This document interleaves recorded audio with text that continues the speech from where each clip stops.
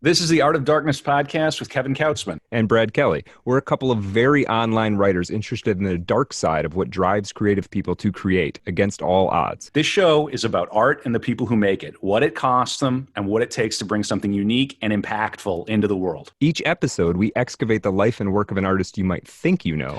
Don't worry, they're all safely dead. On every episode, we try and find out just what the hell was wrong with them and how they worked through their darkness to create something that lives on after them and continues to move culture. Find us online at artofdarkpod.com and on Twitter at artofdarkpod.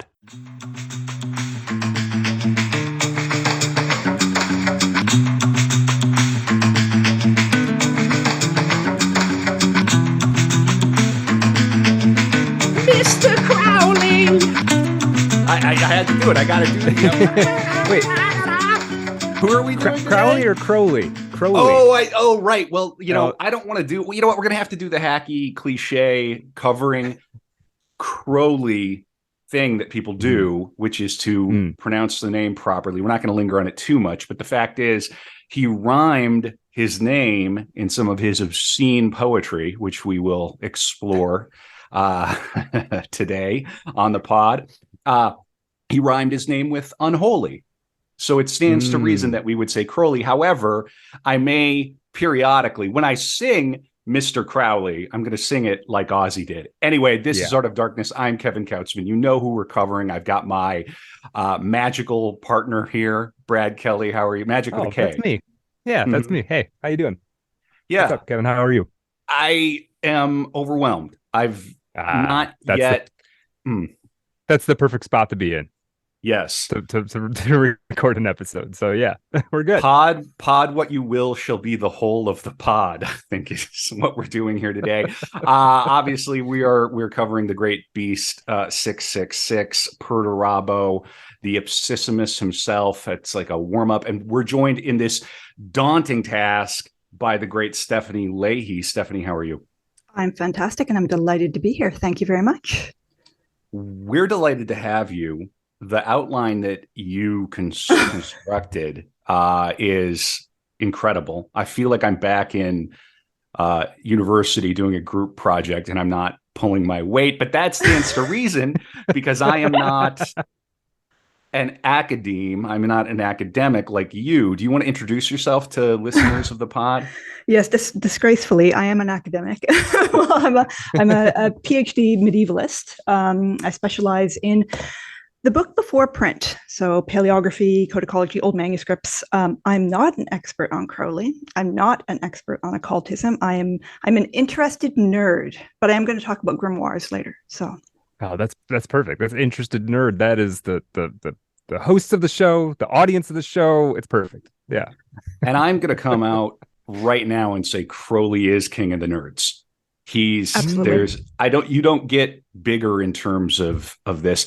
An incredible life. And our goal on the podcast today is to really give not a comprehensive overview because it would be impossible, but a really thorough look into the life of this misunderstood genius, and to really kind of cleave to the biographical. A lot of pods about Crowley that I've listened to tend to be about the people recording the pod and their impressions of Crowley, which is that's fine. It's perfect in a way because he was this incredible trickster.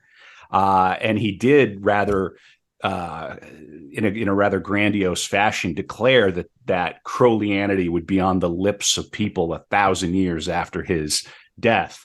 And now, wherever you stand on this business, whether you're some ortho-trad convert who eschews everything satanic or even the whiff of Satanism, although, of course, we're not talking about Satanism per se with Crowley, or you're a serious sort of connoisseur of the weird and the occult, it behooves you to understand Mr. Crowley, Aleister Crowley.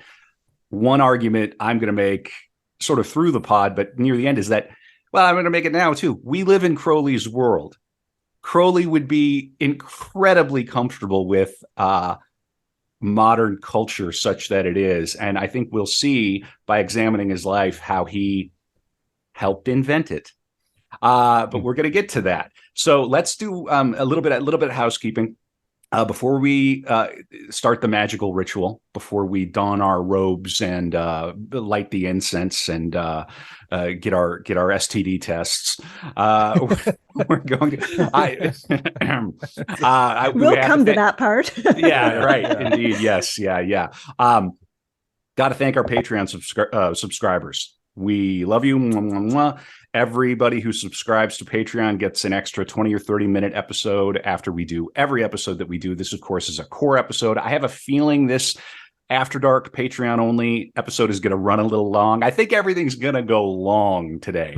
I think it's going to go long, hard, and deep. And I think that we are going to persevere until the end, which I think Crowley would appreciate. So please, if you want to support the pod, subscribe at patreon.com/artofdarkpod. We've got some really fun stuff coming. We're going into season 3. Brad put out a banger 90-second trailer. Brad, nice work. I missed this. Hey. Thanks. Oh yeah. Well, I'll make sure you see it. Yeah. No, it's my first video editing thing, and fantastic. It took me like 10 hours to do, but I love it. So yeah, check that out.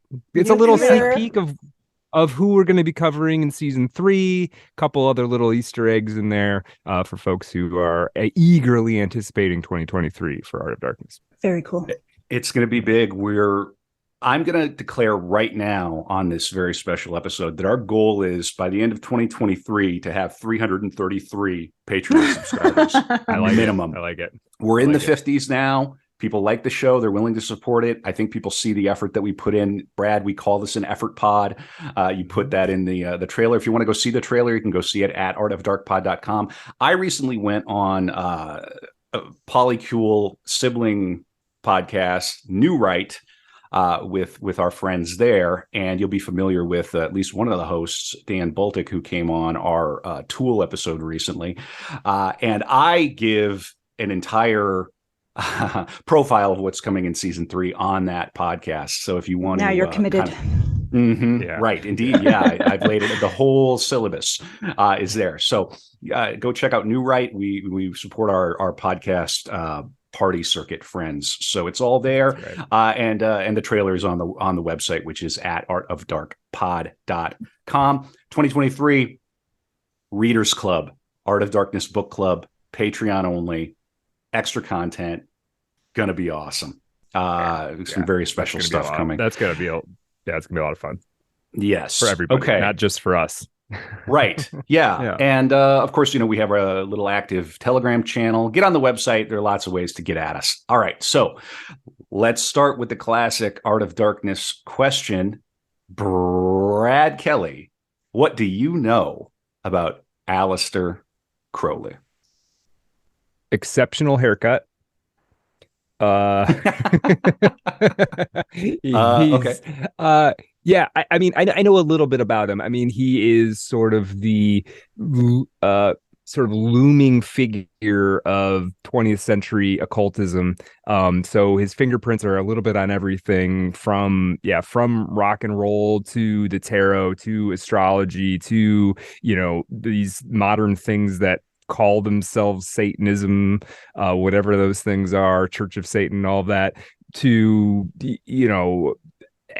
any sort of anything that's going on. I know he had some pretty monstrous tendencies that were sort of caught up in his magical practices, where maybe he was using his magical practices to justify being a terrible human being or something. I don't know that many details about that, but I know that's a thing.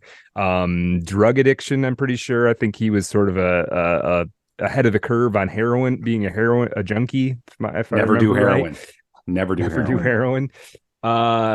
And let's see what else. I mean, that's sort of the general. I know he was a mountaineer when he was a younger man. I know he was a poet.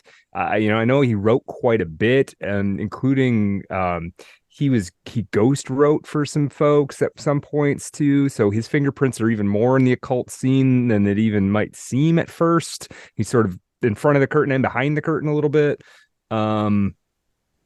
Yeah. I mean, I guess that's the general outline of what I know about him. But birth dates, death dates, I don't know any of that. I kind of know what I remember from looking at his Wikipedia page a couple times.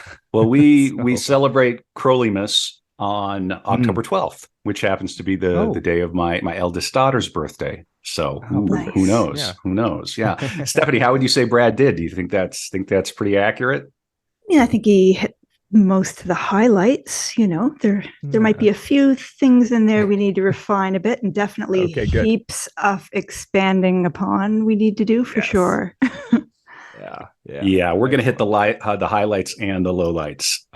And he was a prodigious author. Whatever you think about Crowley and his ethics and egomania and monomania, the man got around and produced. In every sense, yeah. Indeed. And we will come to all of it in this episode. I'm just going to say he wrote rather humorously. He's the only person who's ever written an autohagiography. And of course, a hagiography is a life of a saint. So he wrote something like nearly 1,000 pages, and that was in middle age. So you're dealing with a very humorous figure. And one of the reasons I've been a little intimidated by this episode, I'm not normally intimidated. Sometimes like the suicides will really get to me. Like if there's a real dark character, it's like, oh man, really got to kind of get into this headspace. With Crowley, the intimidation part comes from the fact that I don't think there's any modern figure who has had as much ink spilled about them that is like simultaneously revealing and obscured. Yes. You frankly don't know what's flim-flam and what's true. And a great deal of the magical writing is code for other things. Fair to say, Stephanie? Yeah, and he's not an easy read. This is not surface level stuff, particularly a lot of the magical writing that you just wade into from nowhere and expect to grasp it very quickly. I mean, he was quite learned. He's drawing on multiple traditions and quite deeply. And well, there's just such a volume of material. The output is incredible. The output, and then the secondary literature, the things that people have written about Crowley. And of course, we're dogpiling on a lot of and the myths, and he engendered all of those and cultivated them. And it's going to be really, really wild. And if you're not familiar with Crowley, you're going to see him now everywhere, which for better or worse, it's Crowley's world. We just live in it. All right. So now this is where we tease the After Dark. We're going to do some fun things on the Patreon only episode after the core episode here. And we're going to, let me see here. I've got it. Today, if there's a little bit of stumbling or moving back and forth. There is so much material. Just know there is a 50-page outline in front of me. And we're going to do our outline. Yeah. Right. Yeah, and we're going to do our best to get through all of it in an expeditious way. But I think this is going to be like climbing K2 or... he would appreciate that. He would like that. As long as we don't kill each other on the way or anything. We're going to get to it. So I am going to... So for the After Dark, Stephanie is going to talk to us about medieval grimoires, which she has some standing in. Do you want to tease that a little bit, Stephanie? What are you going to tell us about? I'm talking about a particular type of magic book. I'm going to talk about Crowley's initial exposure to these kinds of documents, because they're not just medieval, they're also post-medieval. There's a very long Western tradition of these kinds of magical texts. And this is something, it was really access to a compilation of grimoires is what introduced him to the occult. This is what got him on his path. So I'm going to look at that initial text that was his own introduction and give you a sense of it, and also look at where that text came from. What is the background of these materials? What are some of the grimoires that survive? What should you know about them? That's perfect. Awesome. Yeah, local time, it's 4:20 right now. I think we might turn into pumpkins. It's going to be good. Here we go. Yeah. I'm going to throw some Thoth tarot online about the future of the pod. And Brad and I guess the three of us are going to try and interpret it. Sure, kind of on the fly. And before we get into the real body of the episode, I'm going to throw a card. But first, just to begin the reading, and we'll finish the reading on the After Dark. You see how I'm teasing? I'm teasing the After Dark really nice. hard. Very nice. Because again, we've got goals for Patreon. If you're listening, if you enjoy the pod, please support the show. That's simply the best way. It's easy. All right, and then the third thing we're going to talk about on After Dark is the Crowley connection to Jack Parsons and a great American flim-flam artist, L. Ron Hubbard. Oh, I gotta have to cut that. Yeah. We don't really have the legal. Hang on, I'm gonna draw my this episode. We all need to go into hiding now. Oh God. I've got my rosary here, and I'm going to draw the One True Faith, and I'm going to draw the pentagram of protection. Yes. Yes, that's what I'm doing. Yes. Okay, very good. Banishing. We're banishing. Forget what I just said. In any case, we are going to talk about Parsons and the great L. Ron Hubbard and their Babylon working on the After Dark. All right. That was a protracted intro, but we got a lot going on. So, are we ready? We're ready. Limbered up, ready to go. Oh, yeah. Yeah, Crowley's the kind of guy that before you went on a date with him, you probably wanted to stretch first, I think. Limber up. Yep. Make sure you're well hydrated. Yeah, indeed. Yeah. The cats, hide the pets, that kind of thing. Let's get into it. So the structure of this episode, we're gonna go all the way up Crowley's Tree of Life from Kether to Melkuth. We're gonna talk about the sublime biography. We're going to lean on the sublime biography by Kaczynski, Perdurabo, The Life of Aleister Crowley, which is a banger. To be clear, too, we don't do biography on this pod. We do profiles. And if it weren't for the biographers who do the work, we wouldn't be able to do this show. So if you're interested in Crowley, check that book out. We credit every biographer that we reference and lean on, every book that we lean on in the show. So please, go and support them if you're interested. We're also going to look at a book by Richard B. Spence called Secret Agent 666. Aleister Crowley, British Intelligence and the Occult. We're going to kind of skip over the surface of that a little bit because that could be its own pod entirely. But very interesting. Was Crowley an intelligence asset? It seems like he may have been. Everybody was. Sure. Well, you're right. It was before social media. Yeah, exactly. We're all feds now. Yeah, I mean, so yeah. But it'll be interesting. Right. I'm fascinated to hear what the circumstances are for that. So this is great. Oh, good. I'm glad. I'm glad you're excited. I don't know how excited you'll be by the end, Brad. We'll find out. Is there anyone there to poke Brad when he falls asleep? Right? No. Brad's gonna be wide awake. You don't fall. This pod, the energy that I'm trying to bring to this pod, and I hope you'll help me, Stephanie. I'm doing my best. You're doing great already, but not in a weird way. But I want it to feel like that Eyes Wide Shut party. I mean, it really is. Wait till we get into the details of this fellow's life. I doubt he slept. Honestly, I don't know how he managed to do all the things he did. Well, the answer, of course, is cocaine. Well, yes, there is that. That helps. That does help. Yeah, and in a prodigious use of heroin, which we'll come to. But boy, here we go. Art of Darkness. Again, an obscured life, but a well-documented life. We're going to try to get it right. It is appropriate that the man who wrote the Book of Lies, which is also falsely called Breaks, the Wandering or Falsifications of the One Thought of Frater Perdurabo, which thought is itself untrue, would have a bit of mystery behind it. And that's the kind of guy we're dealing with. We're dealing with a very tricky guy here. So, all right, let's get into it. Okay, brilliant. So what I want to do is start before Crowley. So he came from a sect. His family belonged to a sect called the Plymouth Brethren. They were fundamentalists, but they were also a very wealthy family. And they had acquired their wealth through brewing, through ales, because they were allowed in their religion to do that, but not to make or indulge in spirits. Here's a little bit about Crowley ales. Crowley was a trust fund kid.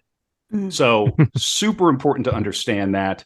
It does seem to me that if you, and we'll come to this, but if you inherit $2 million when you're 18, you're a white Protestant Englishman at the turn of the century, how the world might feel like magic to you. Yeah, it kind of affords you a certain, it affords you a certain leeway that is not granted to everyone else. For certain. That's absolutely right. Yeah. Indeed. So I'm going to read from the Perdurabo here.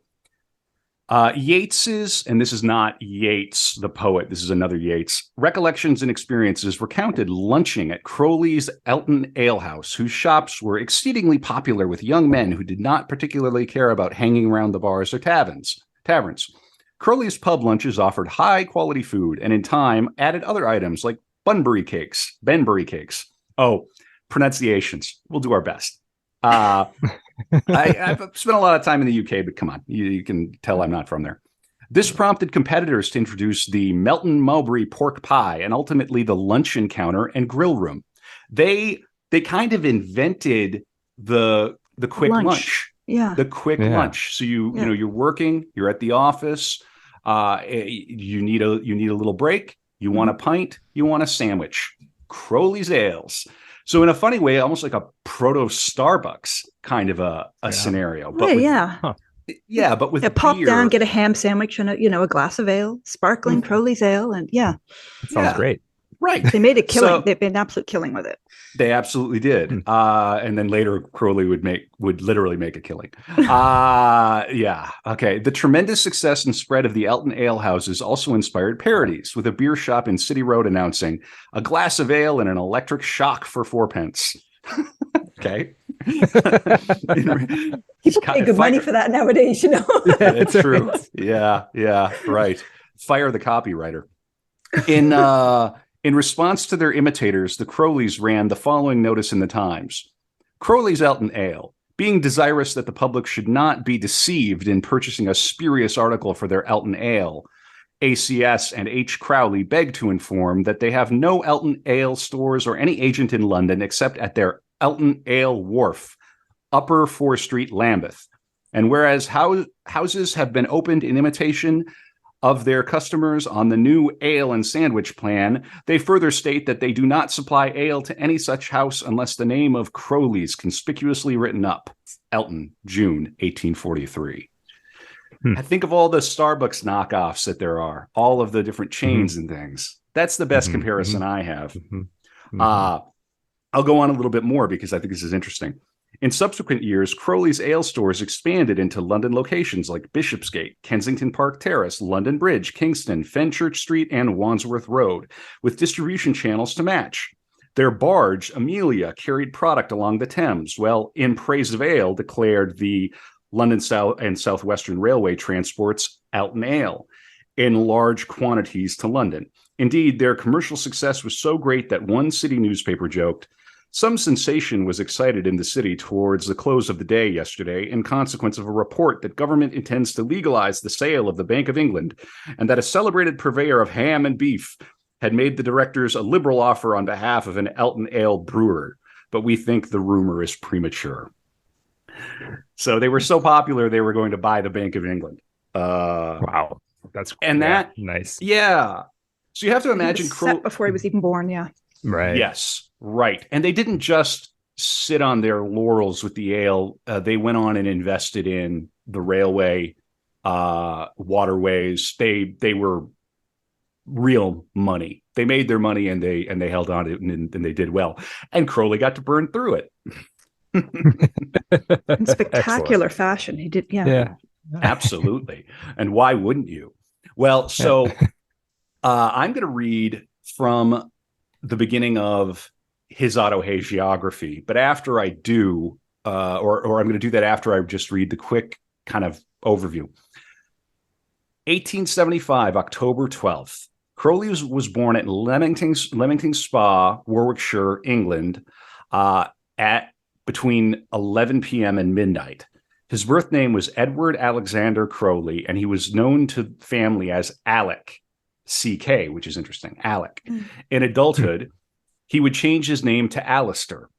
He was tongue-tied, and within the first few days of his birth, a doctor cut the frenum that connected his tongue to the bottom of his mouth. Despite the intervention, he would never pronounce the letter R correctly. Crowley's parents were Emily Bertha Bishop Crowley and Edward Crowley Jr., Esquire. His father had trained as an engineer, but the family's lucrative brewing business, Crowley's Out Nails, enabled him to retire before young Alec was even born. Although born a Quaker, Crowley's father converted to fundamentalist evangelical sect known as the Plymouth Brethren, or Darbyists, a denomination of pre-tribulational, premillennial biblical literalists, which, though only split in 1847 from a sect established in the 1820s, had already earned the distinction of being the narrowest and most bigoted sect on earth. Wow. Alec's father was intensely devout, a traveling preacher for the sect. He penned and disseminated copious tracts. Now, for our American friends, our American listeners, I know we have listeners all over. We're big and hungry. Hello. For whatever reason, we're chart and hungry. Okay, hello. But I think one thing about Crowley that is sort of, he's so English, he's so British that there can be a bit of a disconnect. Well, think about whether you were raised evangelical or you have any friends who are maybe raised in certain fringe evangelical sects. That's what we're dealing with here. Now, like Westboro Baptist Church or something. For sure. He's not coming from, the classical, like high church Anglican background or anything like that. He is coming from, in a way, it's almost quite American, this kind of intense Protestant fundamentalism that anyone who is not affiliated with you, who does not think as you are, that they're just persona non grata. You can't even interact with them. It's extraordinary. Yeah. The kind of families who break up over a slight disagreement in doctrine, borderline hysterical at all times. And indeed, that did happen a little later in his life, right? We'll come to that. Indeed. So, and I personally know people who grew up in environments like that, and it's very interesting to think of Crowley as someone like that. He came from money, but he didn't come from old Episcopalian money or Anglican money or whatever it is. All right. So now I'm going to read, we got to get a little taste of Crowley from the Confessions, the Autohagiography. Now, and his, how would you describe his style, Stephanie? Oh boy. It's florid. It's, it's his time, I suppose. He's not a colloquial writer generally. He has his moments, but it's you have to pay attention reading him for sure. Indeed you do. It's so funny, in this 1,000-page biography, he does not apologize once. Oh no, never. Of course not. He was never in the wrong. No. Ever. But you see where it comes from. Right. When you consider his religious upbringing, the intensity of the man and, his utter intractability makes perfect sense when you consider, his earliest years and what he's coming out of. Right. He gets it honestly. He just flipped the script and made himself the messianic figure. Yeah. So you've got that little cauldron going. All right. So this is Crowley writing of himself. Edward Crowley, the wealthy scion of a race of Quakers, was the father, or he's writing about his father here, was the father of a son born at 30 Clarendon Square, Leamington, Warwickshire, on the 12th day of October, 1875, between 11 and 12 at night. Leo was just rising at the time, as nearly as can be ascertained. The branch of the family of Crowley to which this man belonged has been settled in England since Tudor times. In the days of Bad Queen Bess, there was a Bishop Crowley who wrote epigrams in the style of Marechal. One of them, the only one I know, runs thus: "The bawds of the stews be all turned out, but I think they inhabit all England throughout." I cannot find the modern book which quotes this as a footnote, and I have not been able to trace the original volume. So again, is he full of it? He's already toying with you. What is truth? The Crowleys are, however, of Celtic origin. The name O'Crowley is common in southwest Ireland, and the Breton family of de Crowley, that's tough to say, which gave England a Duchess of Portsmouth, or de Carval, is of the same stock. Legend will have it that the then head of the family came to England when the Earl of Richmond, with the Earl of Richmond, had helped to make him king of Bodsworth Field. So he goes on here. I think there's a specific thing that I want to cite. Let me see if I can find it. This is pretty accessible as Crowley goes. When you get into his magical work, it's incredibly dense. He quotes silently. He draws on, multiple. There's a great deal of silent intertextuality and things going on in him, but they're dense. His writing is dense. And you have to be prepared for it and pay attention. You're not sort of casually reading it on the bus. He covers a lot of ground and he rambles. So this is pretty accessible as he goes. So indeed. And if you really want to get into Crowley at a basic level, I do recommend Magic Without Tears is a very accessible introduction. We're going to come to that to the end. I forgot something in the preamble here. I wanted to ask Brad a question. Brad. Yeah. How would you define magic with a K? Magic with a K? I mean, I can't quote it verbatim, but my version, remembered version of Crowley's definition has always worked for me, which is basically like the art of applying your will to change reality. And not necessarily in the supernatural way, like I'm gonna make dragons fly around, but like to bend reality to you. That's how I think of it. All right, we're gonna get to his precise definition at the end. I just wanted to see what level of initiate we were dealing with here in you, Brad. Brad clearly has grounding in the mysteries. A little bit. What an oxymoron, grounding in the mysteries. Yes. Right? So here we go. So here's Crowley writing of himself. His firstborn son, the aforesaid, was remarkable from the moment of his arrival. He bore on his body the three most important distinguishing marks of a Buddha. He was tongue-tied, and on the second day of his incarnation, a surgeon cut the frenum lingae. He had also the characteristic membrane, which necessitated an operation for phimosis some 3 lustres later. I have no idea what that means, probably 3 years later. Lastly, he had upon the center of his heart 4 hairs curling from left to right in the exact form of a swastika. Okay, and of course this was before the swastika had become the symbol it is now. But he's basically saying, I was born with the signs of the Buddha in England. Okay, he's not modest. Lustrum is an ancient Roman term. I believe it's a 4 or 5 year period off the top of my head. Okay. So he's talking about he had phimosis at his hip. I'm not a physician, but I believe it refers to when the foreskin will not retract properly, so you need to cut it. Interesting. Okay. That's an interesting note. Okay, all right. His wand was damaged.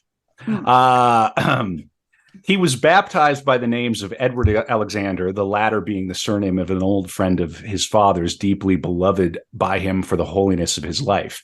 By Plymouth Brethren standards, one may suppose. It seems probable that the boy was deeply impressed by being told at what age, before 6 does not appear, that Alexander means helper of men. He is still giving himself passionately to the task, despite the intellectual cynicism inseparable from intelligence after one has reached 40. Okay, we've got a little taste of Crowley and his modesty. Self-effacing, modest. Never one to stand up in a crowd, right? Yes. Right. He describes a little bit of the family life, and I'm going to read a little bit of this. Let's see. All children born into a family whose social and economic conditions are settled are bound to take them for granted as universal. Trust fund kids. It is only when they meet with incompatible facts that they begin to wonder whether they are suited to their original environment. In this particular case, the most trifling incidents of life were necessarily interpreted as part of a prearranged plan, like the beginning of Candide. The underlying theory of life, which was assumed in the household, showed itself constantly in practice.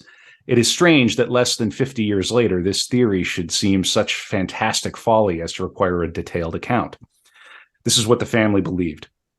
The universe was created by God in 4004 BC. The Bible, authorized version, was literally true, having been dictated by the Holy Ghost himself to scribes incapable of even clerical errors.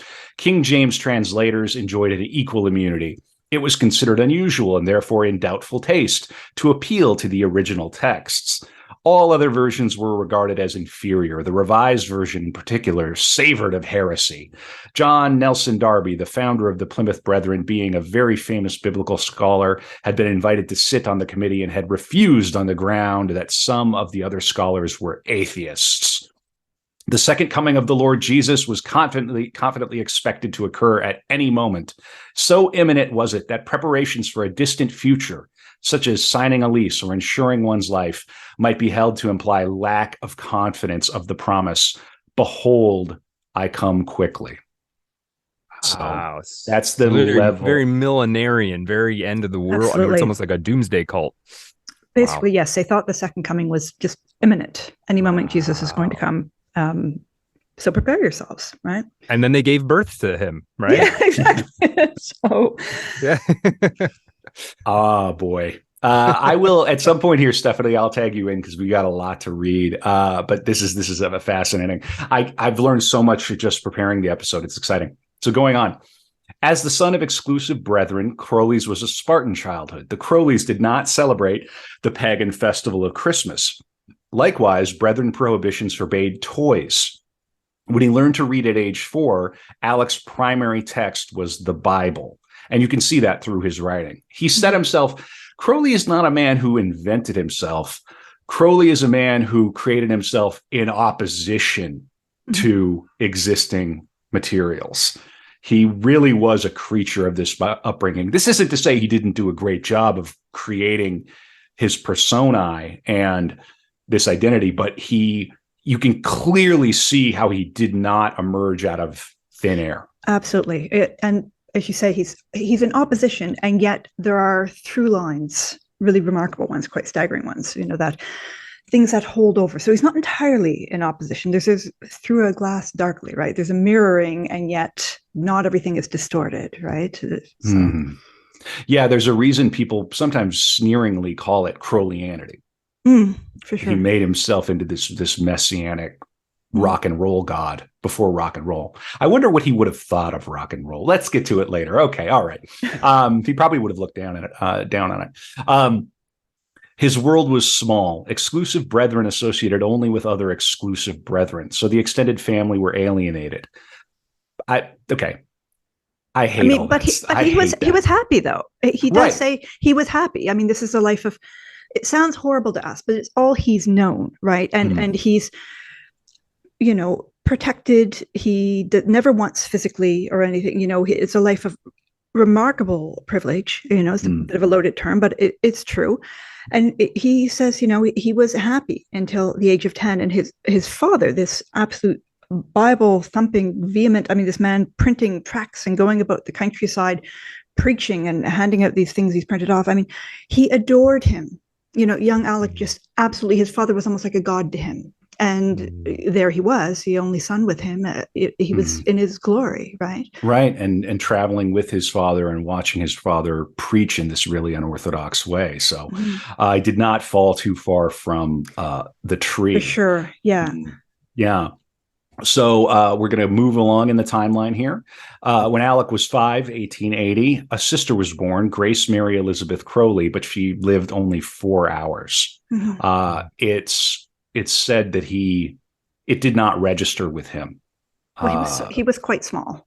Yeah. I mean, I think that age, some kids might be traumatized and devastated. Others, I mean, it's kids vary considerably in their maturity at that age. That's the sort of just starting primary school age. So I think we cannot. We'll give him a pass on that one. There are other things later we will not give him a pass on. Sure. Yeah, but I'll let him have that. Okay, he was very small. Sure. But it must have affected the family for I would think certain. so. Yeah, I'm sure it probably affected his parents and maybe how they related to him, which would have its own knock-on effects later on. The next year, the Crowleys moved to the Grange, Red Hill, Surrey, When he was 8, we're talking about 82, 83, he was sent to White Rock School at 10 Pevensey Road at St. Leonard's-on-Sea, an extreme evangelical Christian boarding school. Not long thereafter, he transferred to a school for Sons of the Brethren at 51 Bateman Street, Cambridge. It was run by a true zealot named Reverend Henry Darcy Champney. Quoting, although the boys played cricket, scoring was forbidden lest they commit the sin of emulation. They're that kind. Have you ever been around that kind of fundamentalist like this? That where it's like, no, we can't watch that movie. We can watch VeggieTales, but we can't watch this because of X, Y, and Z. It's like, so what? The talking His vegetables are okay.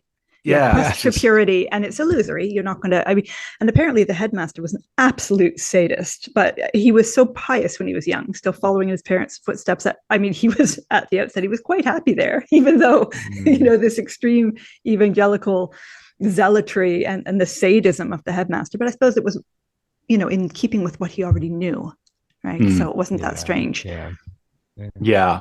Well, we're definitely back in English elite boarding school territory here, which is its own sort of its own kind of pathology, I guess. I probably shouldn't have said that, but I just did. What the heck? But things are about to change. Things are about to change for him before and very quickly. I mean, the next year, the next spring, really. Right. Wow. Yeah. So I'm going to read something here about Crowley's relationship to the Bible. Equally formative, and this is again from Perdurabo.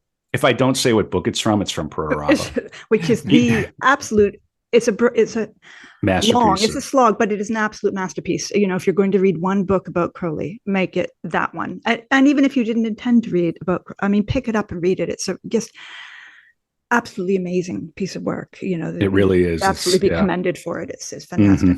Yeah.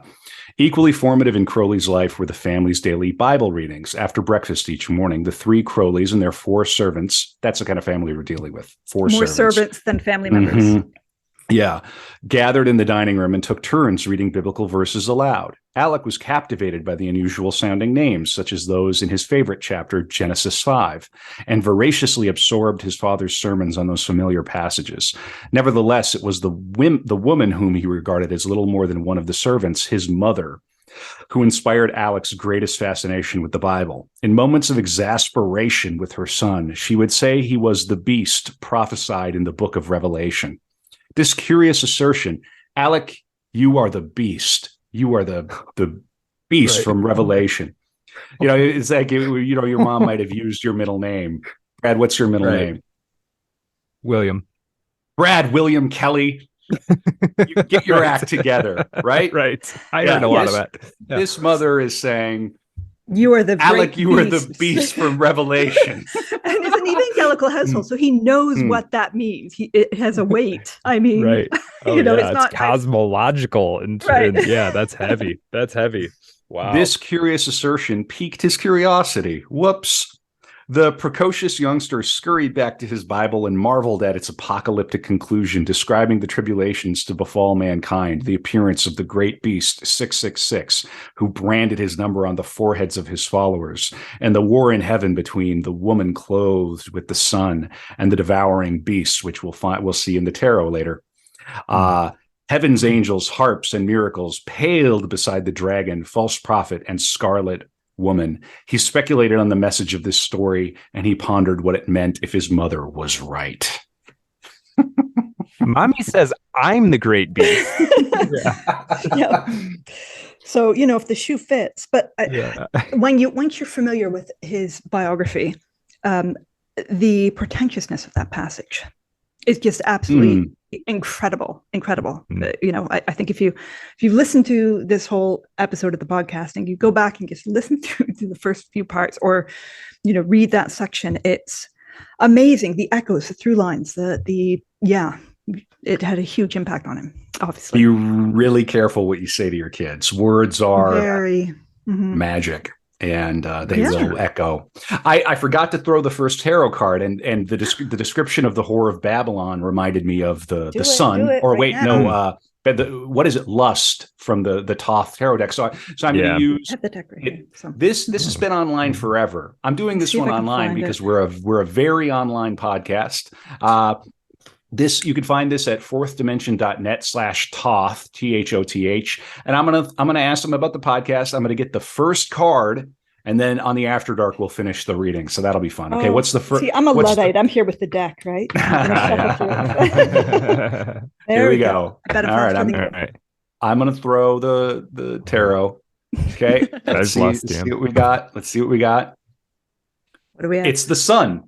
It's the sun. Oh, lovely. So, great. Wow, that's a funny coincidence because that was what I just said. I wonder how that would work. Yeah, I wonder why that would happen. The spirits are in the machine. All right, I have a little more. Just a coincidence. Oh, sure. Yeah, let's pause and just reflect on what we're doing right now. Triangulating this conversation that's going to go out to thousands of people, hopefully in the future, tens of thousands of people.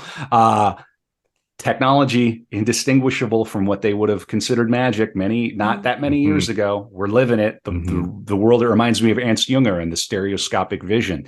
You can have your materialist sort of banal reality, but sitting right next to it is magic or something else. Anyway, all right, continuing. So he's 8 years old. He's at the school. Before depositing his son at the school, Edward Crowley, his father, gave him one last lesson from Genesis, this time chapter 9. And Noah began to be a husbandman, and he planted a vineyard, and he drank of the wine and was drunken, and he uncovered within his tent. And Ham, the father of Canaan, saw the nakedness of his father and told his two brethren without. And Shem and Japheth took a garment and laid it upon both their shoulders and went backward and covered the nakedness of their father. And their faces were backward, and they saw not their father's nakedness. And Noah awoke from his wine and knew what his younger son had done unto him. And he said, Cursed be Canaan, a servant of servants shall he be unto his brethren. He closed the Bible, looked sternly into his son's eyes, and enjoined him, Never let anyone touch you there. Although the rendition greatly impressed Alec, the reference to sodomy was lost on the boy, who thought little of the injunction at the time. So they're talking around it. And it's going completely over his head, really.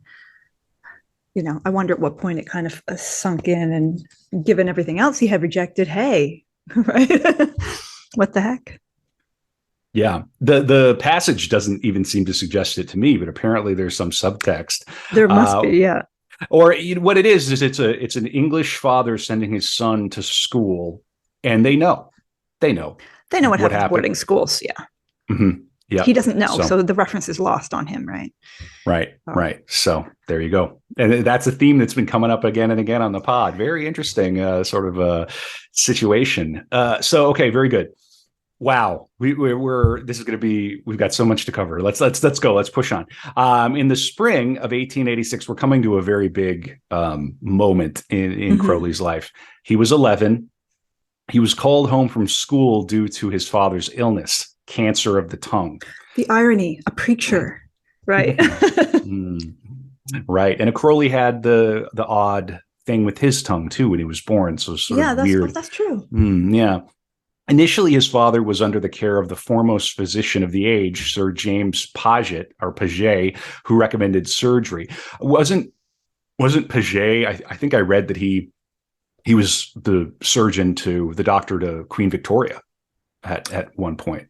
I think so. I mean, he's remembered for, I don't know how to pronounce it either, if it's Paget's or Paget's disease. There are diseases named after him. Yeah, I'm not sure. I mean, I know he was certainly very prominent, but yeah, I think it's just helpful to he was appointed surgeon extraordinaire to Queen Victoria, so a celebrity doctor. Again, reiterating the contrast and the weirdness between the strict evangelicalism and this status. I just think it's so fascinating. It's interesting, isn't it? It really is. He recommended surgery. The brethren refused. Typical. We know better than the hitherto Pray surgeon away to the queen. cancer. Yeah. Yeah, right. Instead, Edward Crowley began seeing Count Cesar Mattei, inventor of electrohemiopathy, which purports to treat ailments through the therapeutic bioenergy in plant extracts. Flim flam. So, Right. I mean, this stuff, we look at this stuff still goes on. I mean, not always through the evangelical lens, although that happens too. But I mean, look at Steve Jobs. Yeah. Yep. Yeah. Yep. Yeah. Homeopathy 100% is rampant. You don't need surgery here. Touch grass. Touch these plants. Really. Yeah. Pet this crystal. The Grange was sold and the family moved to Glen Burnie, Southampton, nearer to treatment. So they've met a bit of a Svengali healer, and now we're going to move closer to this healer who's going to heal Dad's cancer with electrohomeopathy, which it all sounds rather pagan, to be frank. Yeah. In a funny way. Yeah. Well, yeah, like plant medicine kind of stuff, right? But with a sort of a future, like a industrial age spin on it. Yeah. Yeah, it's interesting. Yeah, there's that I can't remember which chapter of Genesis off the top of my head. I usually do, but I've given you all the seed-bearing plants and herbs to use, right? That God puts plants on earth for the use of mankind and as food and also to heal, right? So from that perspective, it may have made a little more sense to them than cutting into the body. Right. Well, and when you think about medical malpractice now today and the recent history, the Christian scientists are looking less and less wacky than before. But let's not go down that rabbit hole. That's for a different podcast. That's for the podcast down by the docks later. So we're now moving into 1887. In March, Alec woke from a disturbing dream about his father's death. The next day, he learned his father had died the very night of his dream. Crowley described this as a turning point in his life. He always maintained an admiration of his father, describing him as my hero and my friend. In the Confessions, he wrote, on March 5th, 1887, Edward Crowley died. The course of the disease had been practically painless. Only one point is of interest to our present purpose. On the night of March 5th, the boy, away at school, dreamed that his father was dead. There was no reason for this in the ordinary way, as the reports had been highly optimistic. The boy remembers that the quality of the dream was entirely different from anything that he had known. The news of the death did not arrive in Cambridge till the following morning. The interest of this fact depends on a subsequent parallel. During the years that followed, the boy and the man dreamed repeatedly that his mother was dead, but on the day of her death, he then, 3,000 miles away, had the same dream, save that it differed from the others by possessing this peculiar, indescribable, but unmistakable quality that he remembered in connection with the death of his father. From the moment of the funeral, the boy's life entered on an entirely new phase. The change was radical. Within 3 weeks of his return to school, he got into trouble for the first time. He does not remember for what offense, but only that his punishment was diminished on account of his bereavement. This was the first symptom of a complete reversal of his attitude to life in every respect. It seems obvious that his father's death must have been causally connected with it, but even so, the events remain inexplicable. The conditions of his school life, for instance, can hardly have altered. Yet his reaction to them makes it almost incredible that it was the same boy. Previous to the death of Edward Crowley, the recollections of his son, however vivid or detailed, appear to him strangely impersonal. In throwing back his mind to that period, he feels, although attention constantly elicits new facts, that he is investigating the behavior of somebody else. It is only from this point that he begins to think of himself in the first person. From this point, however, he does so and is able to continue this autohagiography in a more conventional style by speaking of himself as I. And in the hagiography prior to his father's death, he refers to himself in the third person, but thereafter he says I. It's really rhetorically effective.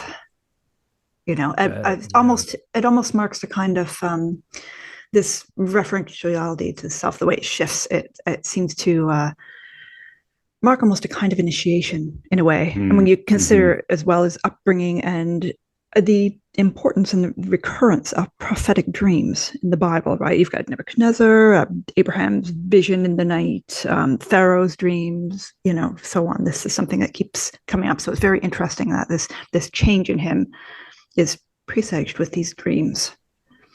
Yeah. Or at least he claims that. Right, because this is Crowley we're dealing with, right? Right. Yeah. And it's easy to say you had a prophetic dream post hoc, right?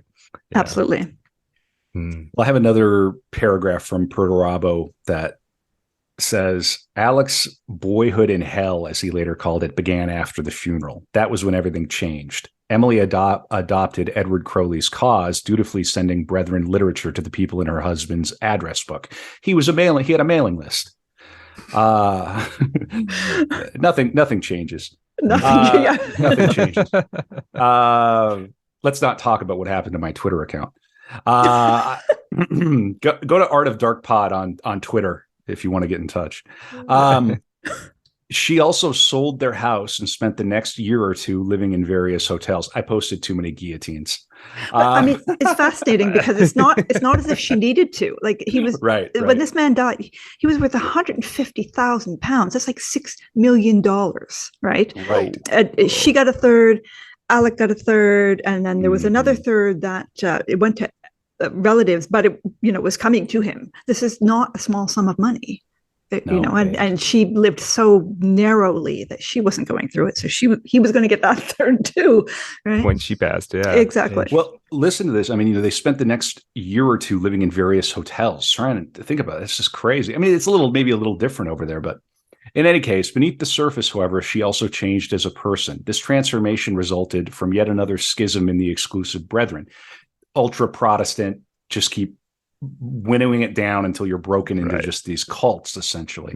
It's like Twitter. Twitter's inherently Protestant, right? All these infighting and these factions at each other's throats. No, we're going to bring it back. Deus Vult. We're going to bring it back. Twitter, it's Catholic. We're going to be heterodox, the one true faith. Yeah. Twitter integralism. Somebody DM Musk. Yeah, I can't imagine why I got banned. Right.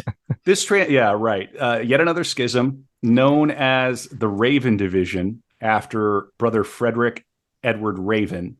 It bitterly sundered friends and families over a doctrinal point regarding baptism, whether one was reborn into eternal life or whether eternal life was attained through faith alone.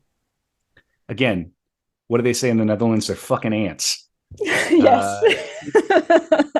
And it's just an excuse to just, a bunch of ant fuckers, just ant fucking, right.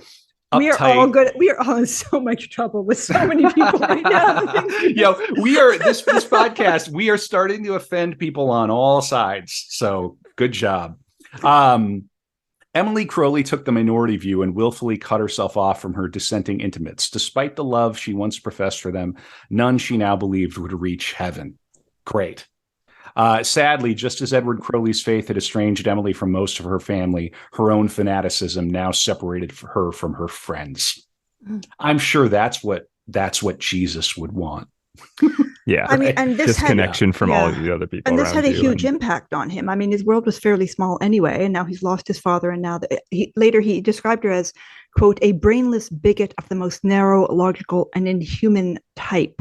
And he said, wow, the whole business of religion became intolerable. I did not hate God or Christ, but merely the God and Christ of the people whom I hated. The Christianity of hypocrisy and cruelty was not true Christianity. So, yeah. I mean, you can, So you can see. It sounds like a lot of his life was a sort of a rebellion against this. Which, you can understand it. I think you tend to go one way or another in those situations, probably. Mm-hmm.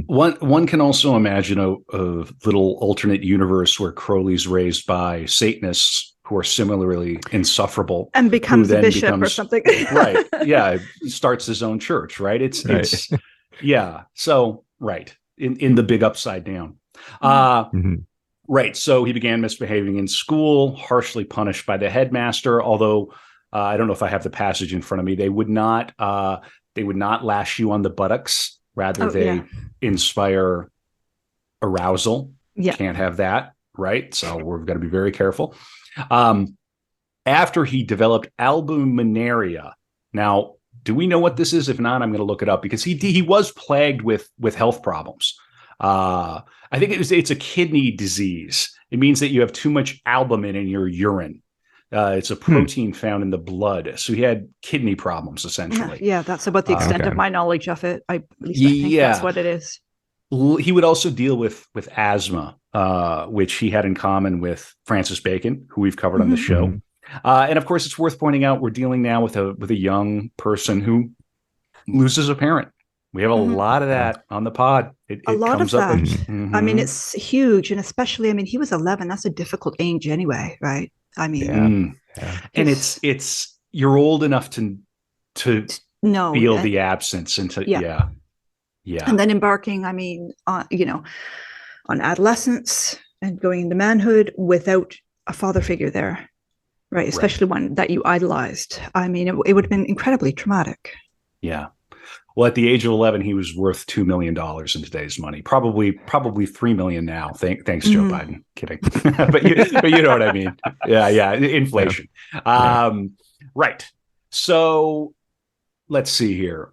Well, they pulled him out of school. Right, pull him out of school. Yep. And then they sent him to one school, and then they sent him to another school, and he hated both of them. And of course, he made his own problems. So, I mean, he indicates that at this point, in addition to starting smoking, masturbating, the general sort of rebellious things that young teenagers often do, especially if they've been through, incredible personal adversity, he had a tendency to point out inconsistencies in the Bible to his fundamentalist evangelical teachers, which did not land very well. If you can imagine. He was that kid in class, huh? He was that kid, yeah. And so he became increasingly skeptical of Christianity, right? And I'm sure there was a vicious feedback loop there, right? Where, I mean, he's just in turmoil, and you are anyway at that age, and then add these things, and he's acting out, and then they're punishing him because they're not understanding it all. And, then he gears up because, as Kevin points out, he never says sorry. Nothing is ever his fault, right? And it just goes on and on, it snowballs, right? I have a few things from this period. I can't recall the exact passage, but it's quite funny. He was talking with his uncle at some point, and his uncle warned him about the two kings, Smoke King and Drink King. And Crowley said, "What about the third king?" And his uncle was like, "Oh no, too late, already too late, too late." Well, so.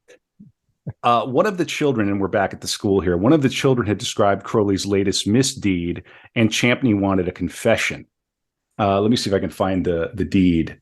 Well, of course, he doesn't admit any of them.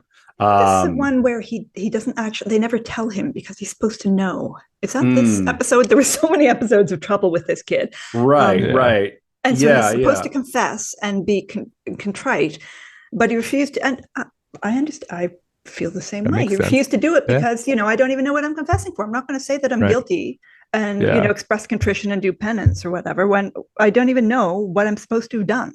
Right. Well, and so he just gave him the silent treatment, and his punishment for this was placement in Coventry, meaning that no master or boy could speak to Alec nor he to them. During play hours, he would work. During work hours, he would wander the empty schoolyard. Social contact was forbidden. And in the isolation, he would receive only bread and water. To end it all Alec had to do was confess.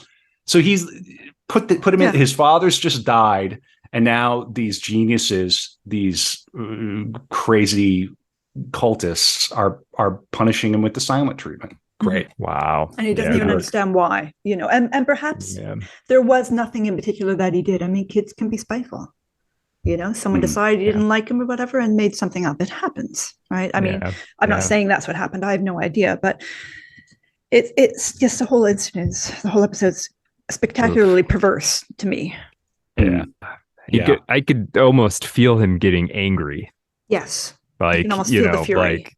In that moment, in that period of isolation, unfairness, and your father taken from you, and your mother's not great, and I could feel the young man getting all rage.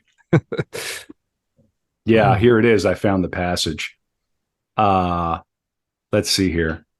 Alec was soon well enough to attend part-time at Streatham Day School, so they're moving him around schools south of London. Here he discovered smoking, one of the top two of his Uncle Tom's hit parade of sin. He recalled with amusement his uncle's, so the uncles come into his life a bit, right, with his father's death.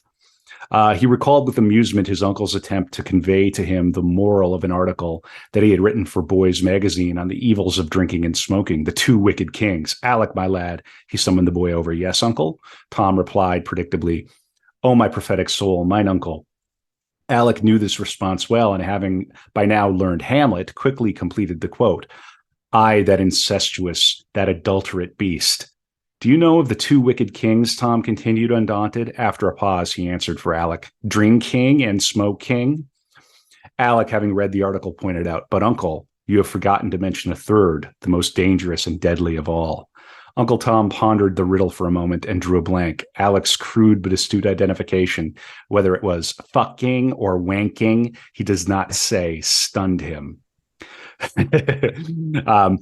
To Alec, this wicked king business was just another example of Uncle Tom's misguided enthusiasm. Papa had drunk wine, claiming he would rather preach to miserable drunkards than self-righteous teetotalers. Drinking, therefore, couldn't be a serious offense.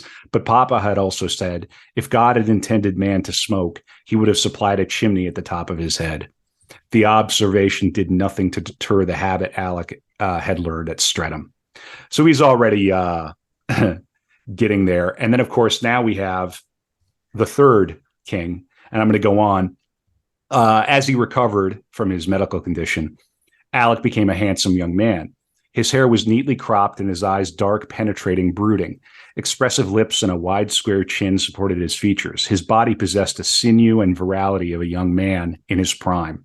Suddenly, he found himself desirable to young women. Alec thrilled when the new parlor maid flirted with him, but too inexperienced to know how to respond, he shied away until, on her night off, he worked up the courage to flirt with her during a cab ride. Then, one Sunday, when Alec made some excuse not to join the family at church, he led the maid into his mother's bedroom.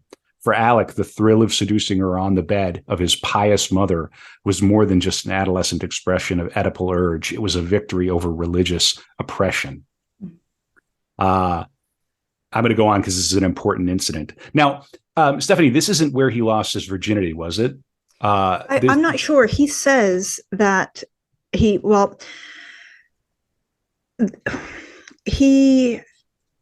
around this time, and I'm not sure exactly when, but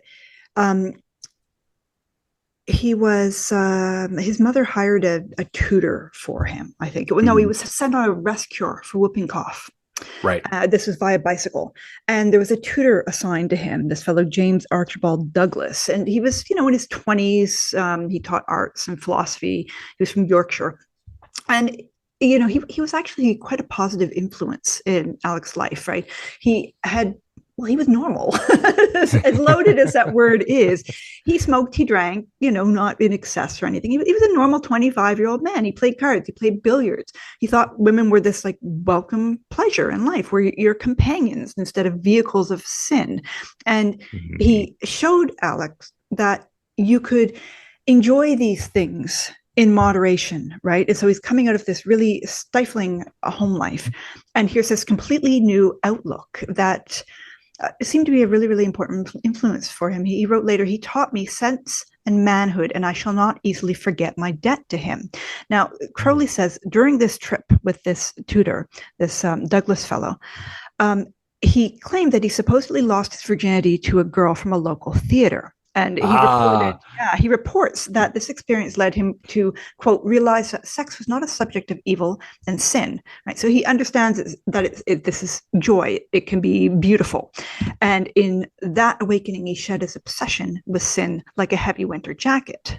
So on the one hand, he says, okay, here is what he frolicking in the fields, loses his virginity to a theater girl, as one does, I guess. And yet we have this other story about the maid, right? And it might have been after. It's not entirely. After. Yeah, it might have been after. But apparently, he went on this trip, and they went climbing, and we're going to get into the mountaineering side of Crowley. Yeah. I hadn't realized that his interest in climbing had begun at such a young age, but it sounds like, did he go to this place. By 1890, I mean, as all this is happening and they're sort of ostracizing him, he's not just, wallowing in misery. He was developing interest in chess and already developing interest in poetry. And by 1890, so he's quite young then, he's 15, I think. He was interested in mountain climbing. And this is getting ahead of us quite a bit, but he's the first Westerner to attempt K2 in 1902. He went on that expedition with Eckenstein and led an attempt on Kachinjunga. That expedition was unsuccessful. We're going to get to it. Was we're worse going to get to that. It was, I don't want to. Crowley was almost criminally negligent. It was definitely hurt his. We'll get there. I may have named my business after Crowley's ascent to K2. Oh, really? Yeah. Yes. Okay. Yeah. I will not tell. Yeah. And these were the only ones, right? Like he expressed a belief. Yeah, you don't go right to that. You work your way up to that. You work your way up to that, and he had comments later about which approach would be best if you were going to conquer these. And subsequent, when these peaks were summited later, 50, 60 years later, he was proven correct, right? He was a really early pioneer of balance-based climbing, and he climbed all through the Lake District in the 1890s. Solo ascents. He's climbing the chalk cliffs down at Beachy Head. He wrote a climbing book. So the chalk cliffs. There was one move he made, which is still talked about, where he used his chin to get leverage. So I like this image. You sort of think of Crowley as a Satanist, although he wasn't, right? He's almost like a goat. He's scramble it up. Yeah. Using his chin. There's still a place, I think it's at Beachy Head, one of these that he the Cullen Crack. Yeah. They still call it the Crowley Crack. Because he was the first one to climb it, and he figured out the path. And these things are related. Like chess, mountaineering has an element of chess. It's you against the climb, you against the mountain. But it sounds like I'm reading the outline here, and in 1891 on Easter, he climbed Scotland's highest summit, Ben Macdui, which is 4,300 feet, and something happened. That's a great story. Yeah, we're getting slowly creeping into the more kind of, I guess, occult, esoteric aspects of his life, right? This is, okay, we'll have a digression here. One of my digressions, I'm sorry, we're going to digress. So the Ben Macdui is in the Cairngorms. It's the highest peak in that plateau, and it's the second highest mountain in Scotland. And there are tales that long predate Crowley of this strange spectre or an entity that haunts the summit and Farlath Moor, the great grey man. And the accounts date back centuries. So the same year Crowley climbed, for instance, this fellow John Norman Colley had a strange experience near the summit. He was University of London's first professor of organic chemistry, right? An intelligent, sensible fellow. He was a fellow of the Royal Society. He was a great climber, honorary president of the Cairngorm Club, right? He was very well respected. He'd climbed Everest, he climbed the Rockies, and he was a great storyteller. He was a raconteur. And at a club dinner in Edinburgh, one time he recounted that he was returning. I'll read from his account here. I was returning from the cairn on the summit in a mist when I began to think I heard something else than merely the noise of my own footsteps. Every few steps I took, I heard a crunch. Then another crunch, as if someone was walking after me, but taking steps 3 or 4 times the length of my own. I said to myself, oh, this is all nonsense. I listened and I heard it again, but I could see nothing in the mist. And as I walked on, and the eerie crunch sounded behind me, I was then seized with terror, and I took to my heels, staggering blindly among the boulders for 4 or 5 miles, nearly down to the forest. And whatever you make of it, I don't know, but there's something very queer about the top of Ben Macdui, and I will not go back there again. Now, this is the kind of form these stories generally take, these strange crunching sounds and a clear sense that you are being followed by something malevolent. Now, it's worth noting here that this fellow Colley, although he was a scientist, he believed in the occult, and he really delayed in telling strange tales. And the stories tend to bristle with, Gaelic mountain deities and strange entities. And no one was quite clear on how much he believed or whether he was just yanking people's change. But this was not the first such encounter, right? So even a century prior, 1791, James Hogg, who is a poet, you can access some of his work online. He was a young man then, about 20, 21, and he was working as a shepherd. and he was tending his flock up on the mountain, and suddenly there loomed up this giant black figure. He said, quote, at least 30 feet high and equally proportioned and very near me. And I was struck powerless with astonishment and terror. So he gathered his wits and he took off, fleeing homewards. I have no idea what became of the sheep. He doesn't tell us. Poor little sheep. So he goes home, he throws himself down, he has a meal, he gets cleaned up, and he goes to bed.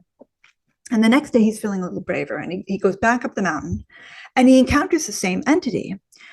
But this time, because he was expecting, he was a little more prepared, he noticed when he froze in horror, this massive specter also froze. And so he steeled himself, and he thought, very quick thinking in the moment, I'm going to try something. And he doffed his cap, and the monster mimicked his motions. And so he instantly recognized that this is just his own shadow cast on the fog around the summit. And he works this experience later into one of his works, The Confessions of a Justified Sinner. So the gray man is, then an atmospheric phenomenon known as a Brocken specter. It's named for the Brocken, a peak in Germany's Harz Mountains. And it occurs when you climb such that the sun casts your shadow onto fog below. And it's documented from as early as 1780, probably earlier. But there's one problem. Brocken specters are silent. And then almost all the accounts of encounters with this great gray man, they don't describe a specter. They describe crunching sounds and being followed, and this intense fear or dread. And Crowley's experiences of this type, he insisted when in 1891 Easter, when he ascends this mountain in the Cairngorm, he was followed. And he didn't know by what. He refused to speculate. People asked him repeatedly over the years, and he wouldn't say. But, he's fearless and quite supernaturally enamored. He spent his honeymoon, as we'll hear, reading, a demonic text inside the Great Pyramid in Egypt. But he remarked, quote, no power on earth will ever take me up Ben Macdui again. And he loved climbing, but he kept his word. Whoa, so, I love Heart that. of Darkness field trip. Let's go. Absolutely. Let's podcast from Scotland. That'd be pretty cool. Gosh. Yeah. Wouldn't it be cool? That'd be very Stephanie, cool. That was a great interlude. I really appreciate that coverage. I wasn't aware of some of that stuff. So now he's about to turn 16 years old, and we're in 1891. He's already well into his teenage rebellion. Alec brought a 10-pound jar home from the grocer and filled it with 2 pounds of gunpowder. This he topped with metallic salts, sugar, and potassium chlorate. He dug a hole in the ground, inserted the jar, and lit the concoction. The explosion shattered windows nearby and left a large crater in the ground. Alec fell unconscious on the ground without ever hearing the boom. Countless pieces of gravel embedded in his face. It would be Christmas before his eyes healed enough to be briefly exposed to light. Oh my! So he almost killed it. He almost blew himself up. Right. It is the sort of thing boys in early adolescence do, though. Not to stereotype, but this is the kind of reckless. I know a couple people who maybe not at that scale, but something similar. Where in hindsight, you're like, yeah, that was probably the stupidest thing you've ever done. Yes, it's something about the age, but it makes me wonder. And a retroactive, historical diagnosis is fraught, and nobody should be doing it at all. But it does kind of make you wonder. Is there a TBI here, traumatic brain injury? That's very possible, right? Later, some of his reckless behavior. Maybe the business that happens in the Great Pyramid later started when he nearly blew himself up. And he's hearing things on the mountain, and right, interesting. Yeah, okay, fun. Moving along in the timeline, the spring of 92. Yeah, well, of course, his uncle's like, that's it. We've got to get him out of here. He's he's going to blow the place up. He's going to burn the place down. There's a pretty, sometimes boarding school, it's the best thing. It's the best thing for you. Alec is sent off to school, Huntington's number 4 in Malvern, Worcestershire, a small town in the English Midlands. Here he enrolled in a militia, the 1st Worcestershire Artillery Volunteers. He was bullied. Buggery was widespread. And his study companion even made money as a prostitute. He parlayed this information into a speedy transfer for the following year. He wanted to get out of that place. There's that Bible verse, right? He can hearken back to that. Get me out of here. Right. You're right. Yeah. Right. So he's still willing to leverage the family's puritanical evangelicalism when it suits him, which I guess is maybe the best thing you can do with that kind of mental landscape. He spent that summer on the Isle of Skye with his mother, and there he met Sir Joseph Lister. An avid mountaineer. He persuaded a group of climbers to take Alec up the 3,162-foot Sir Nangillion. Crowley was hooked by the experience, which marked the first of many competitive climbs. He actually began climbing as early as 1890, but Lister opened his eyes to the idea that it could be a competitive sport. So now he has an outlet. Indeed. Yeah. Yes. In the fall of 92, he transferred to Tunbridge School, Kent. His house was Ferrex Hall. Here, he, in his own words, in his personal copy of World's Tragedy, caught the clap from a Glasgow prostitute.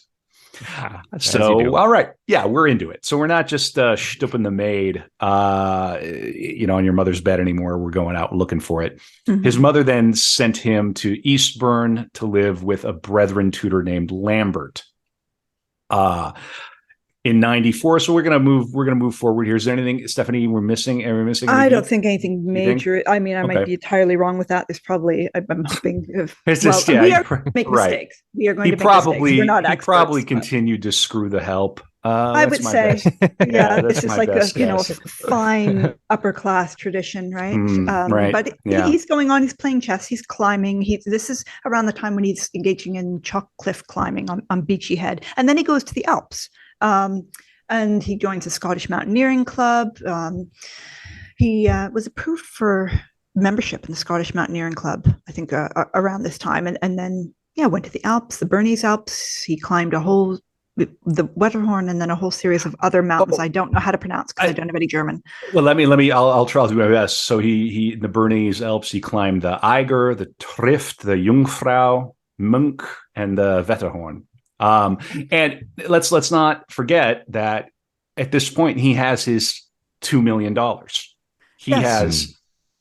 He's footloose and fancy free. He's got it. I don't know if he has access to all of it at this point, but he has no worries. He can go all around Europe. Right. He can mountaineer. He can do whatever he wants.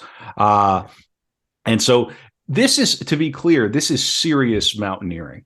This is not hobby stuff. The Eiger is a big deal. I don't know much about the other mountains, but those are serious mountains. Yeah, he's hardcore. And they don't have gear. They don't have gear there then like we do, or even protection from the cold like we do. So his climbing buddy, the fellow he ascended K2 and Kachunga with, he would later invent the crampon.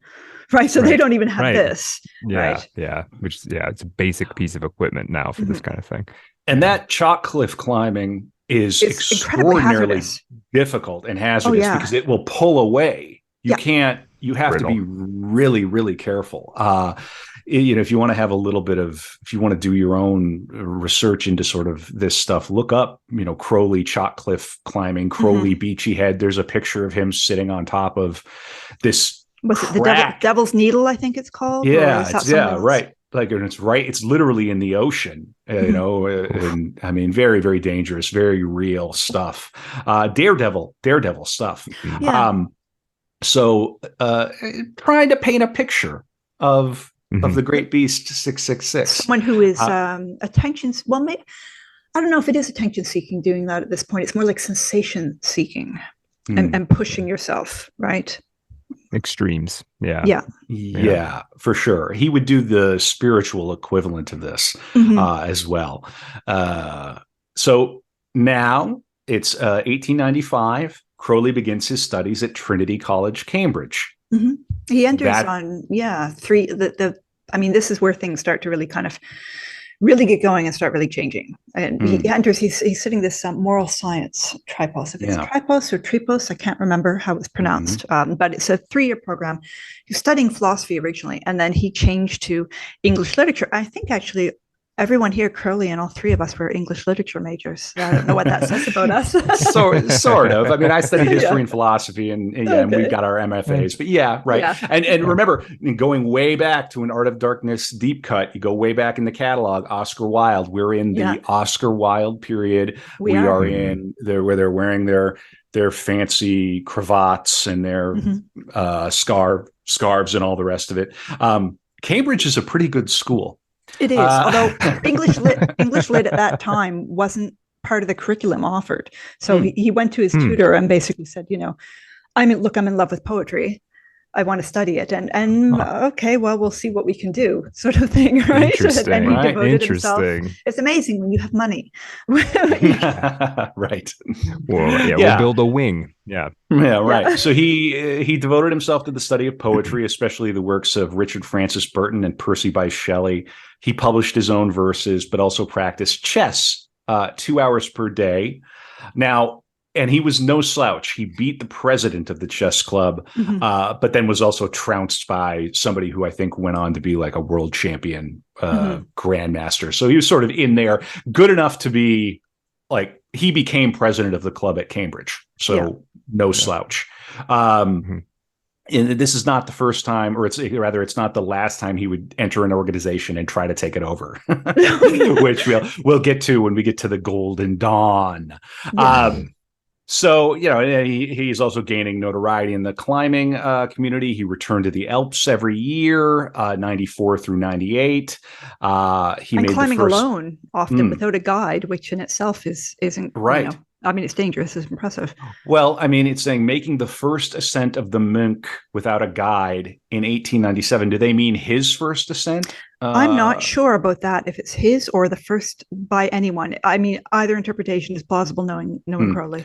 But he did set a lot of records, and he did create a lot of paths and do a lot of things. And mountaineering, it's a very niche thing, right? So it's like, Crowley was the first person to do this, and this is how he did it, and this is the path he took. And it's very clinical, because of course it's a matter of life. Yeah. It's a matter of life or death. Here, he also changed his name. For many years, I had loathed being called Alec, partly because of the unpleasant sound and sight of the word, partly because it was the name by which my mother called me. Edward did not seem to suit me, and the diminutives Ted or Ned were even less appropriate. Alexander was too long, and Sandy suggested tow hair and freckles. I had read in some book or other that the most favorable name for becoming famous was one consisting of a dactyl followed by a spondee, as at the end of a hexameter, like Jeremy Taylor. Aleister Crowley fulfilled these conditions, and Aleister is the Gaelic form of Alexander. To adopt it would satisfy my romantic ideals. Now we have to pause here. It hasn't worked for me, right? Stephanie Lahey is also a dactyl followed by a spondee, and it just, I don't know. Is that right? So his theory is a bit flawed, but okay. Well, he is in at Cambridge, this milieu. And we'll go a little deeper into this too, but he's in this milieu that's informed by the decadent movement, which Oscar Wilde typified. But there's more to it than just Oscar Wilde. It's sort of the thing that they came out of, and very poetic and sensual and kind of over the top in a way. And also the Celtic revival. Yes. And so it was fashionable to stylize yourself as a Celtic person. And so he changed his name to Aliester partly for that reason. Now, this is a very important moment. In December of 96, on holiday in Stockholm. So much money. I love how people with money, they're always on holiday. Let's just go to Stockholm. They're always on holiday in some exotic locale. Right. Crowley had his first significant mystical experience. Many biographers believe that it was linked to his first sexual experience with a man.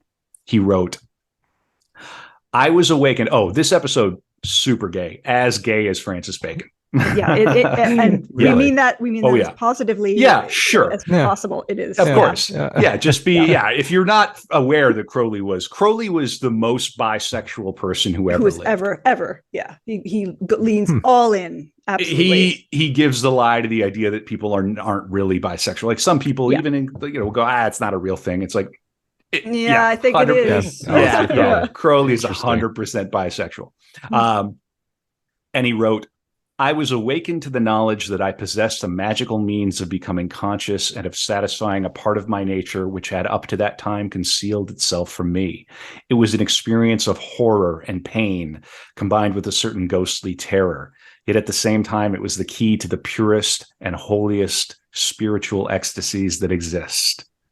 Now let's note, when did Wilde have his trial and everything? Let me look it up. I can't recall. It's been so long. I mean, it's 1895. It's right. Just happened. It had already happened.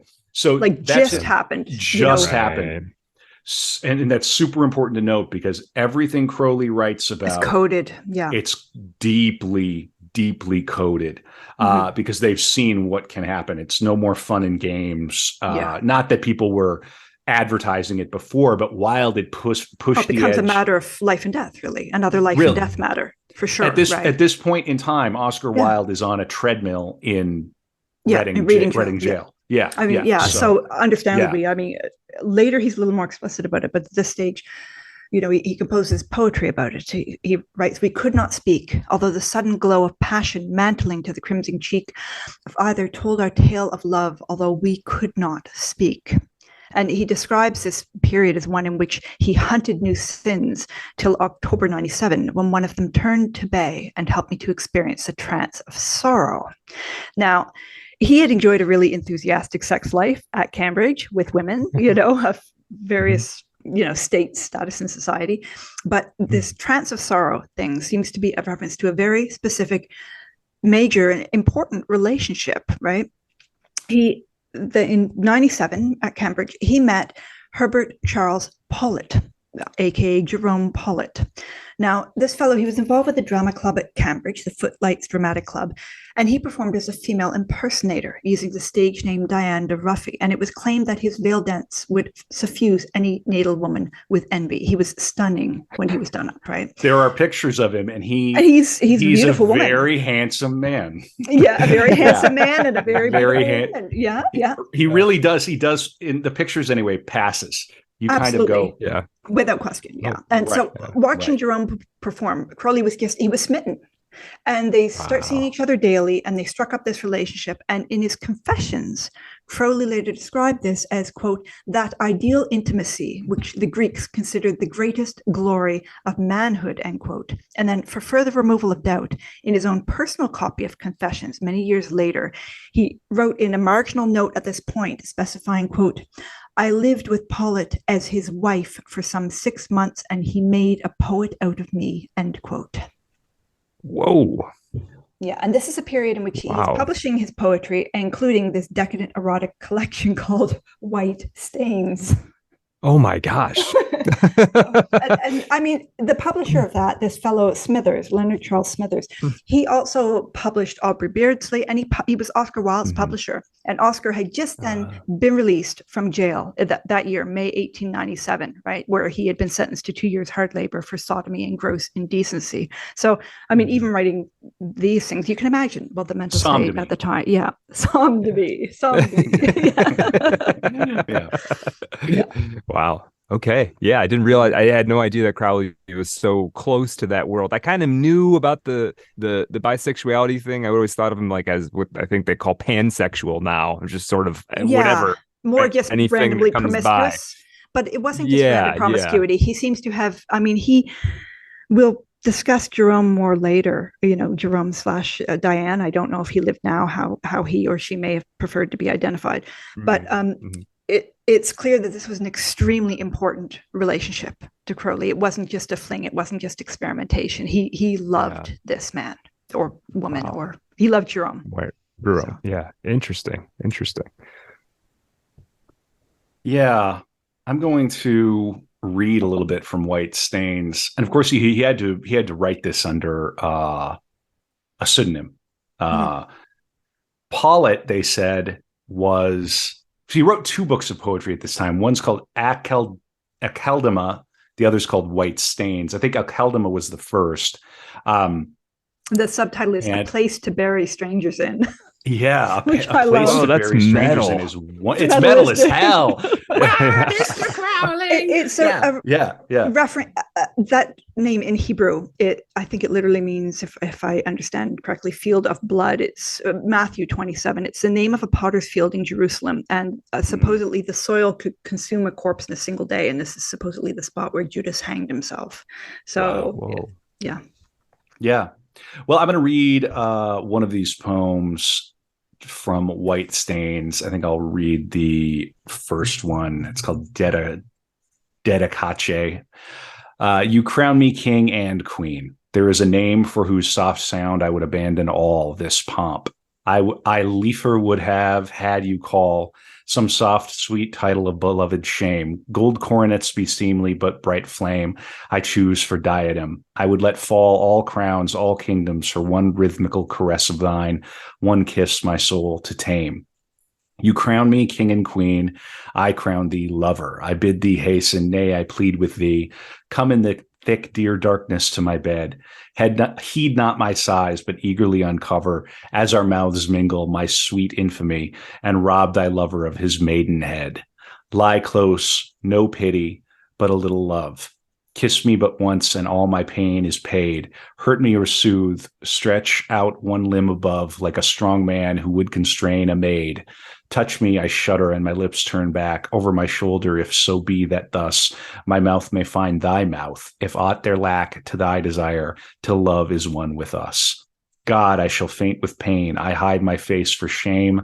I am disturbed. I cannot rise. I breathe hard with thy breath. Thy quick embrace crushes.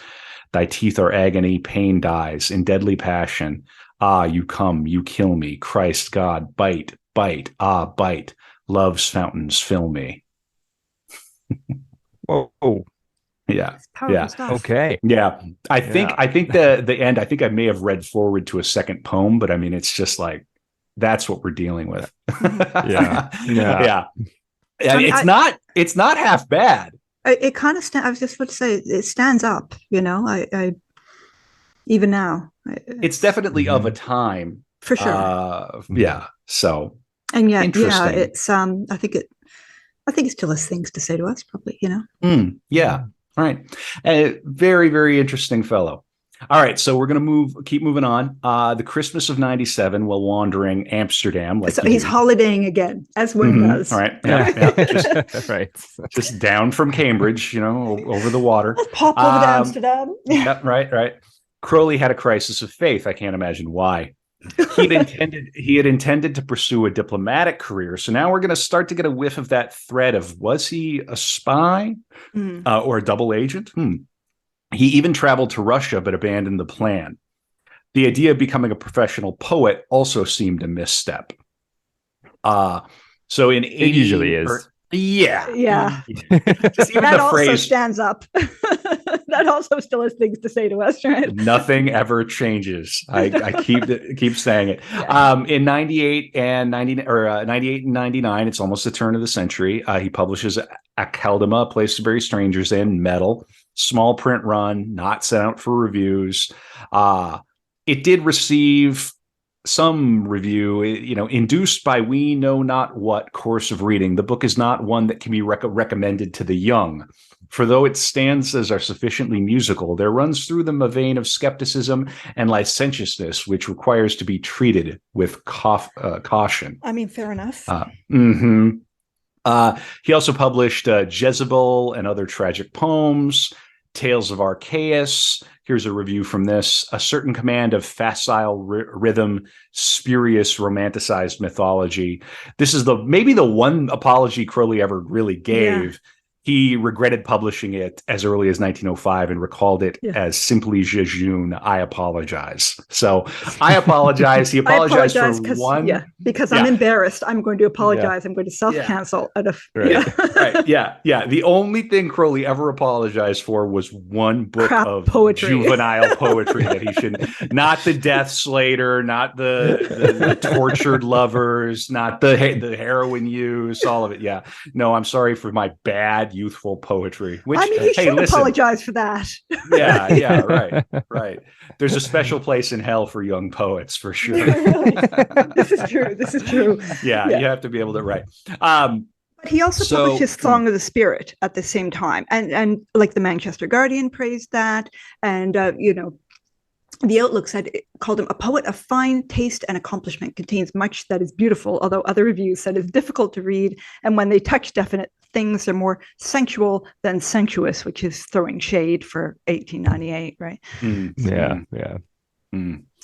Right, and also trying to sort of warn you away. Where this is, verging on, it's getting a little towards the filthy. You might not want to pick that one up. So Amsterdam. Go on, Stephanie. Amsterdam. He's wandering Amsterdam, right? He doesn't know what to do with himself. So poetry is not the right path, right? He doesn't want to go embark on this diplomatic career, and he prays to Jesus and to God for guidance. So there's this persistence, right, from his upbringing, right? But he receives silence. It's kind of the ultimate betrayal in a way, right? Dead air. God's air. not picking up the phone. No, it's all on you. So he turns his back on both, and he embraces the only alternative he knew, the devil. And he starts hunting for more information. And in a bookshop, he finds Arthur Edward Waite's The Book of Black Magic and a Pax. This is a collection of excerpts from medieval and early modern magical texts, grimoires, and discussion of them. And then at the end, Waite, we'll get into it in the After Dark, but at the end, Waite presents a sort of consolidated, compiled grimoire. So, here's how you practice ceremonial magic, basically, right? So Waite was a poet, he was a mystic, he was also a scholar, and he focused on tackling esoteric subjects, but he's probably best known, actually, I think he has come up with you before, because he's one of the co-creators of the Rider-Waite-Smith tarot deck, right? Pamela Coleman Smith was his collaborator on this, and you've covered her. Right? He also wrote one of still the most accessible books on the Kabbalah for Westerners. Yeah. And Crowley plagiarized from it liberally, lifted from it liberally.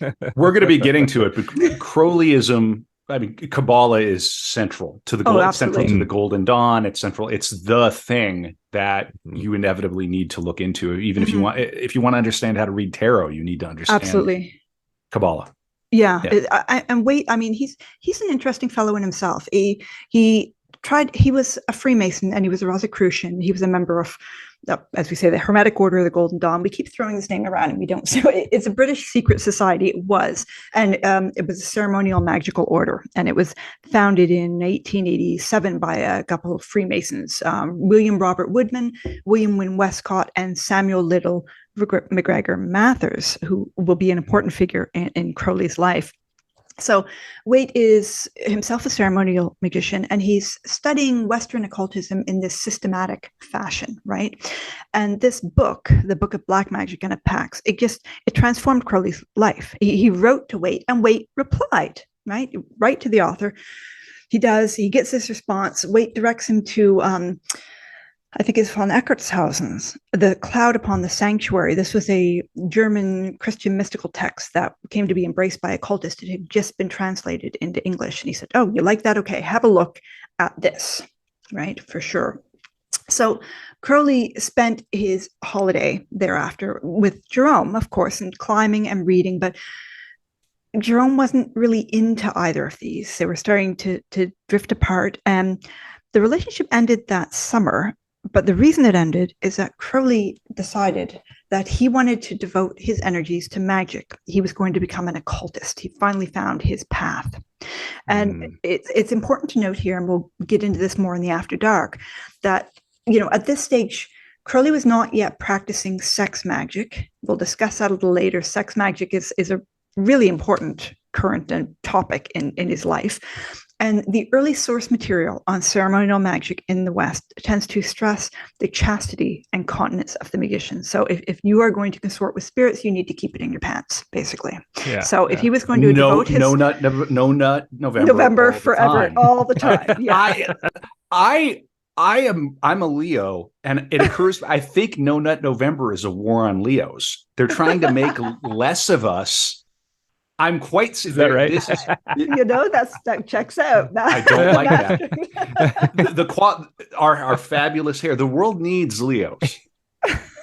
Okay, we'll give it. It's a shame that this podcast is audio only and people can't see your amazing hair. It really is, right? Right. Not naturally November. I'm fighting back. Starting the movement, right?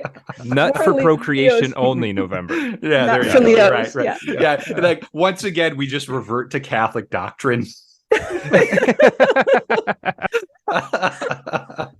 Again, we Twitter integralism, podcast integralism. It's happening. I think we're finding our own religious order here. Well, I already have my magical name, so we're set. Oh, I didn't. We'll talk about it for the after dark. We'll talk about it later. After dark. I'll reveal my magical name. Okay, go ahead. The scandal. Don't tell anyone. Okay, so he's devoting his life to occultism, and so, as a result, and given the text he's reading, he felt, okay, he has to part ways with his beloved.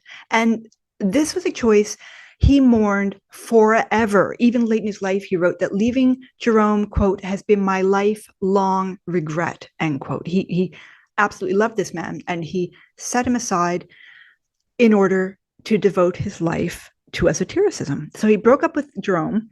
And then that summer, he just left Cambridge. He didn't bother taking his degree, although he had first-class showings previously. But that wasn't that unusual. It's like rich kid problems. Like, I don't even need this degree. Pretty much, right? I'm out of here. And I mean, he's in a long, proud tradition of people showing up at Cambridge, dilly-dallying, maybe, spending a year or two there, tupping the help, and then leaving, right? This is not that unusual. So then in August, the next month, of course, he goes climbing in Switzerland because he always goes climbing, right? And here he meets Julian Baker, and he's a chemist, but he's also interested in alchemy. And Crowley was interested in alchemy, for obvious reasons. He's interested in, he's reading a lot of magical texts, esoteric texts, and so on. And Crowley had been yearning for kind of mystical guidance, for a master to sort of show up in his life and help direct him. And because he didn't know where else to look, right? He's sort of corresponding with Waite and he's reading books. But where do you find these people, right, to learn? And this is a formal concept, and I'm not sure that he's aware of it at this point yet, but there is a thing in the secret chiefs. He must have known about it by now. Maybe Waite told him. Right. And so he's looking for the secret chiefs, who are the people who are, I guess, the holders of the ancient wisdom that the esoteric tradition represents. I think he does know because he, and I don't know if it's retrospective or not, but at one point he, indicates, speculating was, this Dr. Baker, was he one of the secret chiefs, right? But so any case, he took this meeting for a sign. And indeed, when they were back in London, Baker introduced him to his brother-in-law, George Cecil Jones, who was also a chemist, but was a member of the Golden Dawn. So here's his in, right? Finally, he's found someone and he can sort of get drawn into a mystical order. So in November, this is 1898, November 18th, he is initiated into the Outer Order of the Golden Dawn as a neophyte. And he's initiated by Samuel Little MacGregor Mathers, right? So this is one of the original founders we had mentioned earlier. The ceremony took place in the Isis Urania Temple in London. And Crowley took this magical model and name Frater Perdurabo, and he interpreted it as I shall endure to the end. This adoption of names is really common in mystical and ritual orders, right? The names, they're sort of symbols of embarking on a new life. They're also aliases, right? So you can write or practice and people don't necessarily know who you are. They protect you from persecution, protect your family, but they also often have numerological significance, or they might, have some kind of significance in gematria, which is a kind of Kabbalistic numerology. He also came to call himself Therion, which is the great beast, and he called himself Baphomet. He had a bunch of names for himself. Wow. But yeah, he goes Perdurabo is what he chooses here. Nice. So I like that. I'd heard that use of that name, but I didn't know what it meant. That's great. Well, it comes from Mark 13:13, which is a Bible verse. So let me grab it here. 13. Everyone will hate you because of me, but the one who stands firm to the end will be saved. So the one who endures. So what an interesting quotation. Even his magical name relates to the Bible. Yes. And is this aspiration. And of course, he would become hated. Yeah. Yeah, he would become their favorite villain, the tabloid villain. He was the Marilyn Manson of his time for a period Notorious. of time. Right. And of course, Marilyn Manson riffs off Crowley all the time. So in any case, he's finally got a foothold he's on a path. He's on an occult path, right? And he moves into this flat in Chancery Lane, and he invites a senior Golden Dawn member, this fellow Alan Bennett, to live with him and his private magical tutor. So come live with me, come stay with me, and tutor. I just want to pause and just reflect on how bonkers this is. I know. Right? I've dropped out of Cambridge. I was the wife of one of the leading actors at Cambridge. We've drifted apart because I now intend to devote my life to ceremonial, to ritual magic, to the occult. And I meet a fellow named Alan Bennett who has a bit of an Eastern vibe, if I'm not mistaken. He's really important in introducing Buddhism and yoga to the West. And he ultimately, we will hear, becomes a Buddhist. He enters a monastery in Asia. Yeah. Come and live with me and teach me magic and help me. Yeah, right. Like, this is what you can smell the money, right? Sure. Yeah, it definitely has the whiff of that. Now, that said, I don't want to it's easy to chuckle at Crowley, and I'm guilty of it too. And I want, we don't want this to be a dirge of an episode. It is silly. This stuff, there is a silliness to this, but he was aware of that. And he was very playful and humorous in his writing, if not always in his actions. But he did take this deadly seriously. He devoted his life to this. He was a person who, when he went in, he was all in. And his relationships are like this too. He would meet someone and he falls in love. That's it. And he is passionately in love. Marry me. I've known you for half an hour. It doesn't matter. We are destined to be together. You must marry me. But he also lost interest in just the same kind of way, right? He's hot, he's cold, he's never in between, right? So Bennett does move in with him, and he teaches Crowley about ceremonial magic, including the Goetia, so the invocation of demons, and ritual use of drugs. And Crowley is still he's publishing at this time, and occasionally one of his works, Jephthah, was published around this time, and it was a critical success. But mainly his preoccupation here is magic, and he rapidly advances through the first 5 lower grades of the Golden Dawn system. So he starts as a neophyte. This is November 18th. He's initiated. In December, he advances to the first degree, the grade of Zelator. January, he's the Theoricus, the 2nd degree. February, he's Practicus, the 3rd degree. May, he's Philosophus, the 4th degree. So he's just burning through these, like an astonishing rate, because it's all he's doing with his time, right? Yeah. He's like a man obsessed, and he is his private tutor in magic. And the next step would have been what? Oh God! No, I have to interject and just say, and for a lot of these people, the Golden Dawn, it's a social club. Yeah. For a lot. Well, like Arthur Conan Doyle was in it. Those people didn't make through grades. No, they showed up and hung out, and yeah. Throw up, have a ritual, and then hang around and drink the sherry, right? Yeah, it's sort of interesting to them, but they're not interesting. Devoted. Like going to your friend's show, that theater troupe, and you're like, yeah, well, I helped build the background, and then we have drinks after. It's fun.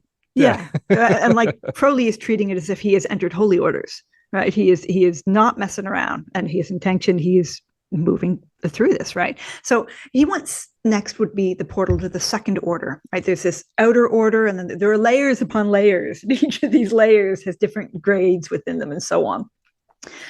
And the Golden Dawn told him no. So, which sounds a bit odd at first, because you're thinking, he's incredibly dedicated, this passionate fellow. Someone's going to have to take over and run this place eventually. He's only fairly young. Wouldn't you want to encourage him? But he had this really libertine lifestyle, and it gave him a bad reputation. Plus, and this is probably the real reason, he was feuding with other people in the order, particularly Yeats, right? Although Stoker might have been involved it's... And then on top of this, there is this suspicion of sexual intemperance, quote, in order to gain magical power. Both sexes are here connoted. This is from the letter that they sent back to him saying, no, you're not proceeding to the 2nd order. Now, relatedly, this is January 1900, so he's what? I think he's made the 25. third degree. I think he's made the third. Yeah, January 1900. No, he just made the second degree. So he kept on going. But in January, these 2 letters arrived, and they warned him that the police were watching him and his associates, and regarding some matter with, quote, the brother of a college chum, end quote. And this seems to be an allusion to his relationship with Paulet back at Cambridge, with Jerome, right? So these are they're a veiled threat of at least a homosexual scandal and possibly legal prosecution. I mean, homosexuality was still extremely illegal, right? So they're refusing to admit him to the second order, and they claim, sexual impropriety and so on. Personally, I find it a bit unjust. I mean, he ended his relationship with Jerome in order to devote himself to magic. Yeah, maybe there was sexual impropriety, but he consciously set it aside because he decided this was his path, and they're punishing him for something in his past that they can't help. But so after he's refused, and then, receiving these letters, he goes to Paris to see his mentor, Samuel Mathers. He leaves London on 15th January, and the next day, in Paris, Mathers initiates him into the first grade of the second order, Adeptus Minor. Now, that did not go down well with the temple back in London. This became a war, right? This schism develops between Mathers and Crowley and the London members.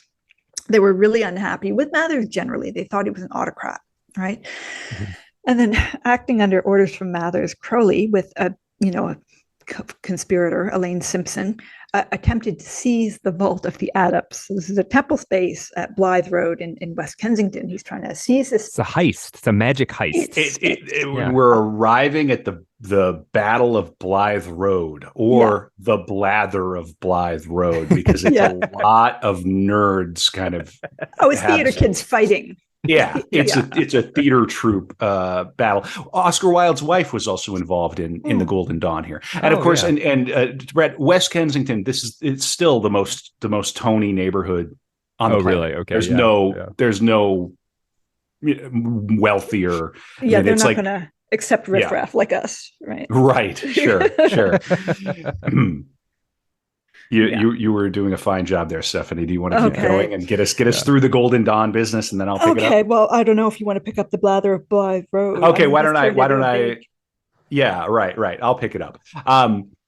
So of course, he's not admitted to the second order, so he's totally furious about it.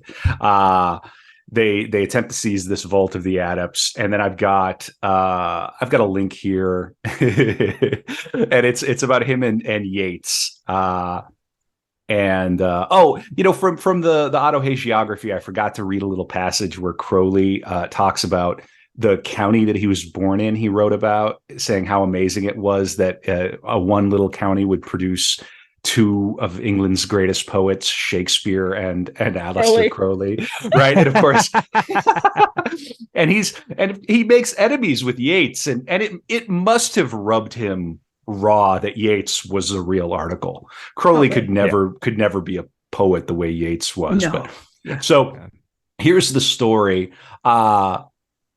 Richard Ellman, Yeats biographer, explained in a 1948 edition of the Partisan Review, Crowley and Yeats were part of a secret order called the Hermetic Students of the Golden Dawn, along with some other folks you may have heard of, like Bram Stoker and Algernon Blackwood.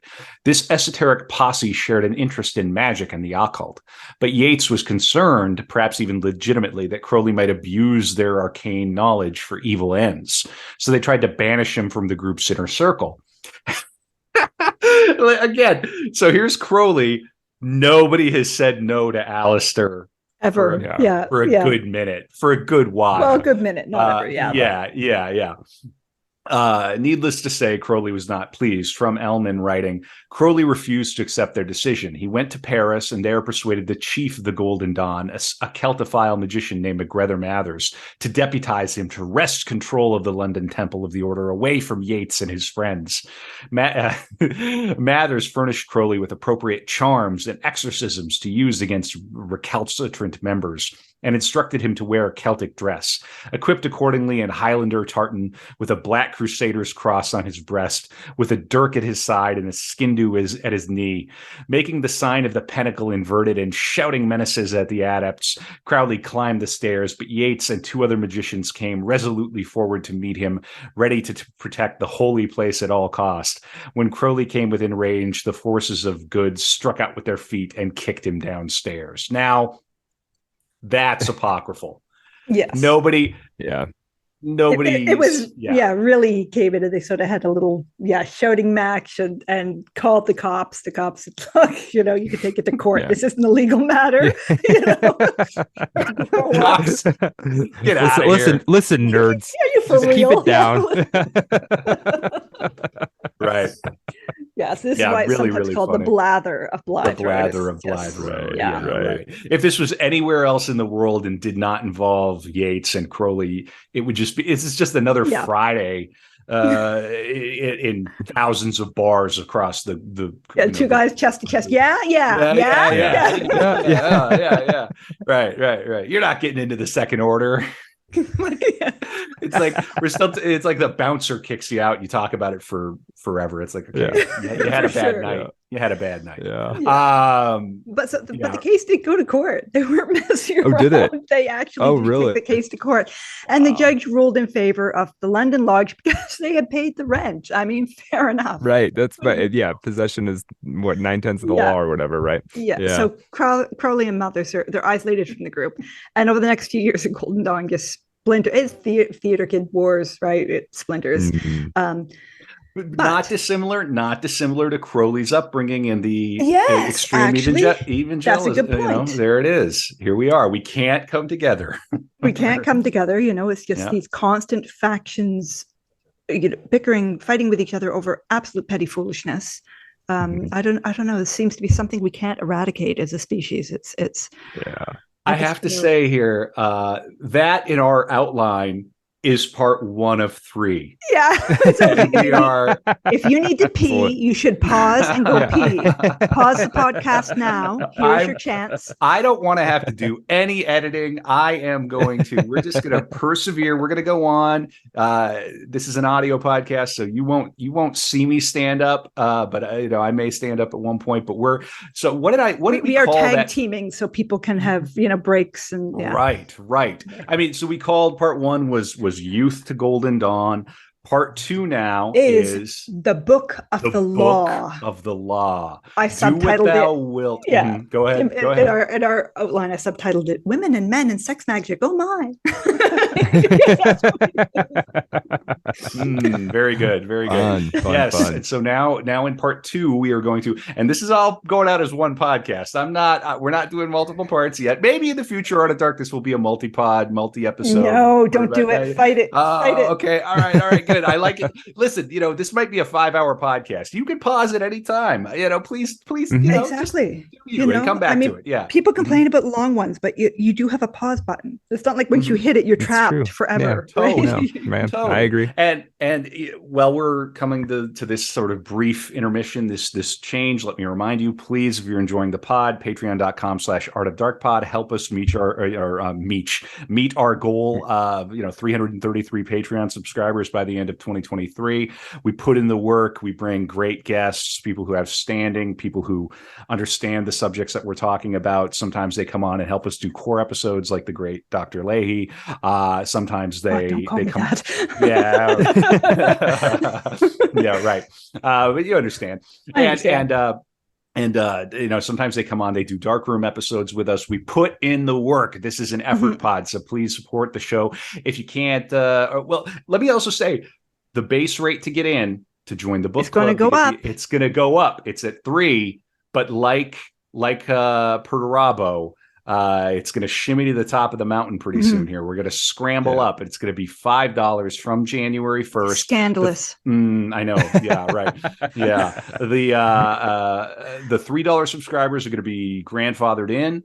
The barring that, you can get in it at $5 later. But we figured, it's at least worth $5 a month. The effort we put in, we do 1 core episode a month a piece is our target. So that's going to be 24 artists we cover ish. We might miss one or two, but like 20 to 24 artists a year that we cover, in this depth, in addition to getting the dark room episodes where we have the guests come on, in addition to the After Dark, in addition to the new Readers Club we're doing.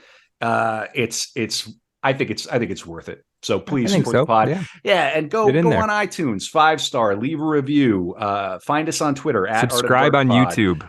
Yes, that's another thing. We're trying to get those YouTube numbers up because YouTube bases their monetization on the number of subscribers you have. That's correct. So because we know we're getting the streams, like I think we passed 50,000 streams last month. We're going to go for 10 times as much next year. That's not nothing, but that subscriber count, it doesn't cost you anything. Go to YouTube, find the channel. You can find the links at artofdarkpod.com. Support your favorite effort pod. All right. We ready to go? I'm gonna stand up for 60 seconds, but before I do, I'm gonna ask you, Brad, like, where are you at right now in Crowley's life? How are you feeling about are you Mr. shocked? Crowley? Did you expect this?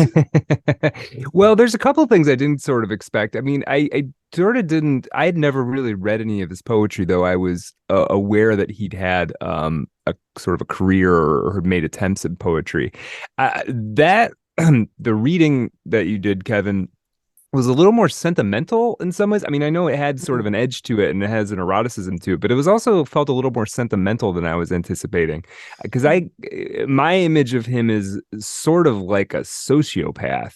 And maybe that's still true. And this is sort of a poetic, he was using this sort of aesthetic tradition that this type of poetry comes out of.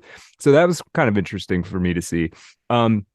I liked to have the details on the blather. I'm aware of the work of some of the Golden Dawn people. And so it's kind of cool to get some of that actual story, which I wasn't super familiar with. I mean, I knew Crowley was involved. I knew Yeats was involved and a number of others. I've read some stuff about them, but that's really cool. And that scene, Kevin, one day we're going to do a Hermetic Order of the Golden Dawn episode, much like the Chelsea huge. Hotel. Yeah. So it'll be a little bit of Crowley, a little bit of Yeats, a little bit of Bram Stoker and some of these other darn people. near everyone. Yeah, right. I mean, but it's such an interesting. I mean, it's right there at the turn of the century. Everybody is, you're kind of crammed between the Industrial Revolution and World War I, and there's a little bit of millenarianism. It's such a fascinating little period right there, and he's right at the center of it. I mean, he knows Yeats personally, who's almost like a mythological figure almost, so it's really cool. And we have arrived right at the turn of the century. And of course, it is only because of the two world wars that this period in time feels as far away as it is. Yeah. But I make the argument, I contend that we're still living in this through line. There are lots of things that seem to obscure it, but we're really not that far away from this world. It seems like you agree, Stephanie. Yeah, culturally, aesthetically, I mean, you can see this persistence in multiple media. It's almost fascinating. Yeah. These folks right here, in Tony London, in Tony Kensington, invented the 60s 60 years ahead of the 60s in a lot of ways. That's fair. And so there you have it. And one wonders what would have happened if the wars had not popped off, if that timeline would have been moved forward or what. This is all speculative and kind of getting to be historiographical, but very curious. Should we get into part 2? The Book of the Law? Let's do it. I mean, sure. Yeah. When all this is going on, these fightings and the lawsuits and, the drama, the hashtag drama, he buys this place, Boleskine House. This is on the shores of Loch Ness, right? And he hangs signs on the edges of the property saying "Beware the Ichthyosaurus," which is amusing. But that's awesome. What he's doing buying this place, and he goes all as usual for Crowley. He goes all in on this, right? He's wearing kilts. He's presenting himself as a Scottish laird. He's kind of getting into character here with this place, and he's lord of this manor on the shores of Loch Ness. But what he's doing there, he's about 25 right now. He's about 25. Yeah. God, I've met this guy. I know this guy. Absolutely. Yeah. So he's preparing for something called the Abermelin working, starting with his oath of the beginning. Now, here we're getting into magic properly. This is a ritual. It's a centerpiece of the Book of Abermelin. I said I wasn't going to talk about grimoires in the main episode, and I lied. I'm sorry. I forgot. You're allowed to lie on an Aleister Crowley episode. That's true. The Book of Lies. We're coming to it. So this is a magical text which presents its content through this frame narrative in which a German Jew named Abraham of Worms, I think it's Worms actually, sorry, recounts to his son Lamech how he traveled from Germany to Egypt, and there he met this Egyptian mage Abermelin, and the mage tutored him in magic and the Kabbalah. Now, Kabbalah is a Hebrew word, and it means something like tradition or reception. The definition of Kabbalah, it varies, and it's contested. Apparently, Crowley was once asked, "What is the Kabbalah?" And he replied that answering the question would take 30 years of study. So I am not going to even attempt it here, but just know that it's an esoteric school of thought or a philosophical system that comes out of Jewish mysticism. And it's really prominent in Western occultism. You really have to have some kind of sense of this. You will encounter it over and over and over again. So this book of Abermelin, it is a grimoire. It claims to date from 1458. Some people have attributed it to this 15th century Talmudist and Posek, but that's disputed. It survives in about a dozen manuscripts, and there's an early printed edition, all post 1458. It's probably later. It was translated into English by Mathers. And it's an interesting one because compared to other grimoires, the system for working with spirits is pretty simple. There's this central element of a long retreat.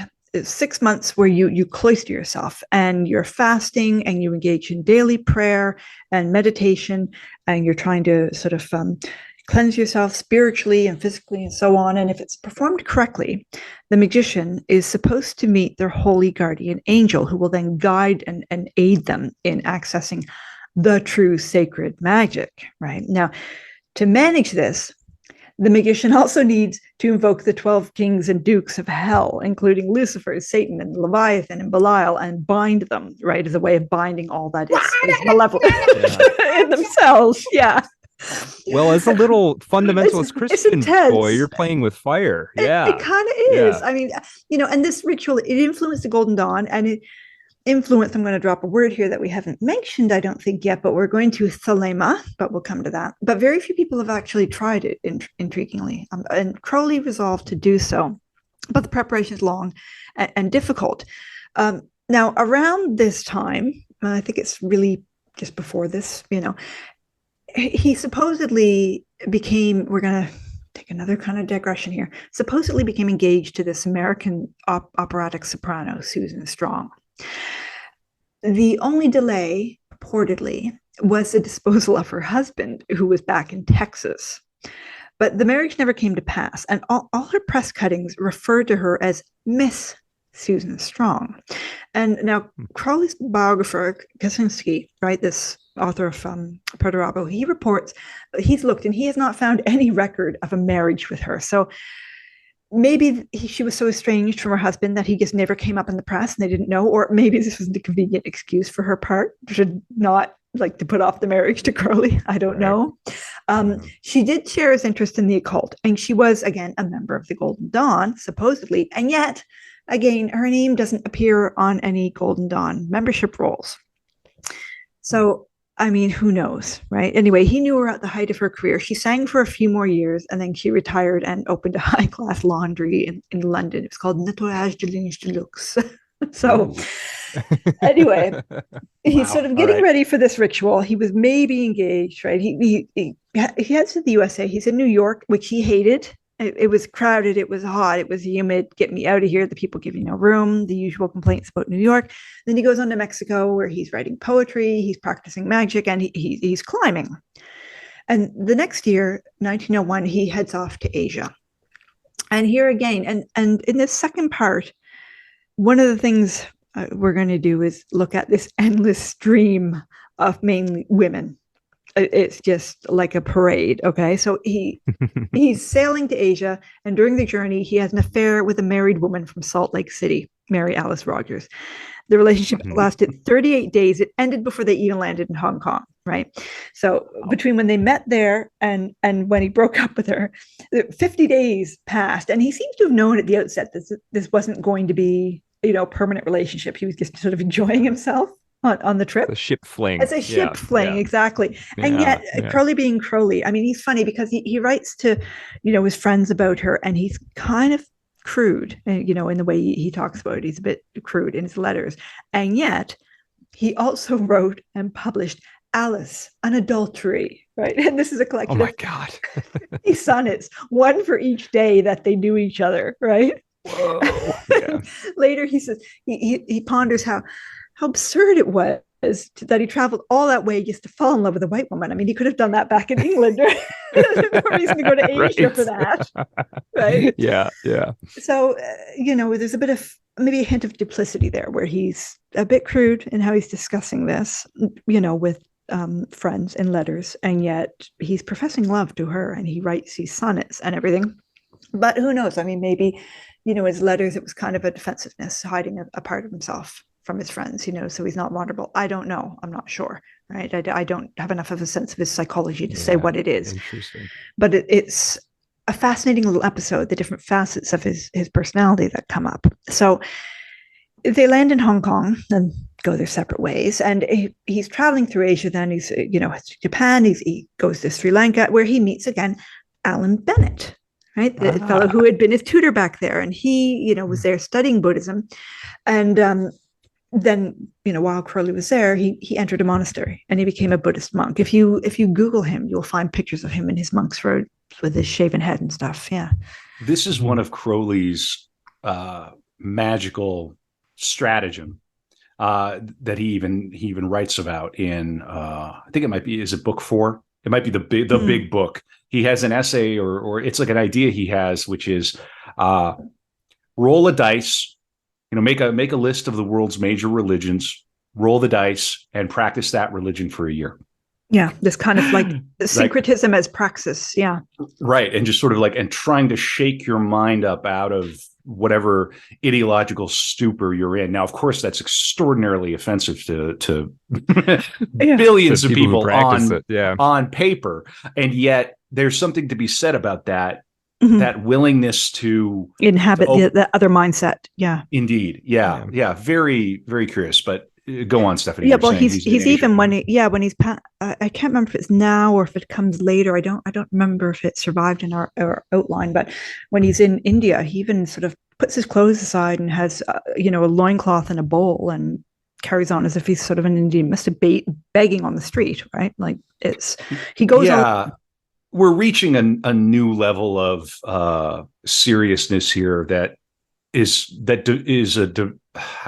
diverts from the rich kid LARP in London. Yeah, I was going to say, I mean, he's getting to this point where if you LARP hard enough, it becomes real, and sounds like this is maybe at that point. Yeah. Mm-hmm. Yeah. So he reaches India, right? This is sort of winter months. He had malaria. He contracted malaria, and he was struggling with it. Although he did climb several peaks, and this is when he tackles K2 with Eckenstein. I don't know. I think you looked into that sort of in detail, didn't you, Kevin? Yeah. Let me get into a little bit of this. So, like you say, he's in India. He's going to climb K2. K2, if I'm not mistaken, it's in the Himalayas. And I think it's considered to be the most difficult ascent. That's generally right. It's shorter than Everest, but it's much more dangerous. Isn't it called the Savage Mountain? Sort of that it tries to kill like you. That. Yeah. It's a lot of people have died on it. Yeah. Right. So Eckenstein was the leader of the first serious attempt to climb K2 in 1902.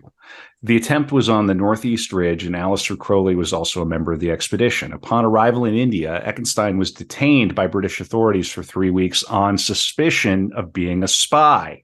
So again, we're getting, and it's not Crowley, but somebody he knows. And And knows and well. Yeah. and not allowed to enter Kashmir, the name of a Led Zeppelin tune.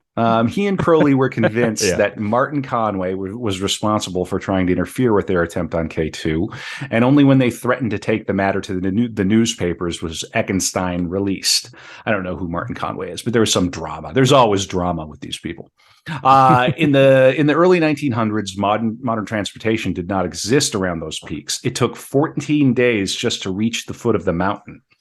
After 5 serious and costly attempts, the team reached 21,407 feet, or 6,500-ish meters.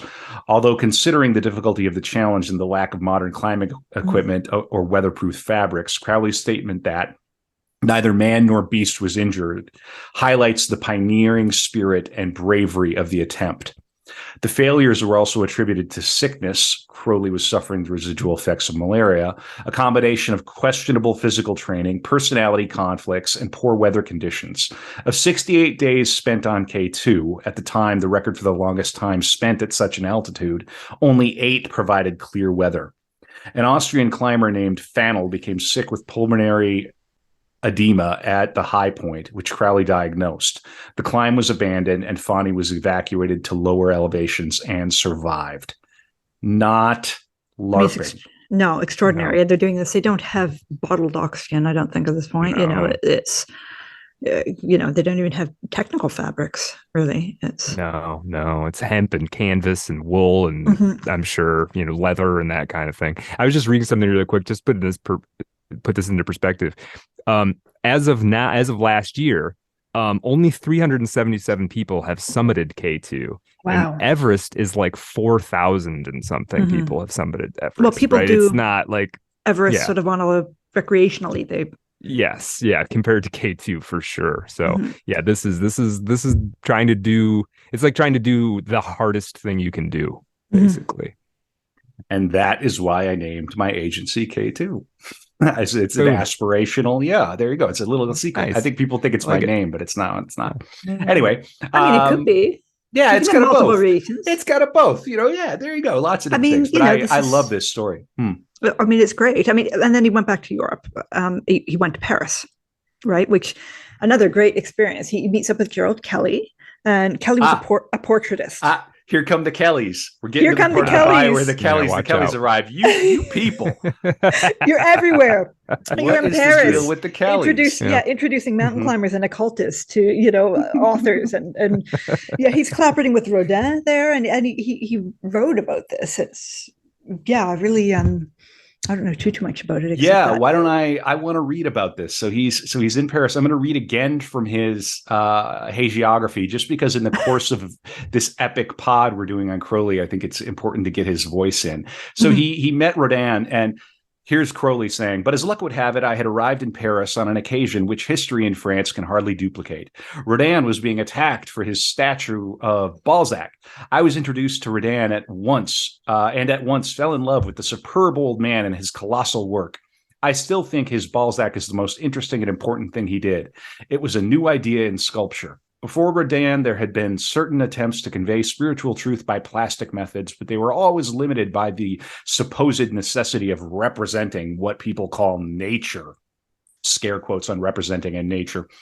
"The soul was to be the servant of the eye. One could only suggest the relations of a great man with the universe by surrounding a more or less photographic portrait of him with the apparatus of his life work.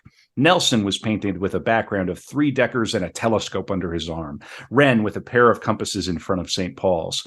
Rodin told me how he had conceived his Balzac. He had armed himself with all the documents, and they had reduced him to despair. Let me say at once that Rodin was not a man, but a god. He had no intellect in the true sense of the word. His was a virility so superabundant that it constantly overflowed into the creation of vibrating visions. Naively enough, I haunted him in order to extract first-hand information about art from the fountainhead. I have never met anyone, white, black, brown, yellow, pink, or spot blue, who is so completely ignorant of art as Auguste Rodin. At his best, he would stammer out that nature was the great teacher, or some equally puerile platitude. The books on art attributed to him are, of course, the compilation of journalists." I'm going to go on because this is a very interesting insight into Crowley's psychology. I'm going to read maybe one more para. He was seized with a sort of rage of destruction, abandoned his pathetically pedantic program. Filled with the sublime synthesis of the data which had failed to convey a concrete impression to his mind, he set to work and produced the existing Balzac, this statue of Balzac. This consequently bore no relation to the incidents of Balzac's personal appearance at any given period. These things are only veils. Shakespeare would still have been Shakespeare if someone had thrown sulfuric acid on his face. The real Balzac is the writer of the Commedia Humane. And what Rodin has done is to suggest this spiritual abstraction through the medium of form. That art criticism, that assessment of Rodin, that's so sophisticated and even postmodern. It's very ahead of its time. Crowley's no slouch. He's a sophisticated, intelligent, artistic person. He would go on and paint poorly, but he would have his hand at painting as well. So yeah, just an interesting little and he defends him when people were then collaborated with him.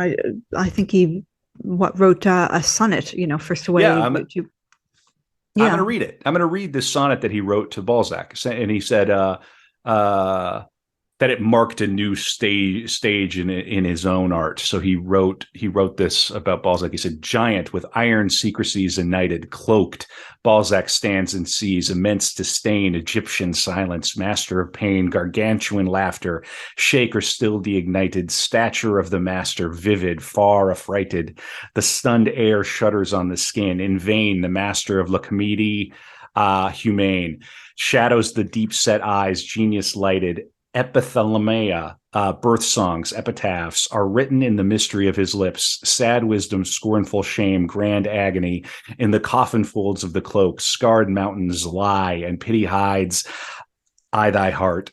Grim knowledge grips the essential manhood. Balzac stands and laughs. It's great. I encourage people listening to just, right now search for Rodin, Balzac, and look. You can see the statue yourself, and it, makes the poem make a little more sense, right? So Rodin was thrilled that someone was defending him, right? He made this experiment and people were panning it, and he invited him to Crowley, come stay with me. So, to give poetic interpretations of his masterpieces. And he did. And he wrote these poems like this one about that statue of Balzac and published them in a critical review, the Weekly Critical Review, to try and, he says, an attempt to establish an artistic entente cordiale. And the entire series is then pulled together in this Rodin in rhyme. It's illustrated by lithographs, sketches that Rodin had made. So they collaborated together on this volume. And now to this day, you can go to the Rodin sculpture garden at Stanford, and Rodin is recognized for what he is and what he did. And there's Crowley right there. Crowley, there's a bit of a what's the Woody Allen movie about the person who's there in all of history? What's it called? Bugger. I'll find it. But he's everywhere. We're reaching the point where Crowley shows up in places that you did not expect. I had no idea that he had this association with Rodin.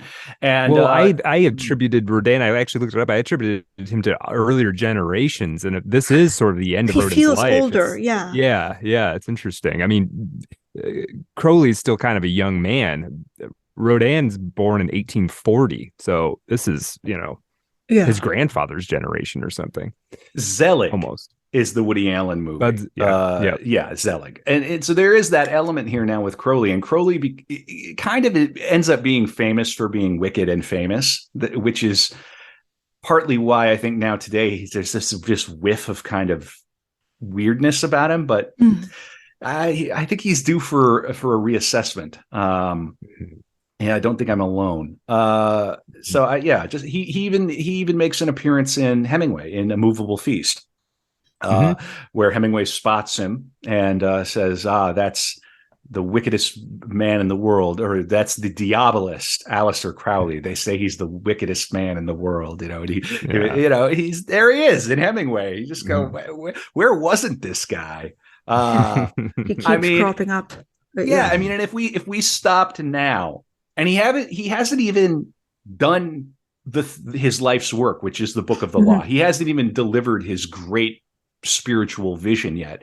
This is enough biography. Yeah, he's still 25. Lives. Yeah.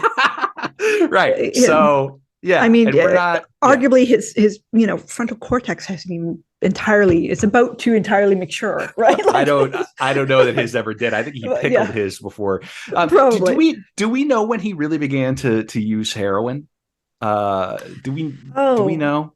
Well, it's interesting because he was prescribed it early on as he had asthma, which certainly wasn't helped by all this climbing, high altitude stuff without the kind of protective equipment we have now and everything.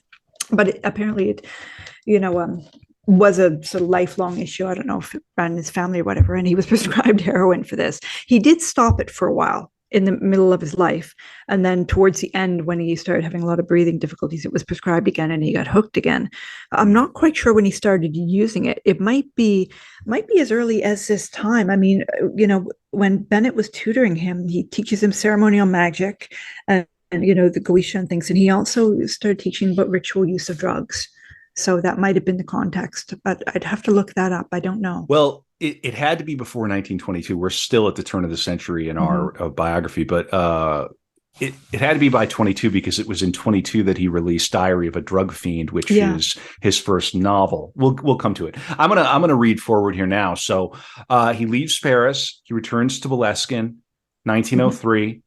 He attempts the operation of Abramelin. Well, he starts. Right. And then he stops. He interrupts the operation.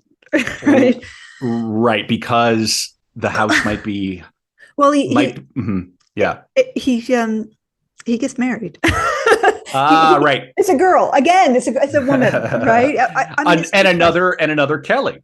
Yes. And this is the big one. This is the big Kelly that's showing up. This is the sister of the previous Kelly, right? So, I mean, it's interesting. Just by way of digression here first, he starts this operation and you have to see it through because you're invoking demons and things, right?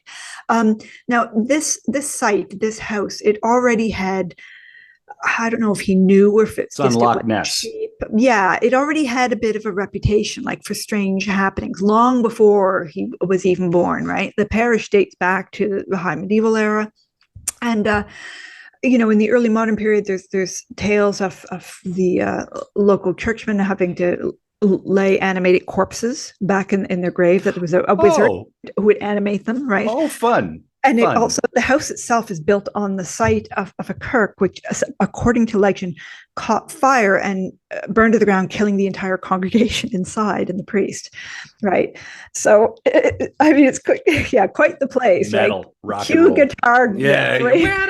Yeah, right. Well, of course, Jimmy Page bought Boleskine. He did, right? Later, because Page was, super into Crowley. Mm-hmm. Yeah, exactly. Right. So, I mean, this was originally a hunting lodge, and then it kept getting expanded by the Fraser family until the early 19th century. It was just kind of a sort of a one level thing, and then an upper kind of attic bedroom for the servants and stuff like this, right? And there's also a tunnel that links it to the graveyard, as one does, right? So he bought it as a site where he was going to have this ritual. So I'm assuming he was probably aware of the legends, and that might have been the appeal, right? That it would, and also it's an isolated sort of space, this sort of thing. So, I mean, as you mentioned, well, he starts this ritual, he gets distracted, and he stops it. He never finishes it, quite disastrously. We'll come back to that in a bit why. But intriguingly, I mean, much later, Jimmy Page bought the house, and it was in a terrible state when he bought it, but the atmosphere appealed to him. He thought this would be a good creative space, right? And he had it restored, but he didn't spend a lot of time there despite all this. And he was asked, why? I mean, it had been a wreck, it had been abandoned, and there had been at least one fire. Parts of the building had fallen down, they were missing, the grounds had just gone wild. And now people have asked Page about this, and they've asked also what's his name, Malcolm Dent, about this. And Dent came and he stayed there for a while with Page, with this place, and he was a complete skeptic. But even he reported strange things going on. Apparently, there were these rumblings from the hallway, and as soon as you'd investigate, they'd stop. And you'd open the bedroom door and they would start again, this rumbling, like something rolling down the hall. And apparently, the legend is this is the head of Lord Lovat, although he was executed in London. So, but there's also a place nearby, which is the geographical center of the Highlands. It's a consecrated space, and it's thought his soul was returning back. And Dent said the most terrifying night of his life was in this house. He woke one night and he heard, it sounded like an animal snorting in the hallway, like breathing, trapped in the hallway, somehow got in and couldn't get out, right? And it went on for some time, and it was so persistent that he became frightened to open the door, and it went on until dawn. And as the sun was rising, he got enough courage to crack open the door, and there was nothing there, despite all this loud sound. And he said, I don't know what was there, but it was evil. And another person who stayed there claimed to be attacked by the devil. There are this, poltergeist phenomena, doors slamming, rugs just inexplicably rolling up, this sort of thing. And so Jimmy Page, he tried to restore it as to exactly how it looked when Crowley owned it, right? Even commissioning artists to paint murals and things that were based on the Abbey of Thelema, which we'll come to. But finally, he just put it on the market, and sold it. Well, and it's since burned down. Yeah. Wow. Yeah, 2015. Yeah, just maybe for the best. Honestly, maybe for the best. I mean, it was. I don't even know who owned it. It was. Someone bought it, and then it was they died, I think, and it was put up for sale again. And I don't think we know who bought it. But then it apparently the owners went shopping and returned to find the house just basically not there, burned to the ground, right? So it was almost totally destroyed, although part of the roof and some of the walls survive. Yeah, a lesson foundation. Lesson for the audience: finish your demonic conjuring. Yes, right. Don't stop in the middle. Yeah, yeah, right, for sure. Right. So you gotta close that portal. Yeah. Subscribe to Patreon. Send the demons back to hell. After you've summoned them. Yeah, in that order. An amazing site, amazing story. It's and there's a foundation looking to restore it, despite all this. Still, there's a foundation looking to restore the house. Who I'm working on getting the funds to. Them. Yeah. Well, maybe restore it and go in and close the portal. There you go. Right. Like I've seen this horror movie. Go in and right. I have the idea for a play where it's a bunch of like American college students who summon Aleister Crowley to help them pay off their student loans, and it all goes terribly wrong. I like it. Right, it's pretty funny. Well, so I want to get into the business with Rose Edith Kelly. Well, this is why he starts the operation, and then he's hanging out with his fellow Kelly, and he starts talking to his sister Rose Edith Kelly, and her parents are pressuring her to marry this fellow, and another man, and she's in love with a third man, and she's pouring out her heart about this to Crowley, and Crowley, being Crowley, says, "You know what? Forget about them pressuring you. I think the other man was married, and so she couldn't marry him, but her parents wanted to get married to this other guy. It's enough. It's enough. You're at an age. You need to get married." Crowley said, "You know what? Forget about it. Marry me. Let's go get married. I don't care who you have an affair with. Just marriage your convenience. Marry me, then they'll be off your case. They can't get you to marry anyone else. And if you want to have an affair with him, go right ahead. Knock yourself out." So the next day they elope. And they go off on a honeymoon. So that was the end of the ritual. That's it. That seems like a weirdly decent thing to do. It does. In a sort of an unorthodox way. Yeah. Interesting. Yeah. So I mean, he's just marry me, and they elope the next day. And here we go. I'm gonna get into this. Yeah. So I'm gonna pick this up. So we're gonna make some moves here. Egypt and the Book of the Law, 1904. So put yourself in 1904, these newlyweds, they arrive in Cairo, rent an apartment. Crowley sets up a temple room, like you do, and begins to invoke Egyptian deities. So he's left a portal to hell open in Scotland. And now he's invoking ancient Egyptian gods in Cairo. As one does. According to Crowley, during this period, Rose repeatedly fell into light trances, telling Crowley, "They're waiting for you." This I've seen that horror movie too. Right. Yes. This led Crowley to consider Rose as a potential magical partner. On the 18th of March, she clarified that they was the deity Horus, an ancient Egyptian deity of kingship, the sky, usually depicted as a falcon or a man with the head of a falcon. At a nearby museum, she directed him to the stele of Ankh-en F.N. Khonsu, a 7th century BCE mortuary stele with the exhibit number 666, a detail which jumped out to Crowley as the number of the beast. Next, on April 8th to the 10th, in their rooms in Cairo, Crowley received a message. A disembodied voice spoke to him, claiming to be Aiwass, the messenger of Horus. Following Rose's directions for the next 3 days at precisely noon, he wrote down what this voice told him. The end result was Liberal Vel Legis, the Book of the Law. It was a collaborative endeavor. At one point, Crowley misheard the voice, but Rose amended the manuscript. This work is sometimes referred to as Liber CCXX because it contains 220 verses. This is super important stuff. I'm gonna keep reading this. This is it. This is where he becomes the prophet of the new Aeon through this voice, Aiwass. The text proclaimed Crowley a prophet tasked with ushering in a new Aeon for humanity, the Aeon of Horus, asserting that humans must learn to live in accordance with their will, capital W will.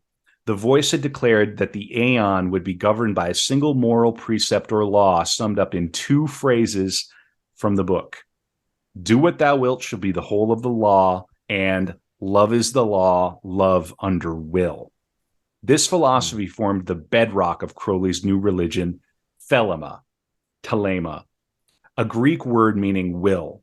The central aim of Thelemites is to discover and enact their own true will, that is, their innermost nature or their individual proper life course. Another saying Crowley had was, every man and every woman is a star, meaning, which of course is very funny, it's almost like a proto Warhol statement. Everyone will have their 15 minutes of fame in a funny way. But what Crowley meant by it is that everyone has their own orbit. And the goal of magic, the aim of magic in Crowley's system, partly is to bring yourself into your truest orbit. And if you do this, you will never find any confrontation with anyone else who's in their own true orbit. It's a lovely concept. Yeah. And there contains in it the germs of some real moral philosophy, which isn't to be taken lightly. I'm going to continue here. So hang on. The techniques used to do so to discover your true will fall under the general rubric of magic with a K.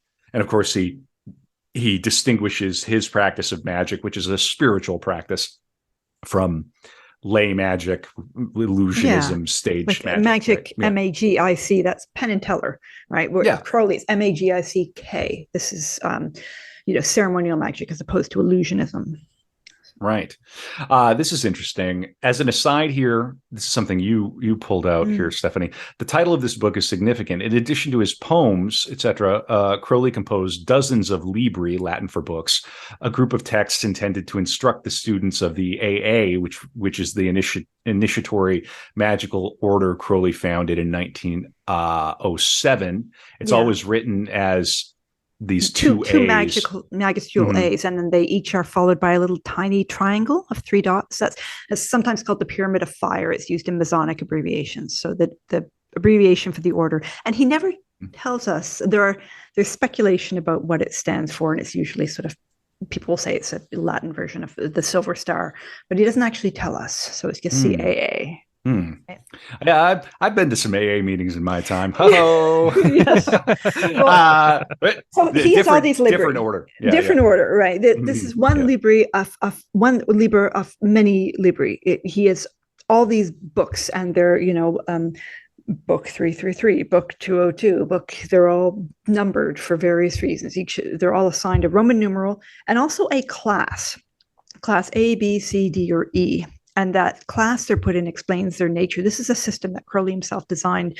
I mean, he seemed to be aware that he was incredibly prolific. He's churning out all this stuff, and he's founded this magical order, and he wants people to be able to make sense of all these texts and, give initiates a sense of what they should look at and when. So all of these books, because the the numbers they're assigned, they don't reflect the order in which they're written, right? There are various reasons they're given the numbers they are, and then they always have a subtitle as well. So he assigns them classes. So for instance, class A, these are books that are basically the utterances of the adept. They're like scripture, right? The Holy Scripture of his religion. You can't change even a letter. They cannot be altered, right? They're holy writ. And class B, these are his works of scholarship. So some of, the history of magic, he does this sort of thing, is philosophizing about magic, this kind of stuff. Class D, these are official rituals and instructions. So if you're looking for, rituals, or you're looking for kind of how the order conducts itself and the way in which things are done or not done, you need to look at the D class books. So he has them all organized, which it was nice of him, because there's a heck of a lot of That's them. it. Yeah, that's interesting. I mean, yeah, you need to have a sort of a hierarchical organization of all of this stuff. It is a little bit like the sort of tiers of texts that are associated with like serious Jewish practice, right? Yeah. Where you have the actual biblical works, and then you have the midrash, and you have all these other things, and they're all part of it, but they all belong. That's a they great all analogy. belong in their place in relationship to each other. Absolutely. Yeah. That's a perfect, exactly the sort of thing you're dealing with. We did skip a beat here in relation to the Book of the Law, and I'm going to read this. According to Crowley, the story began on the 16th of March when he tried to show the sylphs by use of the bornless ritual to his wife, Rosie Kelly, while spending the night in the king's chamber of the Great Pyramid of Giza. Although she could see nothing, she did seem to enter into a light trance and repeatedly said, "They're waiting for you." So that's where it began. The Book of the Law was received inside the Great Pyramid at Giza. Well, Trustafarian, chess playing, buggery enjoying Aleister Crowley with his wife of convenience were on a trip. In the Great Pyramid, reading demonic texts. I mean, the world that we inhabit is infinitely stranger than anything that we were ever taught in schools. I'll tell you that. It's vastly, we live in a very, very weird world. And Art of Darkness is here for you. We're here to we're here to take you through the darkness and through the weirdness. All right, we're gonna press on. This is fascinating. There's so much going on. So Crowley wasn't sure what to do with the manuscript, and it would be some time before he took any action with it. But it is the origin of Thelema. Now, I want to read from the Book of the Law. Stephanie, do you have something? No, I was just gonna say, it's not as if he came, emerged from the hotel room in Cairo proclaiming this new religion. He was quite conflicted about this. He didn't know what to do with this thing. The voice which dictated it to him offered guidance. You should steal the funerary stuff, and then get a fortified island and translate the book and disseminate it through it. And he's like, I don't know if I'm really down with that. Right? It takes him a few years to sort of figure out what he's going to do. Well, that alone, that biographical note alone, kind of gives it some kind of validity, right? Because as soon as you say, okay, this is a sort of a channeled voice or whatever, you immediately say, this is a bunch of flim flam. Right. But they went through something. They had some kind of experience, right? And, how much they embellished it or whatever is probably a matter of debate. But they certainly, things got weird in that king's chamber for sure. Yeah. And it would be a while before he was okay with what happened and felt that he was going to act on this after all. He did not want to. He wasn't comfortable with it. There is some controversy about the exact timeline of the reception of the Book of the Law. We're not going to get into the weeds there, but if you want to dig into it, you certainly can. He would sign this Baphomet. I'm going to read the beginning of the Book of the Law because it's so essential. Hey, a new Patreon subscriber just now. Thank you. We're not even live. This is pre-recorded. How do they know? I'm going to read this. Had, the manifestation of Nuit, the unveiling of the company of heaven. Every man and every woman is a star. Every number is infinite. There is no difference. Help me, O warrior lord of Thebes, in my unveiling before the children of men. Be thou Hadit, my secret center, my heart and my tongue. Behold, it is revealed by Iwas, the minister of Horpar Krat. The cobs is in the coup, not the coup in the cobs. Worship then the cobs, and behold my light shed over you. Let my servants be few and secret. They shall rule the many and the known. These are fools that men adore, but their gods and their men are fools. Come forth, O children under the stars, and take your fill of love. I am above you and in you. My ecstasy is in yours. My joy is to see your joy. Above the gemmed azure is the naked splendor of Nuit. She bends in ecstasy to kiss the secret ardors of Hadit. The winged globe, the starry blue are mine, O Ankh Af Na Kansu. Now you shall know that the chosen priest and apostle of infinite space is the prince priest, the beast. And in his woman called the Scarlet Woman is all power given. They shall gather my children into their fold. They shall bring the glory of the stars into the hearts of men. For he is ever a sun and she a moon. But to him is the winged secret flame, and to her the stooping starlight. But ye are not so chosen. Burn upon their brows, O splendorous serpent, O azure-lidded woman, bend upon them. The key of the rituals is in the secret word which I have given unto him. With the God and the adorer, I am nothing. They do not see me. They are as upon the earth. I am heaven, and there is no other God than me and my Lord Hadit. Now, therefore, I am known to ye by my name Nuit, and to him by a secret name, which I will give him when at last he knoweth me. Since I am infinite space, and the infinite stars thereof, do ye also thus. Bind nothing. Let there be no difference made among you between any one thing and any other thing, and thereby there cometh hurt. So I'm just going to pause here. Now, knowing the biography, knowing the background, listen. Since I am infinite space and the infinite stars thereof, do ye also thus. Bind nothing. Let there be no difference made among you between any one thing and any other thing, and thereby there cometh hurt. Don't divide, right? Mm-hmm. So interesting. And I could go on. This is, but I'm gonna read just another little bit. And he says, the word of the law is thelema. Who calls us thelemites will do no wrong. But if you look but close into the word, for there are therein three grades, the hermit and the lover and the man of earth. Do what thou wilt shall be the whole of the law. And it goes on. It does have the sound of a liturgy.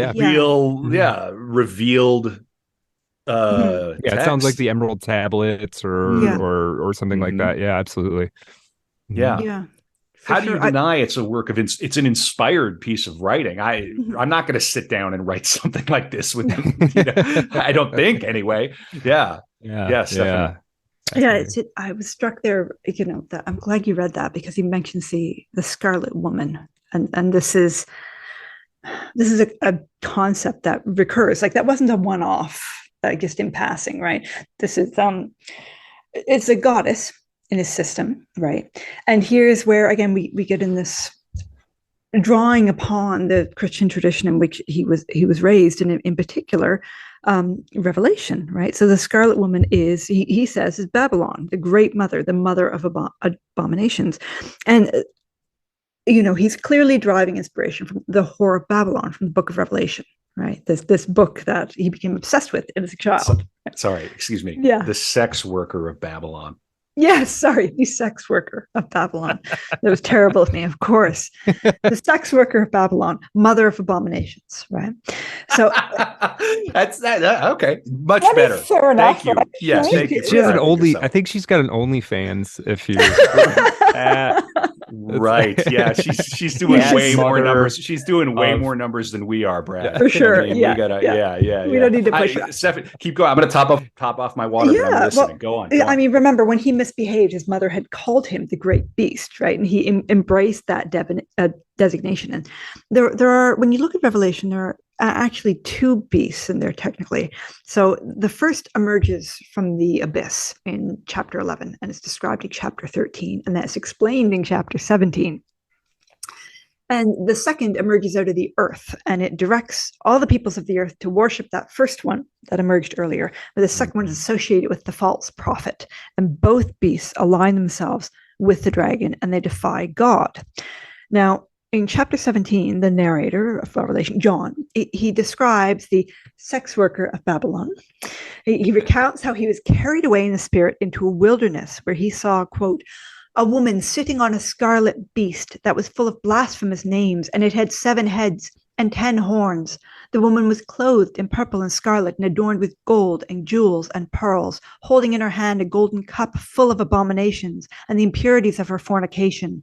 And on her forehead was written a name, a mystery, Babylon the Great, mother of whores and of earth's abominations.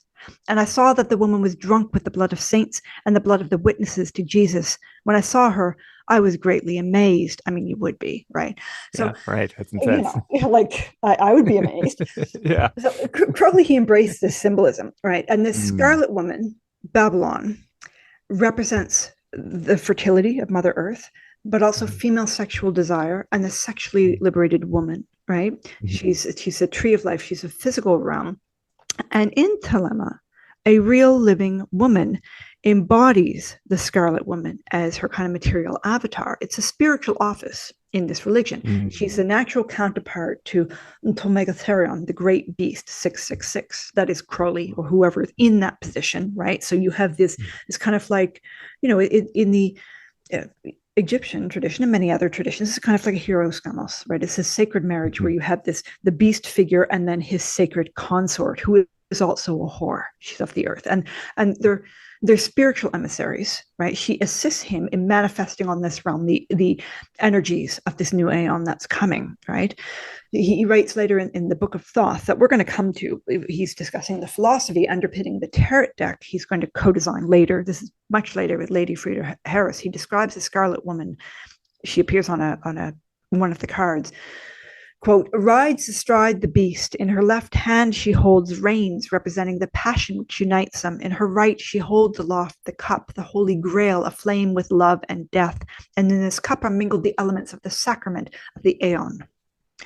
So Babylon, this Scarlet Woman, I mean, she's mentioned in several texts, not just that one. She crops up again in the Gnostic Mass he would pen later, 1913. That's Liber 105, where she's framed not as a whore, but as the archetypal mother, right? There's one earth, mother of us all, one womb, wherein all men are begotten, and wherein they shall rest. Mystery of mystery, in her name, Babylon. Now, I mentioned that this figure, the Scarlet Woman, the whore, the mother of abominations, she is his goddess figure, the counterpart to the beast in Thelema, but she's also an office, and a sacred office in the religion. And in addition to being his wife, Rose is the first woman to occupy this office, right? She becomes not just his life partner, his sexual partner, but his magical partner. She becomes the Scarlet Woman, the inaugural one. She takes this magical name, Guarda, the seer.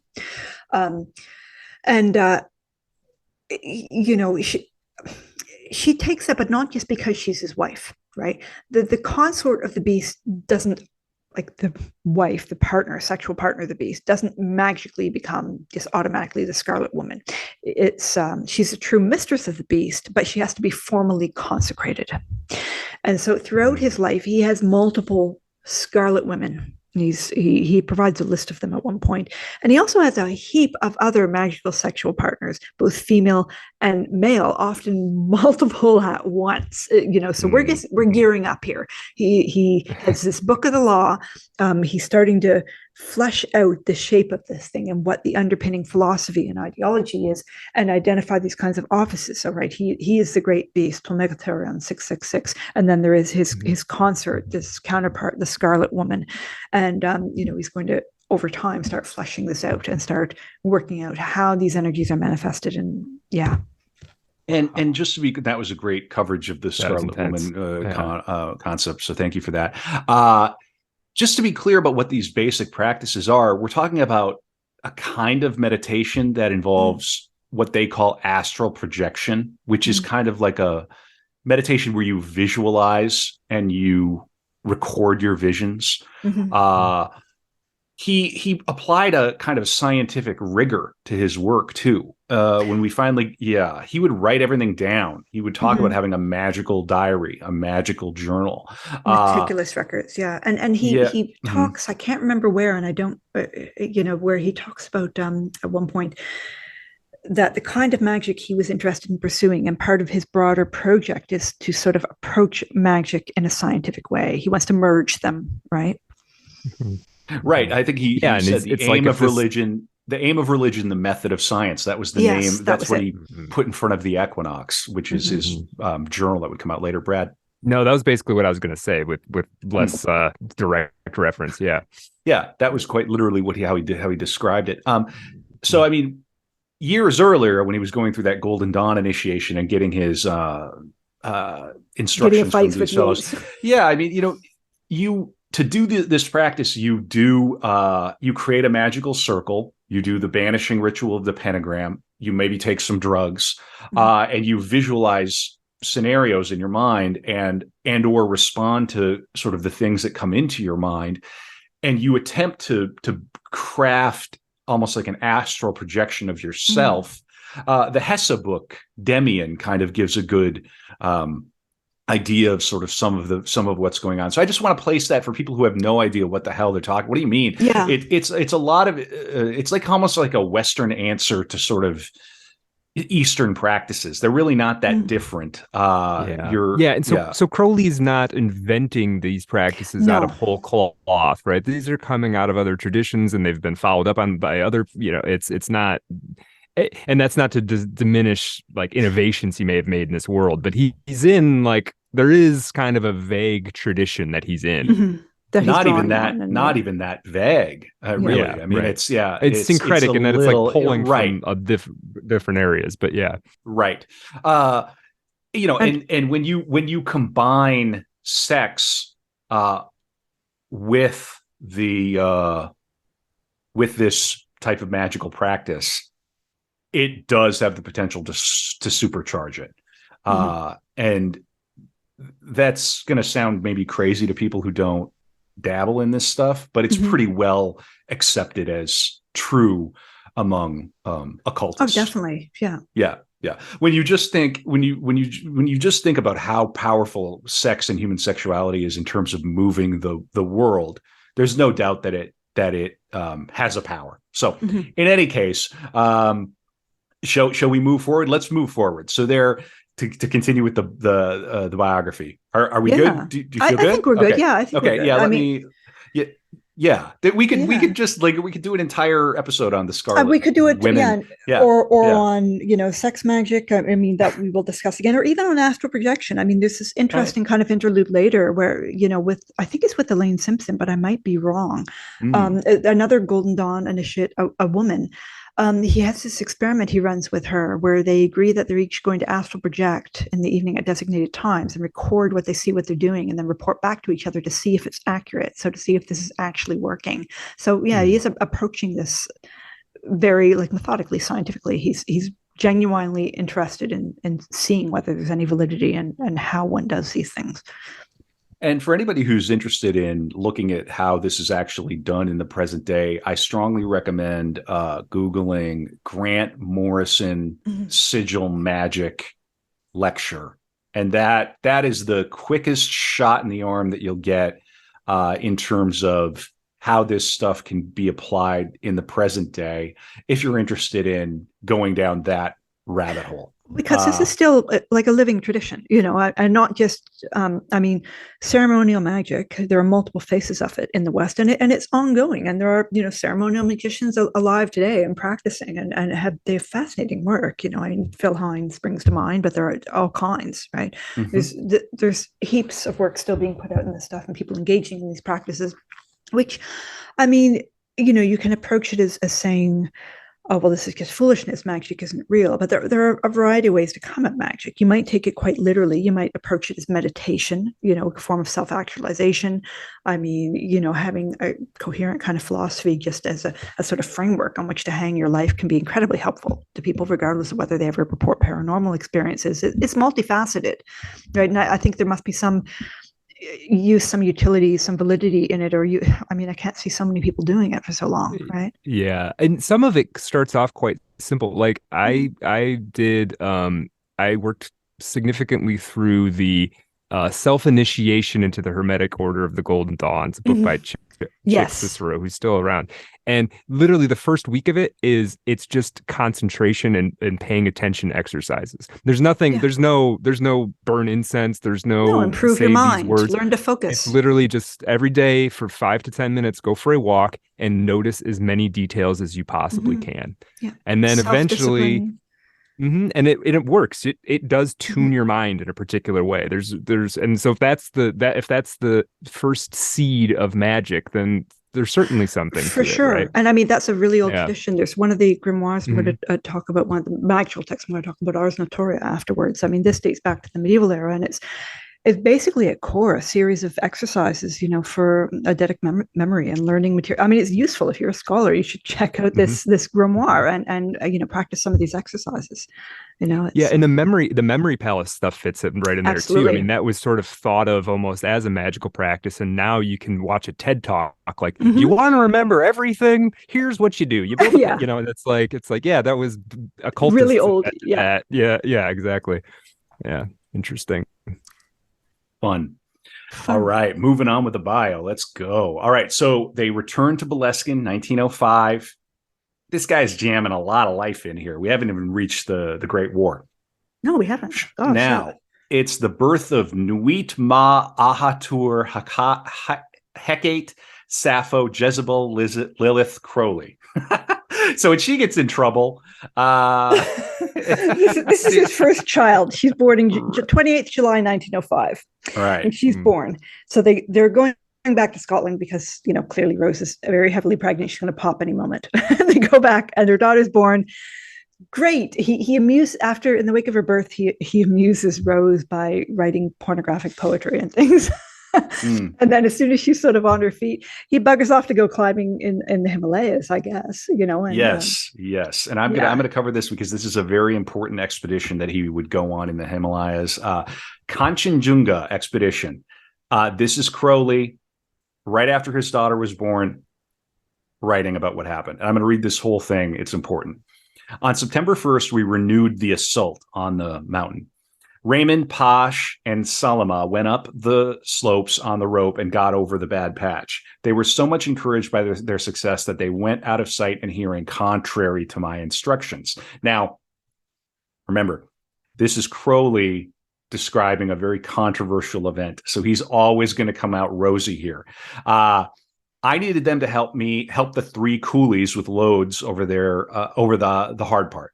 They preferred to leave the whole responsibility to me, but I could not bring 3 heavily loaded men up such slopes without assistance, and there was nothing to do but await their return. In the meantime, I saw to my surprise that a large party had arrived at Camp 5.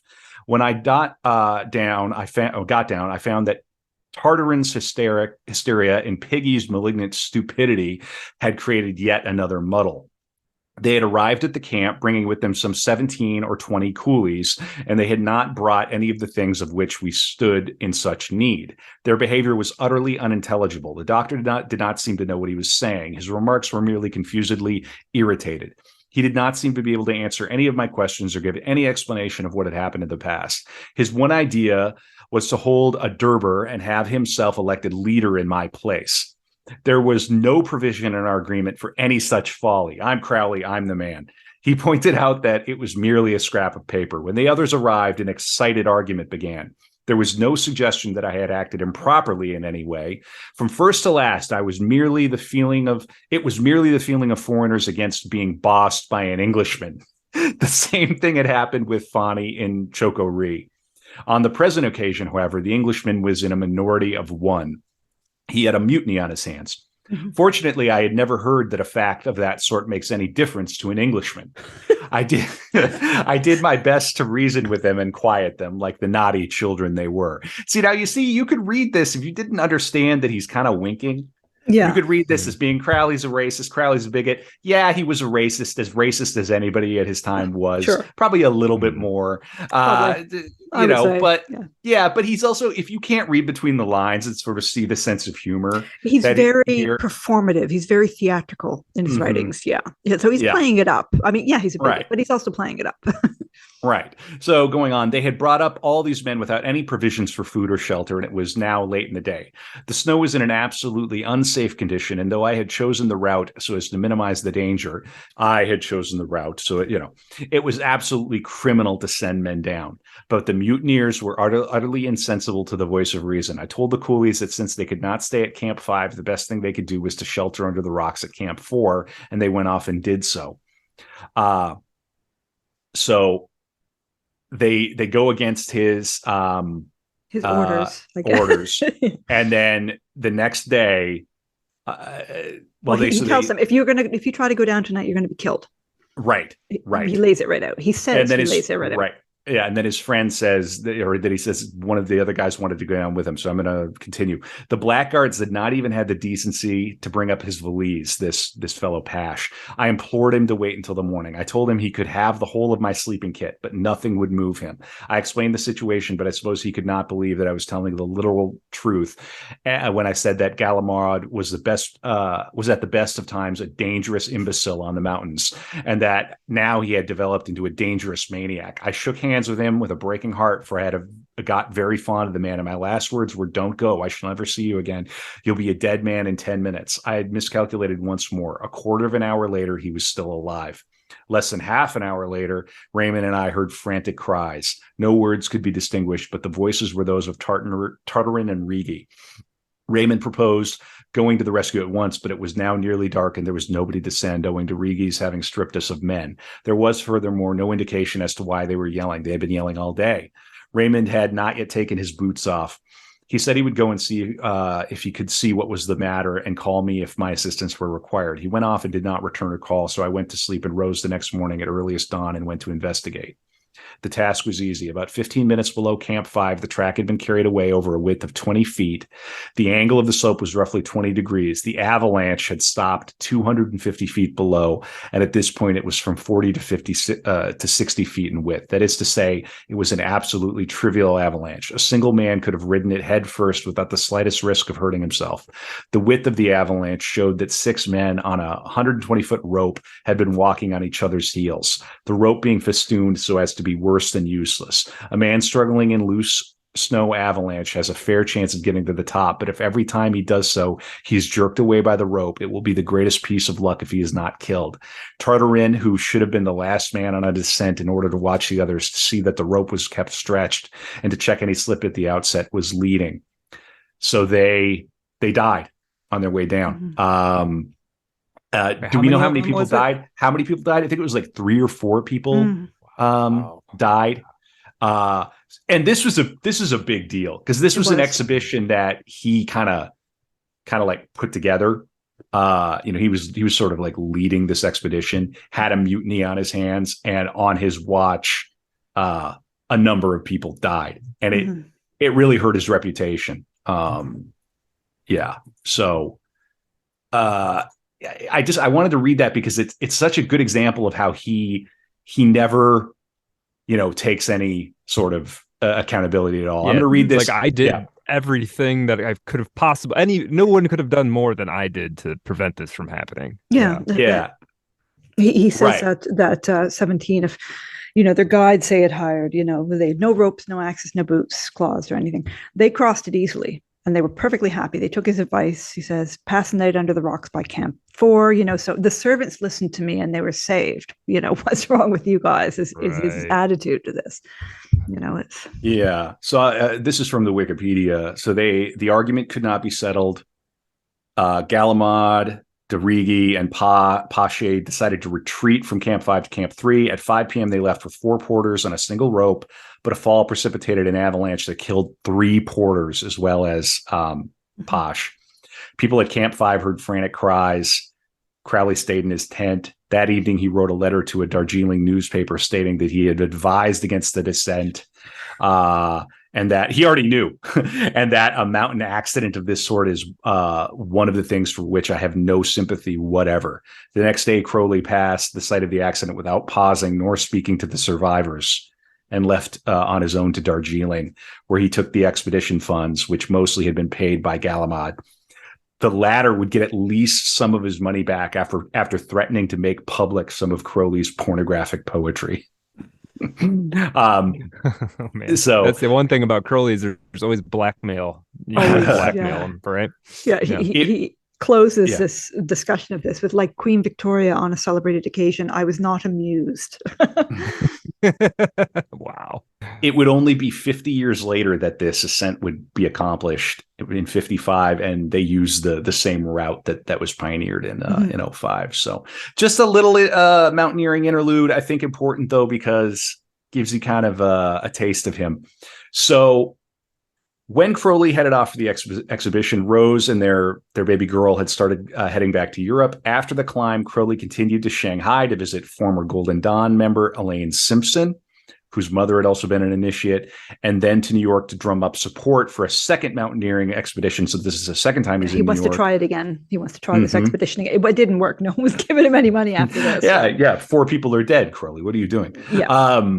Upon arriving back in Britain, he learned that his infant daughter had died of typhoid in Rangoon, Myanmar. He was devastated and blamed Rose. Yeah. So terrible.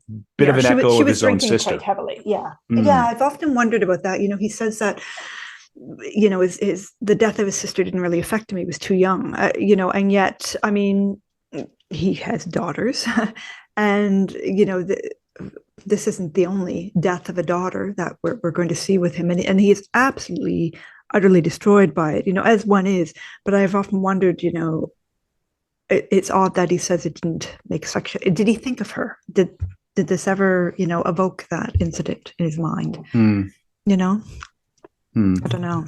Yeah, I wonder. Yeah, that's hard. The death of a child is, it's just, and she was so small. She was only 1 or 2, I think, right? They had another one almost immediately afterwards, February 1907, that we get this second daughter, Lola Zaza Crowley. This is at Reading in Berkshire. And her early years aren't well documented. She was mainly raised by her maternal uncle, but she lived into the 90s, like the 1990s, right? She denounced him in adulthood. She refused to see him. He begged her towards the end of her life, but she married. She became like a school teacher or a nursery governess, and she lived a really quiet, private life. And these weren't his only offspring.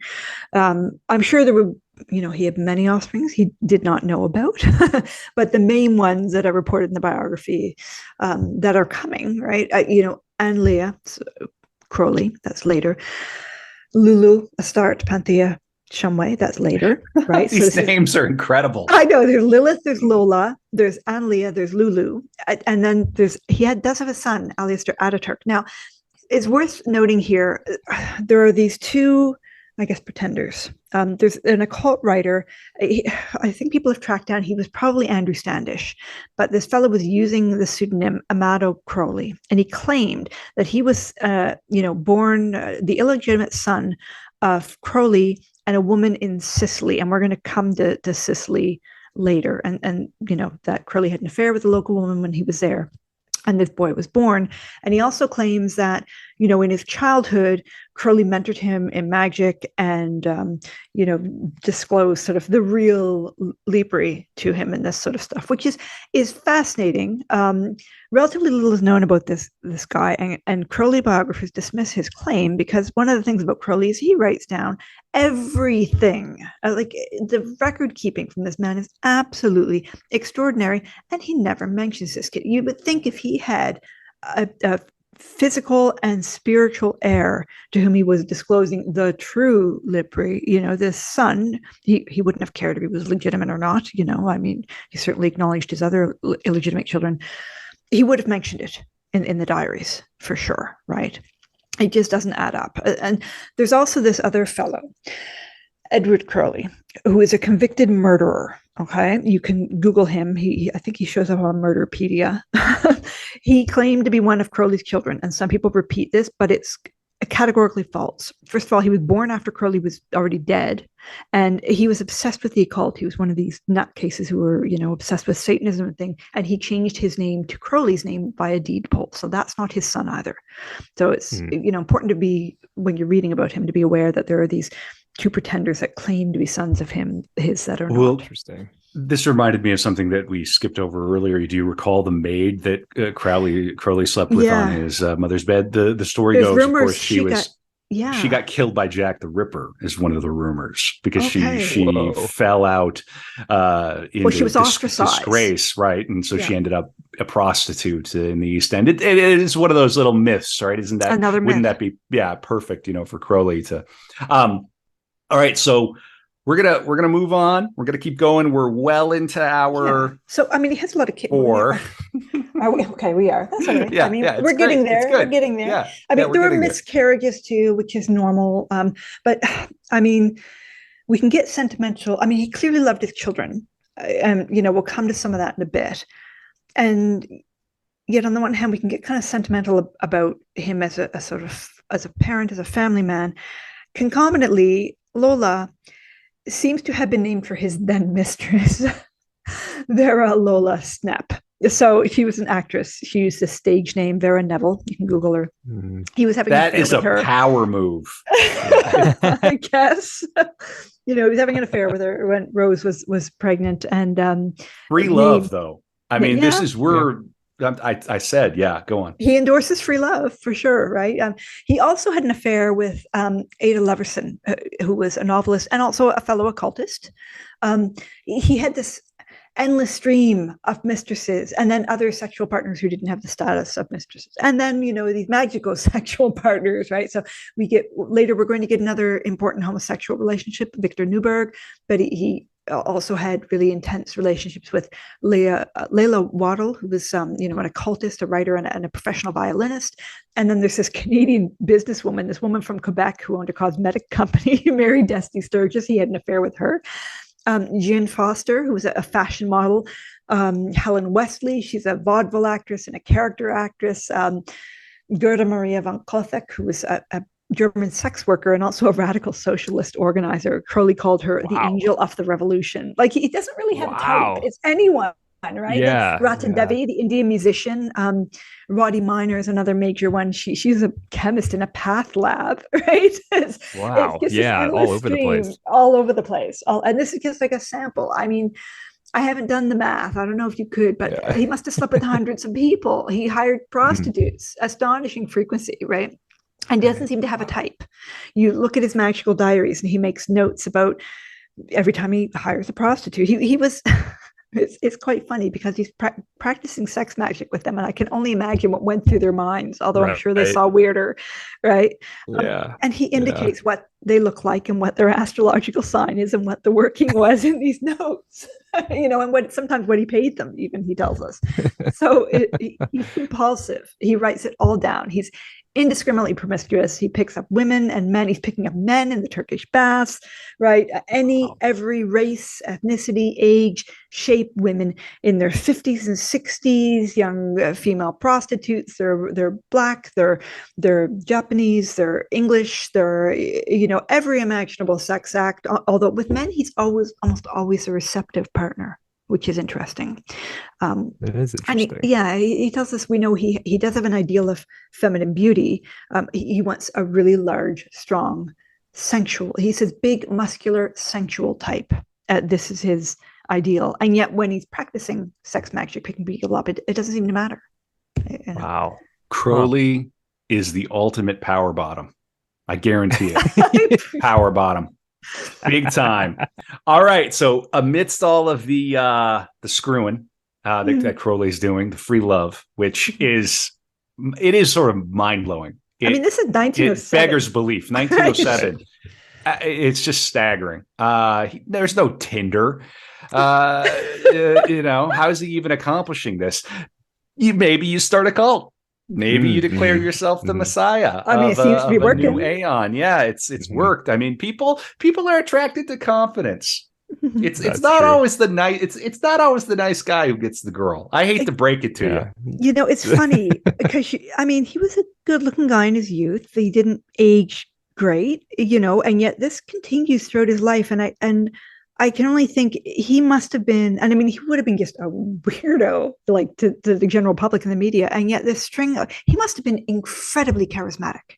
There must have been something about him in person You know, It has to be the case, right? I mean, there's no way, not Yeah. even just the sex, but just the way he navigated through the world with, Mhm. you have to have some kind of extra charisma just to do this, to, Mhm. to pull together the things that he did. Mhm. Yeah, fascinating. So he publishes The Soul of Osiris, which I'm not familiar with. There's a review. Is this a book of poems Yeah, comprising I think it's mhm. a long poem, Okay. or a series of long poems. And it was pretty well. The Westminster Review received it well, writing, "It cannot be denied that Aleister Crowley is a true poet, a poet of the school of Baudelaire and Poe," which, okay, nice, sure. But then Chesterton, G.K. Chesterton, who at this point, he's still up and coming, he writes in the Daily Mail, because this was a period when the Daily Mail still had like poetry reviews.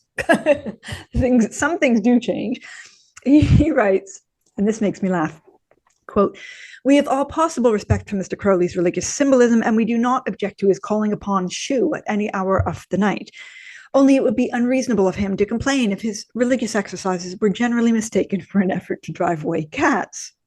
If Mr. Crowley and the new mystics think for one moment that an Egyptian desert is more mystic than an English meadow, that a palm tree is more poetic than a Sussex beach, that a broken temple of Osiris is more supernatural than a Baptist chapel in Brixton, then they are sectarians. But Mr. Crowley is a strong and genuine poet, fair enough, and we have little doubt that he will work up from his appreciation of the Temple of Osiris to that loftier and wider work of the human imagination, the appreciation of the Brixton Chapel." Wow. Chesterton's he's making an interesting point there. All this like Orientalism, Yes, all right. of this, like, why don't you come home, rich kid? Why don't you, look around you and come down from the clouds? It's a mixed review. I mean, it's a review that's making a point. Talking gentle fun, which I respect. Pointing. Yeah, indeed. All right. So in 1907, Crowley founds the AA, which is a magical order, a short-lived magical order. Okay, we're going to keep going. In 1909, he established the Equinox, which is the Review of Scientific Illuminism. And this was the official periodical of the AA that featured articles on occultism and magic, along with occasional works of poetry, fiction, and even visual art. It would remain in print until 1998. At this time, Crowley continued preparation for the Abramelin ritual and claimed that Aiwass was contacting him again and dictated further texts to him. He also rediscovered the manuscript of the Book of the Law among his papers and became convinced it was objectively true. He began taking students at this time, in part because his inheritance was beginning to run out. Burned through $2 million plus. $2 million. Yeah. In under 10 years ish. I mean, consider the life he's leading, right? His lifestyle. Sure. Yeah. But I mean, look, if you get your make it bag, you got to protect that bag. But he has no idea. He has no clue. And if he literally believes in magic, he literally believes he can convert his will into his desire. So this is kind of a funny, almost poetic. He is running sex rituals that often have as a focus financial aims, this sort of thing. So he's trying to channel his will into Tell me about money. it. Yeah, right. Yeah. Patreon.com/Art of Darkpod. I need to buy more meme coins. He also rediscovered the manuscript. I already read this. Okay. We're going long. So, okay, here we go. So he produced at this point Liber 777, which is really an essential piece of Crowley writing. It's a book of magical and Kabbalistic correspondences. It's very, very helpful if you have the Thoth tarot deck to have Liber 777 and the Book of Thoth, because it'll help you sort of understand his syncretic system of symbolic of symbolism. It was his first attempt at a biography. He's writing poetry. This is when he meets Victor Neuburg. Victor would become his closest disciple and his sexual partner. They had a sadomasochistic relationship. They toured Spain. Now, is he still married? No. Okay, I'm getting ahead of things. So they toured Spain, then headed to North Africa. See, this is what happens. If somebody gives you a marriage of convenience and says, don't worry, you can sleep with anybody, it means they're going to sleep with anybody. Yeah, that's right. Yeah, this is the original open relationship. All right, so it's 1909. Crowley divorces Rose, citing This is hilarious. Citing his grounds for his divorce, his own adultery. What? Yeah. He divorces her, and one of the grounds, well, I'm an adulterer. She should divorce me because I'm running around on her. Yeah. Well, fair enough, I guess. Yeah. So, Well, and she stayed there. She was allowed. She still lived in the house and was raising their daughter. But he's just, she's been struggling with alcoholism, and probably, from at least the death of their first child. And it just gets worse and worse and worse and worse, and she doesn't seem to be able to pull herself out of it. Right. Yeah, and I'm gonna call her one of his casualties a little bit. Yeah, I think that's fair. Say, yeah, this is not very good. All right, so now, and I want you, Stephanie, to cover what we're about to talk about. So it's 1909. 1909. So this is Neuburg, right? He's a Jewish man from Islington, right? His parents, I think, were from Bohemia, or and he educated in London. He was brought up by his mother and his maternal aunts. He's educated in London. He went to Trinity College, Cambridge, right? I know a bit about him because he's a kind of medievalist in the story, not by profession, but he studied medieval and modern languages. And when he's around 25, right, so he's, like, I don't know, 6 or 7 years younger than Crowley. They came into contact, I think, initially out of, they were both poets, right? Crowley had read some of his poetry in the Agnostic Journal. He describes Neuburg as an agnostic, a vegetarian, a mystic, a Tolstoyan, and several other things all at once. He endeavored to express his spiritual state by wearing the green star of Esperanto, though he couldn't speak it, refusing to wear a hat, even in London. He refused to wash. He refused, to wear trousers. Whenever addressed, he wiggled convulsively. He paints this picture of this really odd, very eccentric guy. Yeah, with the most extraordinary laugh that had ever come my way. And Crowley says, to these advantages, he united those of being extraordinarily well read, overflowing with exquisitely subtle humor, and being one of the best natured people that ever trod this planet. So, he's charmed by this fellow. He initiates him into his magical order, the AA, and Neuburg takes this, his Frater Omnia of income. And they also begin, this long-lasting sexual, but not just sexual. It's also a sentimental, it's a romantic relationship as well. So they head to North Africa, right? And this is sort of during the breakdown of the relationship, the marriage with Rose. So this is from, late November into December 1909. And there they are going to perform the Enochian calls of John Dee in North Africa. Now, I'm sure John Dee probably doesn't need an introduction to most of the people who would listen to, to this podcast. But Dee is, when you think, he's kind of the sort of arch wizard of the Anglosphere, right? He's an Elizabethan mathematician, astronomer, astrologer, an occultist, an alchemist. He was the court astronomer and advisor to Elizabeth I. Although he has a really erratic kind of life course and doesn't end well. He seems to have died in poverty, and we don't even know what became of him. 16th century, right? Yeah, I think he died 1608, 1609, like early, right? He's very interested in alchemy and divination and hermetic philosophy. He was also an antiquarian, and he had one of the largest libraries in the entire country at the time, right? And weren't they also certainly spies as well? I don't know much about that. I've heard that. I don't know if it's true. I don't know all that much. Yeah, spying. I mean, I think part of it, and I don't know a whole lot either. Kevin and I've heard that too. Yeah. And well, he was also, he he supposedly did the best astrology reading in Europe. And so if you're that kind of guy, you get access to talking intimate conversations with a lot of people, right? Mm-hmm. So it was probably a little bit of that. Like, and he does visit kind of just courts. Knew what everybody's deal was. Mm-hmm. Mm-hmm. Yeah, and he does visit foreign courts. He's been credited with advocating for the new world and forming. He's credited with coining the term British Empire. All right, so he's hanging out with this fellow Edward Kelly. This is again another Kelly, another damn Kelly, but this is 1500s in England. Kelly is a scryer, and he seems to be a little bit of a schemer as well.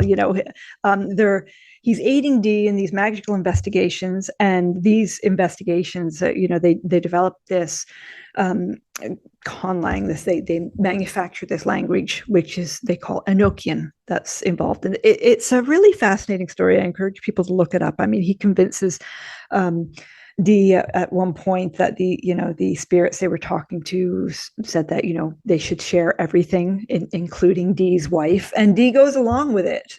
It's quite something. Seems to be a trend that I'm spotting with these magicians. What they go searching for. Yeah. So anyway, there's this elaborate framework of Enochian, and there are these Enochian calls, these invocations, and Crowley and Victor, they're going to go to North Africa and they're going to perform these, right? So they go off, they do this, and when Crowley returned to London the next year, he learned that Mathers, again, more drama. There's always drama. This is his former mentor, right? Mathers was suing him because he published Golden Dawn secrets, because he's not just publishing poetry. He's also publishing about magic, right? Because he's taking students now and things, right? This case was really widely reported. The media went, I mean, you can just imagine with the British media, went nuts over this kind of fight between, the leader of one of the founders of the Golden Dawn and this arch magician Crowley and publishing secrets. And Crowley was beginning to become really notorious. This, of course, attracted further students to him, right? I mean, Kevin noted earlier, if you're going to be a black magician, you might as well go hard. Right. Right. Yeah. He to a point embraced the notoriety, although there would be a libel case later. And I know the business with Mathers hurt him because he had looked up to Mathers. He believed that Mathers was one of the people who could get in touch or was in touch with the secret chiefs. Yeah. So and he was kind of in loco parentis in a way, Crowley lost his father so young, and then here's this older man and he's mentoring him and he's, defending him and caring for him. And so, I mean, this must have been a pretty upsetting betrayal, right? But he doesn't admit he's wrong, of course, right? That he went. No, of course. Yeah, of course. Of course. So, now there's these legal problems, and he complicates his life further. He meets, so I mentioned Layla Waddle, she's Australian, actually, the violinist, who becomes, his sexual partner and his magical partner. And there's debate over whether she was a Scarlet Woman to hold this office, right? Some people say yes, she was. Some people say no, she wasn't. But she definitely contributed to one of his magical texts, right? The Liber ABA. And she was involved in the rites of Eleusis. These are really, really interesting. It's a series of the rites performances. Of they're staged in London at Caxton Hall, October, November 1910, and it's Crowley and Layla and Victor are performing these together on stage. And I mean, part of the rationale here is it brings the occult organ, the AA, into the public eye. But there's sort of planetary themed rites, one for each of its Saturn, Jupiter, Mars, Sol, Venus, Mercury, and Luna. And his aim, he claimed, was to inspire religious ecstasy in the audience, right? Instead of, to bring people, into their... Anyway, the press considered this really disgraceful, that they were blasphemy, is public eroticism. It's blasphemy. It's absolutely ridiculous, right? Another thing they go nuts over. But yeah, they staged these series of public rituals, and she was also a muse for, and this is again really important, Liber 333, the Book of Lies, that would be published a year or two later, right?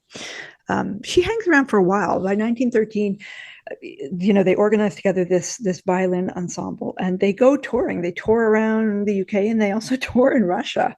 And he sort of goes along with them as kind of like a concert promoter, I guess. She's leading this violin ensemble, and it's all women. Wow. So. I would love to have seen that. That'd be great. Oh my God. footage of that or Absolutely, something. absolutely incredible. Did he when did he release the Book of Lies? When did that come out? 1912, 1913. Okay. I think we're not sure of the exact date, but I might just have missed it, right? Yeah, no, it's fine. I wanna make sure that I get it's a a bit year of or that. two ahead. I mean, in the interim, Rose is institutionalized. Like, she's really, really struggling with alcohol really badly, to the point that he's, worried about their daughter and stuff. She's not there that long, though. Like, she's released the next year, and she remarries to this fellow, Dr. Joseph Gormley. She lives until 32, so she, lives a while yet. With her out of the picture, however, we do know there is, whether Layla or not was a Scarlet Woman or not, he does soon have another Scarlet Woman, Mary Desty Sturgis. This is this woman from Quebec, right, who owns her own cosmetics company. She's married, but that doesn't matter to Crowley. She had a son. He later became a playwright. She's a friend with Isadora Duncan. Like, all these important people. You were saying, everywhere you look, he keeps cropping up. Here's another case. He's having this passionate affair, a magical relationship with, one of Isadora Duncan's best friends, this woman running a cosmetics company from Quebec. Right? They meet in Paris, and his book 4, right, that important volume that comes out around this time, it's based on things she said during one of their rituals when she's in a trance. He believed that this figure, one of the secret chiefs that we mentioned earlier, was speaking through her as Ab-Uldiz. Okay. He completes the Holy Books of Thelema around this time. And this is when he starts distinguishing between magic ending in a C, like stage magic, Penn and Teller sort of things, and magic ending in a K, occultism, supernatural magic. So. Yes. Yeah. Fascinating. Well, we're gonna keep getting us toward the. That was great. Yeah. Fascinating. We're gonna head toward the Great War. We're kind of getting into that period. I want to read a little bit from the Book of Lies real quick, because I think it's fascinating. The first page of the Book of Lies literally is just a question mark. The second page is an exclamation point, and then this is what it says. And then I'm going to carry us forward a bit. Kappa epsilon phi alpha lambda eta omicron upsilon kappa epsilon sigma tau iota kappa epsilon phi alpha lambda eta omicron. The anti-primal triad, which is not God. Nothing is, nothing becomes, nothing is not. The first triad, which is God. I am. I utter the word. I hear the word. The abyss, the word is broken up. There is knowledge. Knowledge is relation. These fragments are creation. The broken manifests light. The second triad, which is God, God the Father and Mother, is concealed in generation. God is concealed in the whirling energy of nature. God is manifest in gathering, harmony, consideration, the mirror of the sun and of the heart. The third triad, bearing, preparing, wavering, flowing, flashing, stability, begetting. The 10th emanation, the world. Commentary, the chapter that is not a chapter. This chapter numbered 0 corresponds to the negative, which is before Kether in the Kabbalistic system. The notes of interrogation and exclamation on the previous pages are the other 2 veils. The meaning of these symbols is fully explained in The Soldier and The Hunchback. The chapter begins by the letter O, followed by a mark of exclamation. Its reference to the theogony of Liber Legis is explained in the note, but it also refers to Ktais, Phallus, and Sperma, and is the exclamation of wonder or ecstasy, which is the ultimate nature of things. So, I mean, it has a commentary on, that first chapter, which is not a chapter. And that's a little taste of the Book of Lies. And it's like, what are we dealing with here? Who is this guy? I mean, it's kind of a crazy book of philosophy and sort of explaining some of his maybe original ideas about Kabbalah. I just read a little bit from the Book of Lies, Brad. It's a hoot. It's sort of a slim volume. I think we can see that his writing style and his thinking is sort of developing, and he has some very, very stern ideas about his own magical system. Fair to say there, Stephanie? I think that, yeah, for sure. Yeah, He's yeah, it's starting to coalesce in his mind, right? And he's well, yeah, not just yeah, starting. I mean, he's in it quite deep at this point. This is around yes, where he comes up with the Gnostic Mass, right? He drafts this book 15, Liber 15. He drafts it when they're in Moscow, the ragged ragtime girls, while they're violin tour in Moscow. He drafts this. It's basically a kind of merging of a Catholic Mass and an Eastern Orthodox Mass, but it's the principles it articulates are those of Thelema, and the chief function of this. I mean, if this book 15 is a performance of the Gnostic Mass, right? It's yeah. This is the key ritual inside Thelema to this day, and it's a ceremony that is I mean, it's their central ritual. So if you live in a big city, you can find one. There are organizations that are hosting Gnostic masses. I know in where I am, there's a place that does them occasionally. Oh, that's very cool. There must be someone here in Toronto. I wonder. Well, I'm going to read Crowley's thinking on this. While dealing with this subject, I may as well outline its scope completely. Human nature demands, in the case of most people, the satisfaction of the religious instinct, and to very many, this may best be done by ceremonial means. I don't think that's that controversial. I wish, therefore, to construct a ritual through which people might enter into ecstasy, as they have always done under the influence of appropriate ritual. In recent years, there has been an increasing failure to attain this object because the established cults shock their intellectual convictions and outrage their common sense. Thus, their minds criticize their enthusiasm. They are unable to consummate the union of their individual souls with the universal soul, as a bridegroom would be to consummate his marriage if his love were constantly reminded that its assumptions were intellectually absurd. He's saying we're way too in our heads. I resolved that my ritual should celebrate the sublimity of the operation of universal forces without introducing disputable metaphysical theories. I would neither make nor imply any statement about nature which would not be endorsed by the most materialistic man of science. On the surface, this may sound difficult, but in practice, I found it perfectly simple to combine the most rigidly rational conceptions of phenomena with the most exalted and enthusiastic celebration of their sublimity. So the ritual is, it looks like it might be in like 6 parts: introduction, ceremony of the introit, ceremony of the rending of the veil, collects, consecration of the elements, anthem, mystic marriage, and consummation of the elements. And then there is a narrative that sort of runs through it. Just briefly, the people enter into the ritual space where the deacon stands at the altar of incense.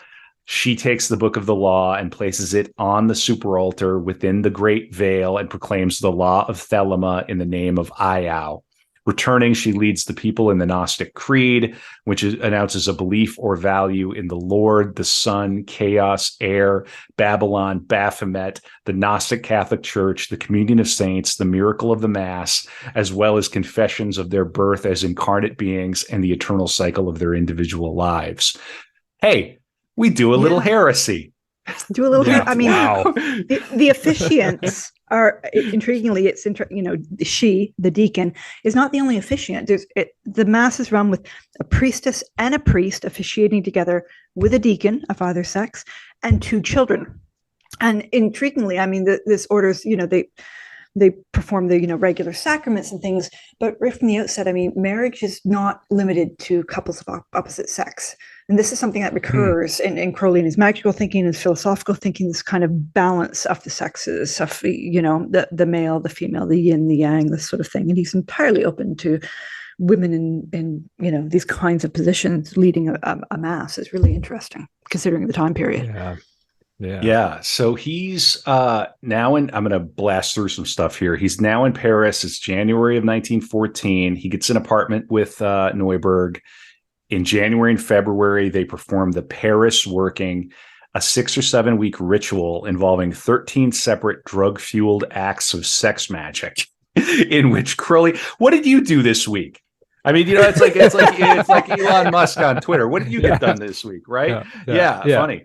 I'm in week 3 of a bender. The Paris Working. Right. Yeah. So he and his lover were invoking Mercury and Jupiter. Sometimes the journalist Walter Durante joined them. It's so I mean, funny. why Yeah, not? yeah, and have the blue check come over. We're gonna, Walter, you want to come over? yeah, We're we're doing sex invoking Mercury magic. and Jupiter. Yeah, the technique involved a blood and semen formula, a phrase used to describe the twofold process of evocation in these rites. The blood was Neuberg's. He was cut on the breast. Crowley and Neuberg had a serious falling out in the aftermath of this working out. But as a result of the working, Crowley decided to devote himself to sexual as opposed to ceremonial magic. Crowley wrote extensively on sexual magic, and I'm going to go into this. Sex magic is the use of sexual activity. Can we stop for just? Yeah. Mm-hmm. Sorry, I would just. What drugs are they doing for these rituals? Do we know? I don't know, but I do know that it was. I know he's doing mescaline because he has done it because he's introduced other people to it, and I know he's done cocaine. I know he's done heroin. Yeah. I don't think we don't have LSD yet. I don't think. No. Yeah, it may have so it been, must be one of those three things. It's probably opium, sure. coke, mescaline, maybe. Okay. Yeah. That's the category. That we're dealing with. Yeah, for sure. And we, sex magic is, it's old. It's not. Old. He didn't come up with this, right? I mean, like there's Randolph, the American occultist, who, I mean, he died the year Crowley was born. He taught sex magic. The OTO, right? The Ordo Templi Orientis. This is another one of these orders. They incorporate it into their training right from the outset. It's kind of modeled on Freemasonry, and they're using it. Like Craddock, she's this women's rights activist, and she's writing on sacred sexuality, right? Because these things are sort of linked. You have, explicit sex magic, where you're engaging in sexual acts and attempting to channel that energy to other ends, right? So you're combining the energy of sexual arousal and orgasm with visualization. As we talked about, to just intensify your visualization and direct all your energies and focus, right? We're about to get to something that's a little bit disgusting. Yeah, we are. But this is Art of Darkness, and we're going to go for it. So if this isn't a pod for Crowley. Children right now. Yeah, right. Yeah, I don't know if you got kids in the room and you're listening to Crowley. Yeah, they should go. You're right. Yeah, they should probably not be here in a bit. I mean, but this is not something he invented. We have a long history of sacred prostitution. There's the Kama Mudra, tantric ritual. Even, I mean, something like the Hieros Gamos, like sacred marriage, and the concept of brides of Christ in Catholicism. This is a union of male and female on the spiritual realm that, mirrors a marriage, a human marriage, right? So he doesn't invent this, but he goes hard with it. He grabs it and runs with it for sure. It becomes really central to his practice. Absolutely. Right. And he was not squeamish at all. I mean, there's a poem he wrote about huffing Celia's farts years ago. I mean, he put, it's relative to Joyce's letters, right? I mean, it's like that sort of level of Joyce's naughty letters, he was not squeamish about oral sex with menstruating women. He kept records. These acts finished with Crowley consuming the elixir, which would be the resultant semen mixed with female vaginal lubrication, though he also ingested the mixture of fluids produced via anal sex, including with men. I mean, it's amazing that he did not get cholera. I said 9 days later. Yeah, right. I don't know. Yeah. But and he documents all this quite, like, for instance, 1914, November 23rd, he hires this prostitute, Grace Harris. She's about 22. He hires her again December 1st, December 13th. And he writes on December 13th, the operation, by which she means the sexual acts he engaged with her, was highly orgiastic, but the elixir was very difficult to recover from the cucurbit. This is an alchemical term, and it refers to, it's part of an alembic, one of these, tube things that you use in alchemy, but he's using it here to refer to the vagina, and he means that, he's ejaculated inside her and he's trying to extract the semen from inside her vagina so he can eat it. This is what he's doing. I gotta say, that was disgusting, but I also heard the Curb Your Enthusiasm music when he's trying to do it. Yeah, okay. I mean, he has tasting notes. Sure, sure. A year later, he has a relationship. Well, not a relationship. He engages in a sex magic with another initiate of the OTO. And that notes that he's late Sagittarius or Capricorn is rising. She's about 50, 54. He'd been wanting her for a while. Anyway, he writes, the elixir was pretty good, having rare delicacy of flavor. And then the next month with someone else, he writes, the elixir was good as usual. Here's your answer to your question, Brad. The elixir was good as usual, but my sense of taste was a little weak as we had been sniffing cocaine before we began. There you go. Mr. Crowley. So he's hiring prostitutes, or sometimes, people, who are also magicians. And this is so funny because it's also sort of high-minded and scientific, and we're doing rigorous. And it's like, dude, you're hiring hookers, sniffing cocaine, and you've got your a cum fetish for your own cum, and you're taking it. Well, I've been to Cambridge and I have to take notes, and it's like fundamentally, what are you doing? Let's zoom. Step back a second. Kid Rock is the greatest sex magician in America. You know what I mean? Like how are we? Again, nothing changes. He's sometimes it's really funny. Like around that time, this is early winter 1915. I get hires a woman and practice. And he notes the operation was really quite good, almost up to European standards. This lady has not been long in America. The French whores are way better, right?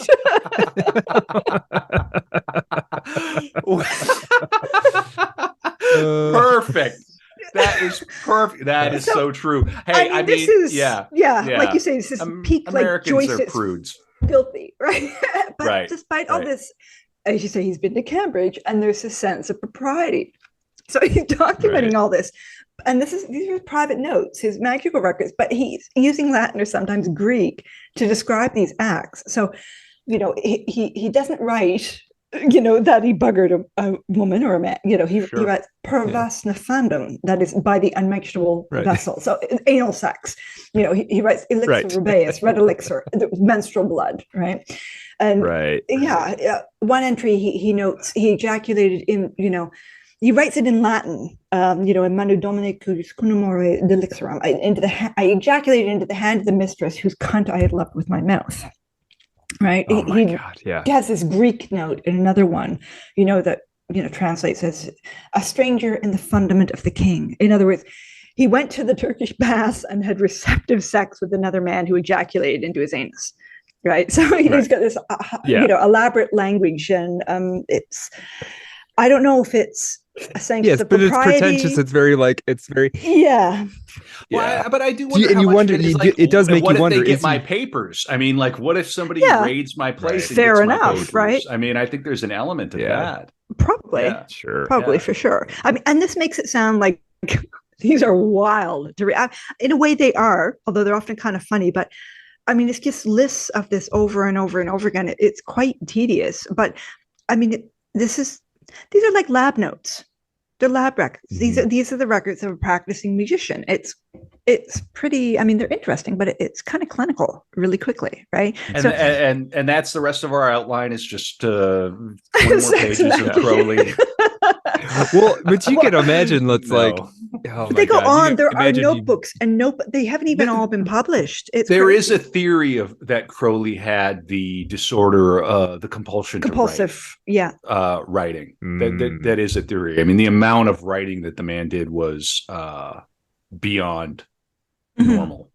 Yeah. And it's longhand too. He's not writing in shorthand that I've seen. Anyway. But so Brad, these entries.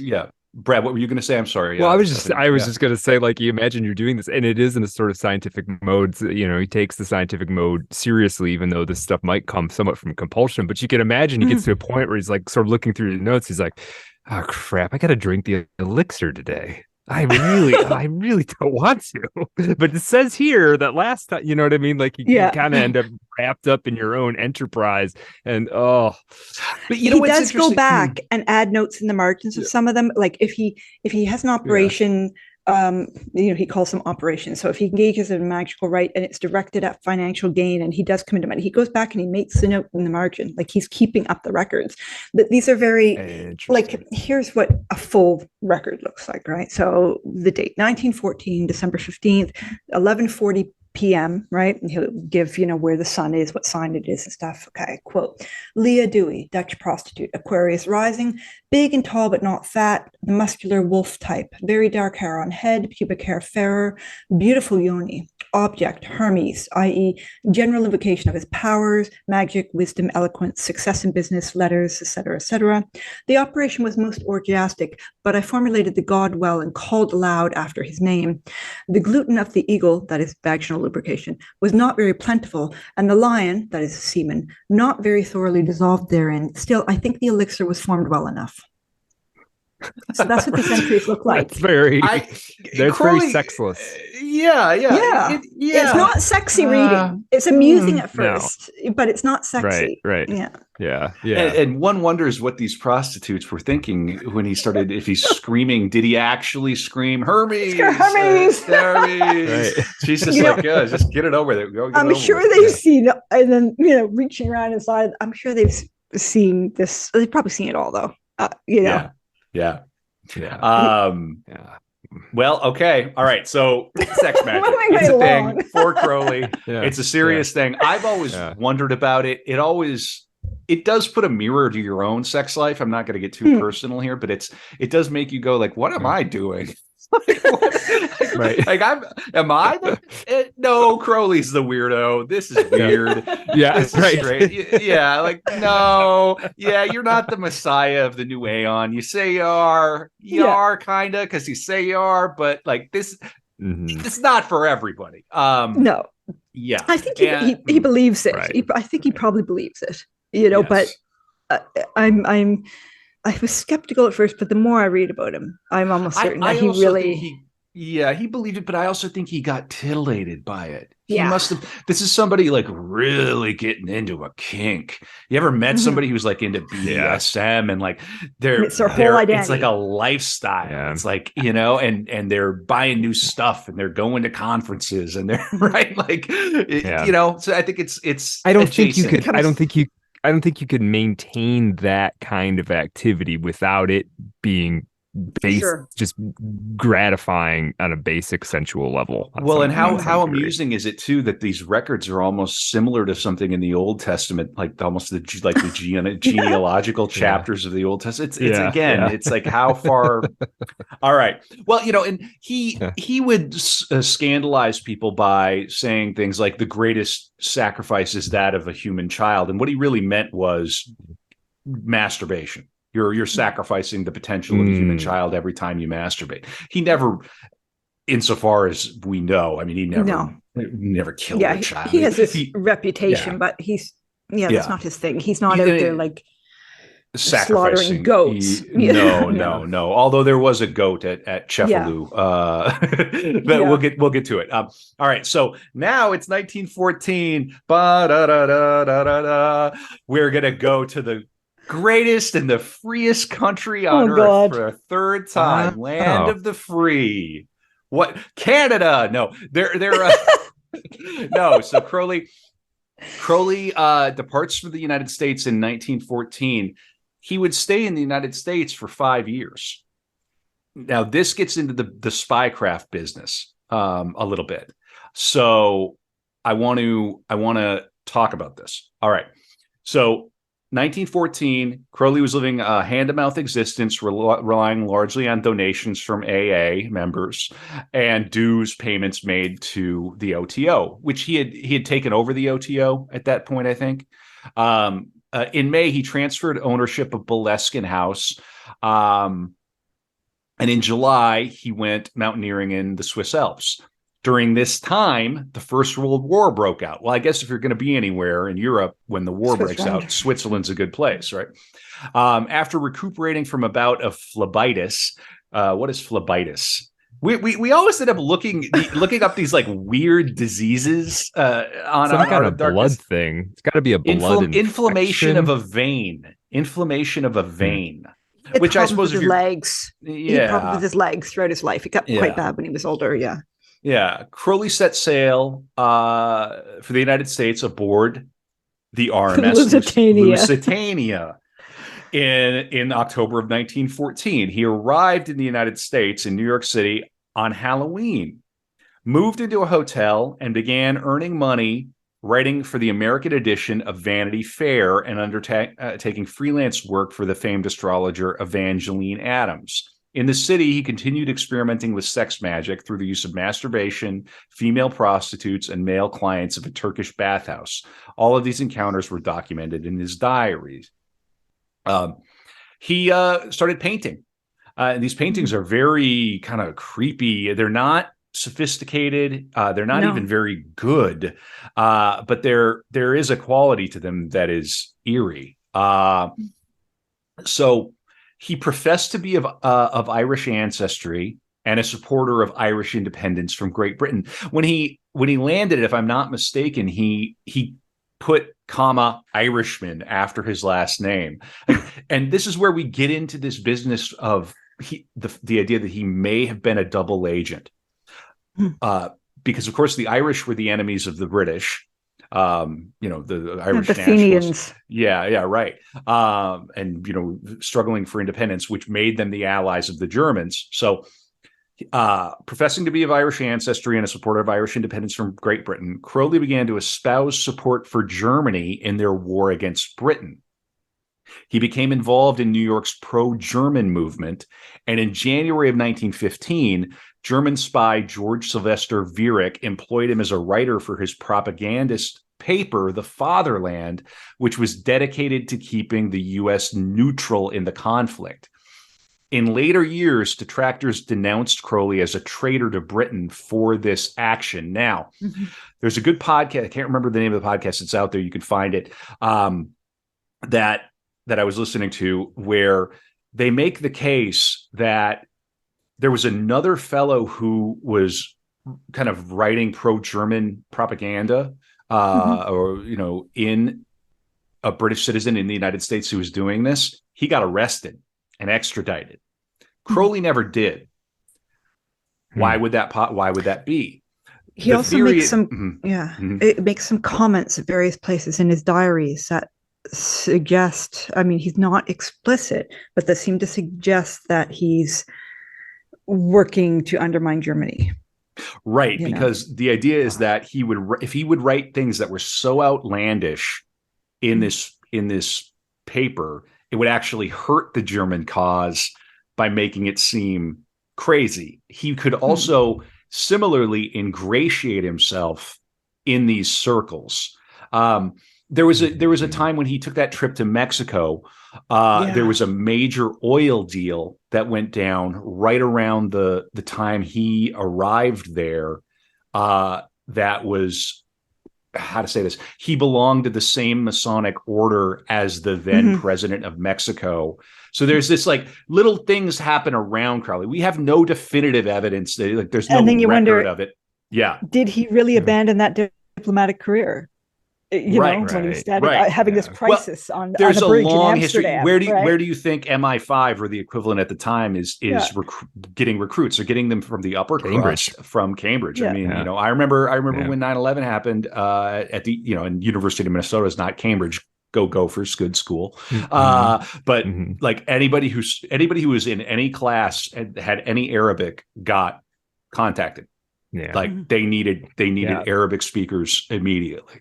And whether or not Crowley wanted to do it, you could see a point at which the scandalous reputation of him, somebody comes to him and says, Crowley, look, well, homosexuality was illegal until 67. I think it was 67, we can either lock you up for the rest of your life, or you can do some work for us, in your travels.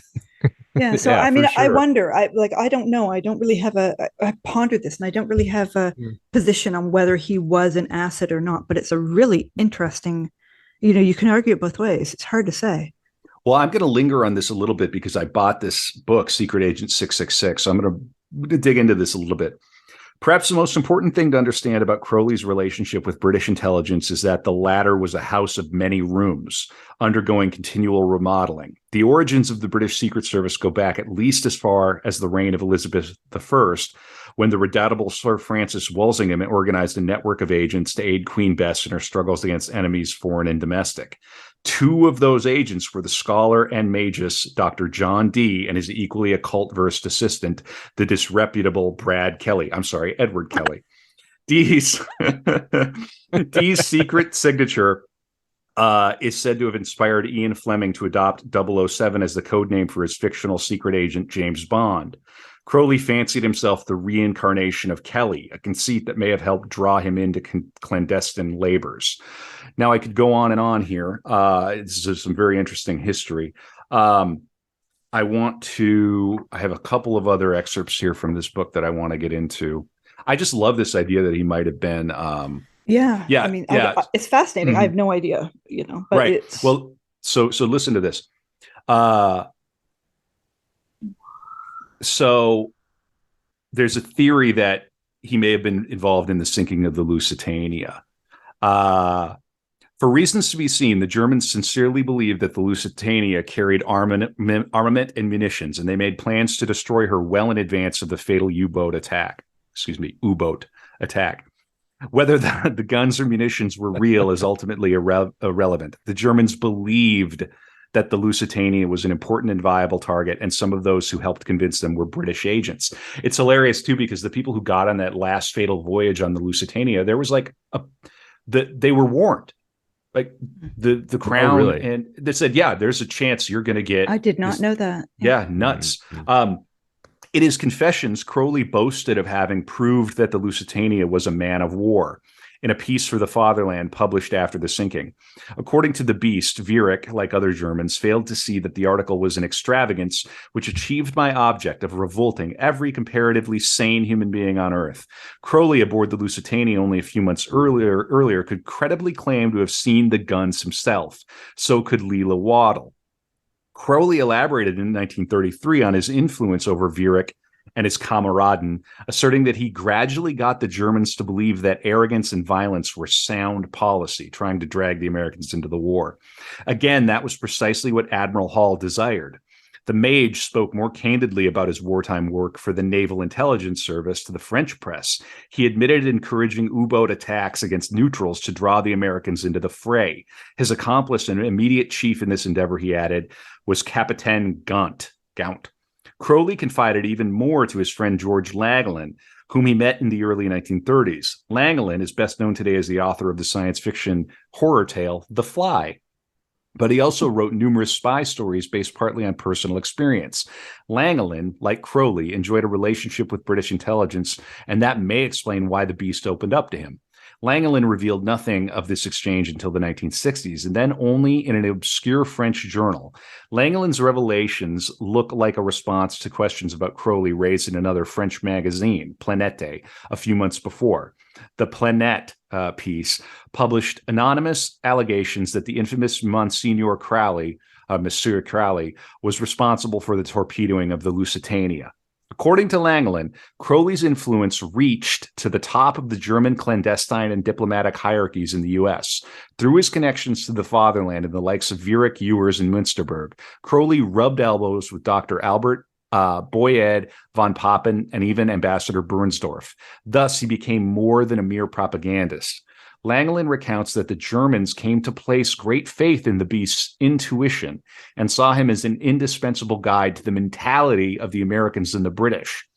He especially impressed them with his ability to predict the actions and reactions of the British. It was almost as though he could see the inner sanctums of Whitehall. The possibility that he was a British double agent plying them with this disinformation apparently eluded them. He may have been. This book makes a good case. And if you want to go down that rabbit hole, what better cover than some sort of far out? He's almost like a Rasputin, but a double agent type. Yeah. And sort of you're in the courts of the Germans in America. And I don't want to, we don't have time to linger much longer on that, but that is, we could do an entire episode on Crowley and those weird connections. And he spent a lot of time in New York. I did not realize that he had spent 1915. Long stretch. Yeah, 1919.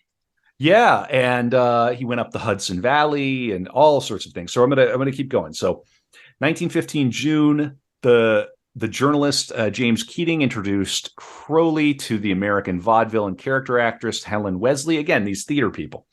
Her magical name was the Serpent. And he also met the fashion model and poet Jean Robert Foster. Magical name Sorer Hilarion. I love that. The Cat.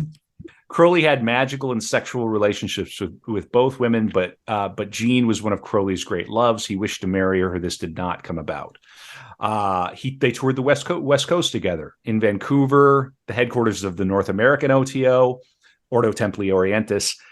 He met with Charles Stansfield Jones and Wilfred Talbot Smith to discuss the propagation of thelema on the continent. So if you're one of these people who's like, oh man, America's run by satanic cults and it has been forever. Here you go. Here's Crowley working for the British Crown. And he's all the way over in Vancouver going, how do I get my new religion set up in your country? America is the most Crowleyan country.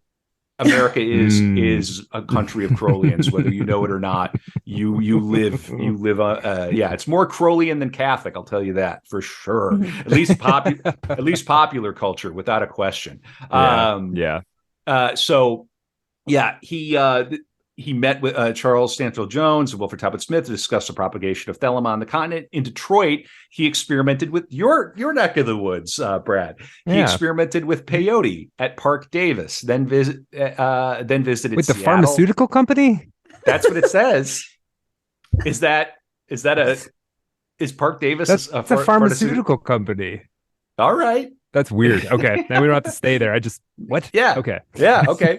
then visited Seattle, San Francisco, Santa Cruz, LA, San Diego, Tijuana, and oh my God, I'd like to see the magical diary at Tijuana, his sex diary. Oh my God. Yeah.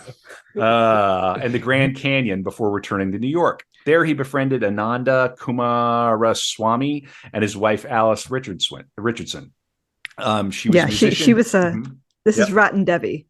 Right, okay. She's an Indian musician, but she's actually she's an Anglo. She's not actually Indian, but she went by Ratan Devi. Yeah, so and they was the monkey. Yeah, they had a magical sexual relationship. They were performing sex magic, and she became pregnant from it, but then she miscarried. It just seems like such a. We are super uptight about sex now, even more than Crowley and his crew. It would seem like most people, and it's like at least to like the male brain.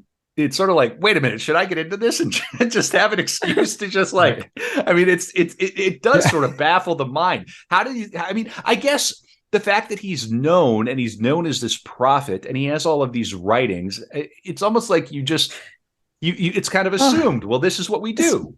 Speaking as a medievalist, I mean, we have these preconceptions about the past where, we regard our forebears as being, very uptight. And I'm telling you, they were nowhere near as uptight as we like to think, there was, I believe that. Yeah. Too, the looseness or whatever it's just more public now, right? It's a little bit. So, in Crowley's time, the social convention is to be uptight while stuff's happening in the back and behind the scenes. Whereas now it's like on the front, we're do whatever you want. Maybe we're uptight behind the scenes now. I don't know. Yeah. I think there's a lot of truth to that. Yeah. Yeah, they performed sex magic in April of 1916 while the war was happening, following which she became pregnant, miscarried. Later that year, he took a magical retirement to a cabin at Lake Pasquinay owned by Evangeline Adams. Where's Lake Pasquinay? Do we know that? Let's look it up. No idea. I don't know. I just like the idea of the magical retirement. Honey, I need to go on a trip. Can I come? No, it's a magical retirement. You wouldn't understand. I don't know. We have a link to Newfound Lake. Is that the name of the lake? Because I want to know. It looks like it might be in New Hampshire. Oh yes. Okay. It's a lake in New Hampshire. So I mean, that to me, that to me all is the just, places. Yeah, New Hampshire's. I mean, beautiful. But you don't expect to find a notorious occultist there. I don't know. Maybe I'm just like stereotypes. Just fishing. Right. Yeah. Right. Why not? Well, I mean, he's avoiding the war too. He's in the right place. So, all right.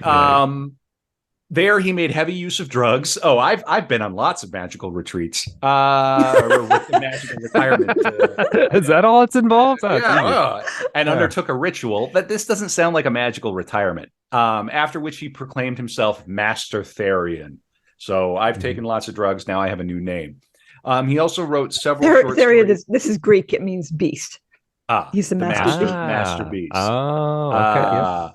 Wrote several short stories based on Fraser's The Golden Bough and a work of literary criticism, The Gospel According to Bernard Shaw.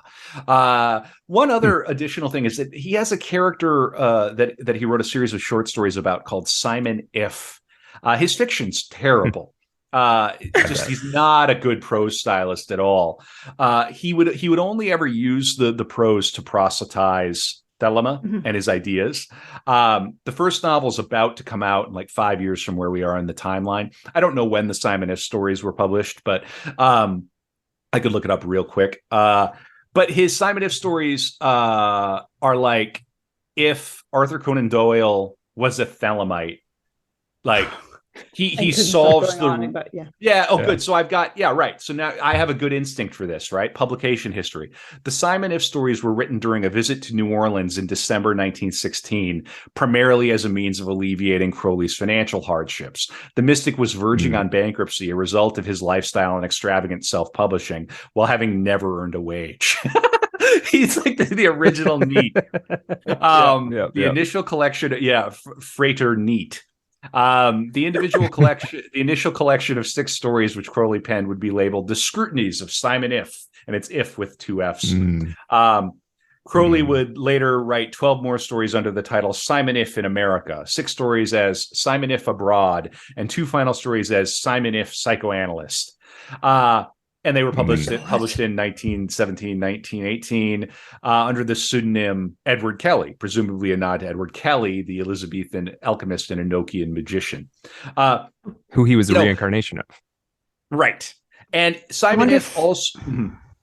Is it? I wonder if it is if, or because IFF in logic and philosophy, that's an abbreviation for if and only if. It's a biconditional logical connective. Like, is it supposed to be? Yes, that could be. I wonder. Yes, that's what he means. Yeah, right. It's a little pun. And it's like Simon Says and all this.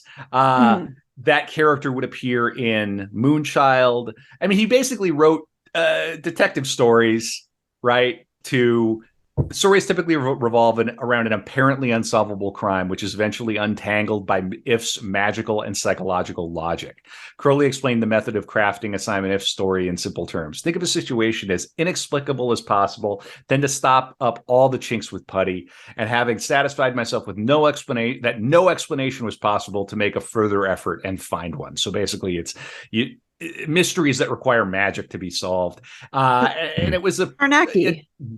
What's up? Thomas Carnacki, right? There are fictional occult detectives. He didn't invent this either. I mean, William Hodgson has Carnacki, the Ghost Finder, right? Yeah, he's an occult detective. There are quite a few of these, actually. I mean, it's Well, it's still a popular kind of form, right? We're gonna consult the occult detective, or whatever, the occult, the psychic is going to help us solve the murder, blah blah. Anyway, so he's dabbling in fiction. He would write 2 novels later. The first one's Moonchild, and then the second one's Diary of a Drug Fiend. Diary of a Drug Fiend, then Moonchild. I'll talk about them coming up, isn't it? Moonchild's 29. Okay. The thing about his prose is that he just cannot help himself but exposit and bring in his cult and his ideas. He's one of these novelists who it's like a monomania. Yeah, he's not writing the novel for your sake, or he's not writing the novel to sort of. It's propaganda. The Diary of a Drug Fiend is very interesting because it is a candid account of drug addiction and his method for how he got himself out of it. So it is still kind of germane to people today. Like, if you're struggling, you could do worse than spend some time with this novel. And it's very much about making a magical diary that tracks your your addictive behavior and using methods to break out of it, including like cutting is one of the things that he would recommend. I don't recommend that at all to anybody. No. But you know how people will maybe take a rubber band It's when they have displacement behavior. Yeah. Yeah. Take a rubber band when you have a craving. Snap yourself, try to do, reassociate. Pavlovian train yourself. Yeah, that kind of thing. So in any event, and I personally like Moonchild. I think Moonchild is sort of, I have a bit of a nostalgic affection for that novel because I read an awful lot of Crowley at university when I should have been reading Wittgenstein. But hey, I turned out okay. All right, so I'm going to keep going. In 16 and 17, in addition to Richardson, Crowley was also magically and sexually involved with Gerda Maria von Kotick, magical names The Owl, Luna, a German prostitute and radical socialist organizer Crowley dubbed the Angel of Revolution. Awesome find, Stephanie, as well as Anna Catherine Miller, magical name The Dog. So it seems like in this period in America, he's picked up animal names for the magical partners. I don't know if that's maybe something he decided to do in America or not, but yes, he's busy. You got to be a little bummed if you get The Dog as your magical name. Yeah, but loyal dogs are loyal. There's doggy style. Or they can also be, and they can also be, fierce. I'm thinking of Huxley was called Darwin's bulldog. That's true. This sort of thing. The Dominicans are the dogs of Christ the Hounds. That's true. Okay. All right. In December, he moved to New Orleans, his favorite U.S. city. That doesn't surprise me one bit. And the most haunted place I've ever stayed was an Airbnb in New Orleans. I remember that. You just started talking about that. Yeah. Oh, yeah. But he spent February 1917 with evangelical Christian relatives in Titusville, Florida. Oh, God. What? Returning to New York City, he moved in with artists. This is why I'm so glad. I know we're in hour 5 already. I'm so glad we're going long because I've consumed a lot of relentless Crowley. Yeah, but there's just so much that people don't know, and everybody kind of trods the same ground when they cover him. Yeah. And we're skimming. Yeah, we're skimming. Right. There's more. Right. There is more. Where this came from. Returning to New York City, he moved in with artist and AA member Leon Engers Kennedy in May. Okay, there's a Kennedy. Learning of his mother's death. After the collapse of the Fatherland, the German paper he was writing for, possibly as a double agent, Crowley continued his association with Viereck, who appointed him contributing editor in arts journal, The International. Crowley used it to promote Thelema, but it soon ceased publication. He then moved to the studio apartment of Roddy Miner. Roddy Miner. Who's Roddy Miner? I mentioned her before. She's a chemist in a pathology lab, right? She was into magic as well. She had a variety of magical names. Eve. He called her the Camel. It's a magical name.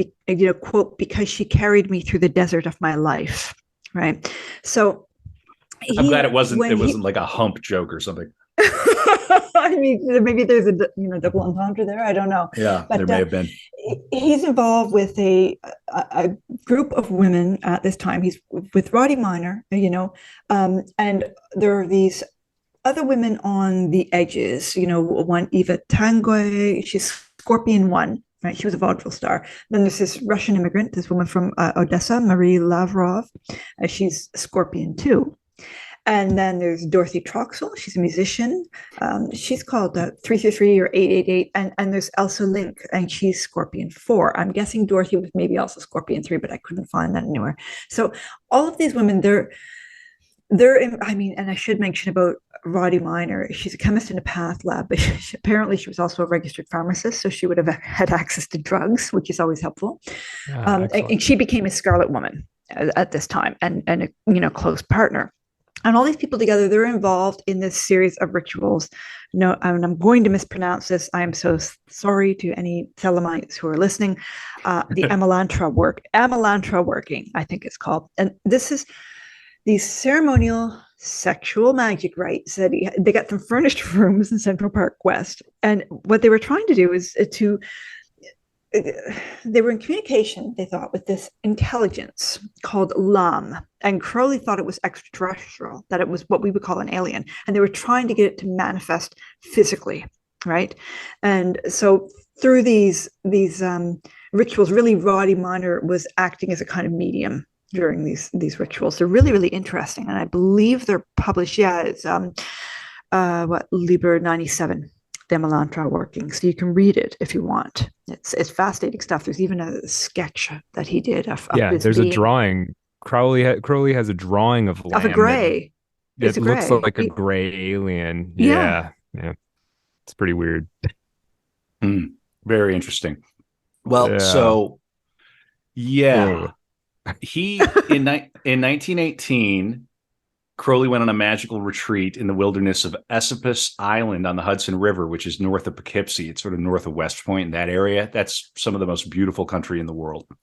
Here he began to translation of the Tao Te Ching, the holy text of, holy, it's like the primary text of Taoism. Painted Thelemic slogans on the riverside cliffs, and he later claimed experienced past life memories of being Gay Schwan, Pope Alexander VI, Alessandro Cagliostro, and Eliphas Levi. He took up painting as a hobby, exhibiting his work at the Greenwich Village Liberal Club. I would hope the Liberal Club. I don't think the conservatives are taking him. And attracting the attention of the New York evening world. With the financial assistance of sympathetic Freemasons, Crowley revived the Equinox for the first issue of Volume 3, known as the Blue Equinox. He spent the middle of 1919 on a climbing holiday in Montauk before returning to London in December. In these years, Crowley was preoccupied with establishing an American OTO temple. He looked to Detroit, where Brad is, which also played a central role in his publication goals at the time. Why Detroit? Albert Winslow Ryerson, general manager of Universal Bookstores, Inc. Ryerson was an active Mason interested in esoteric philosophy and Crowley's work. They met in 1918 and came to publishing agreements. Ryerson had a love affair with Bertha Almira Bruce, Billy, an independent woman who endorsed sexual freedom. Proprietor of a rooming house, she was the financial angel of the publishing venture, loaning money to help with their projects. We all need one of these. On Crowley's visits to Detroit, Sugar Mama. That's it. He shared Bertha with Ryerson. In every sense. Known as Bruce of the OTO, she was priestess of the Detroiters' Gnostic Mass, and we will come back to her. So, hey, there you go, Brad. You got OTO connections going back over 100 years in your fair burg. Well, man, it was hopping in Detroit in 1918 too. It was a different place than occult labor movement and everything. Yeah. Well, yeah, and just there was money here, and it was the Paris of hope of the U.S. There was hope. Yeah. I don't know what we have now. Nostalgia. Not hope. Yeah, whatever. Something. Yeah. I'm not picking on Detroit there, Brad. No, this is a broader problem. Yeah, broader problem. 1918, spring. In New York, Crowley met a Brooklyn school teacher named Leah Hersig. Magical name, Sorer Alastriel, the Ape of Thoth. Crowley said she's important.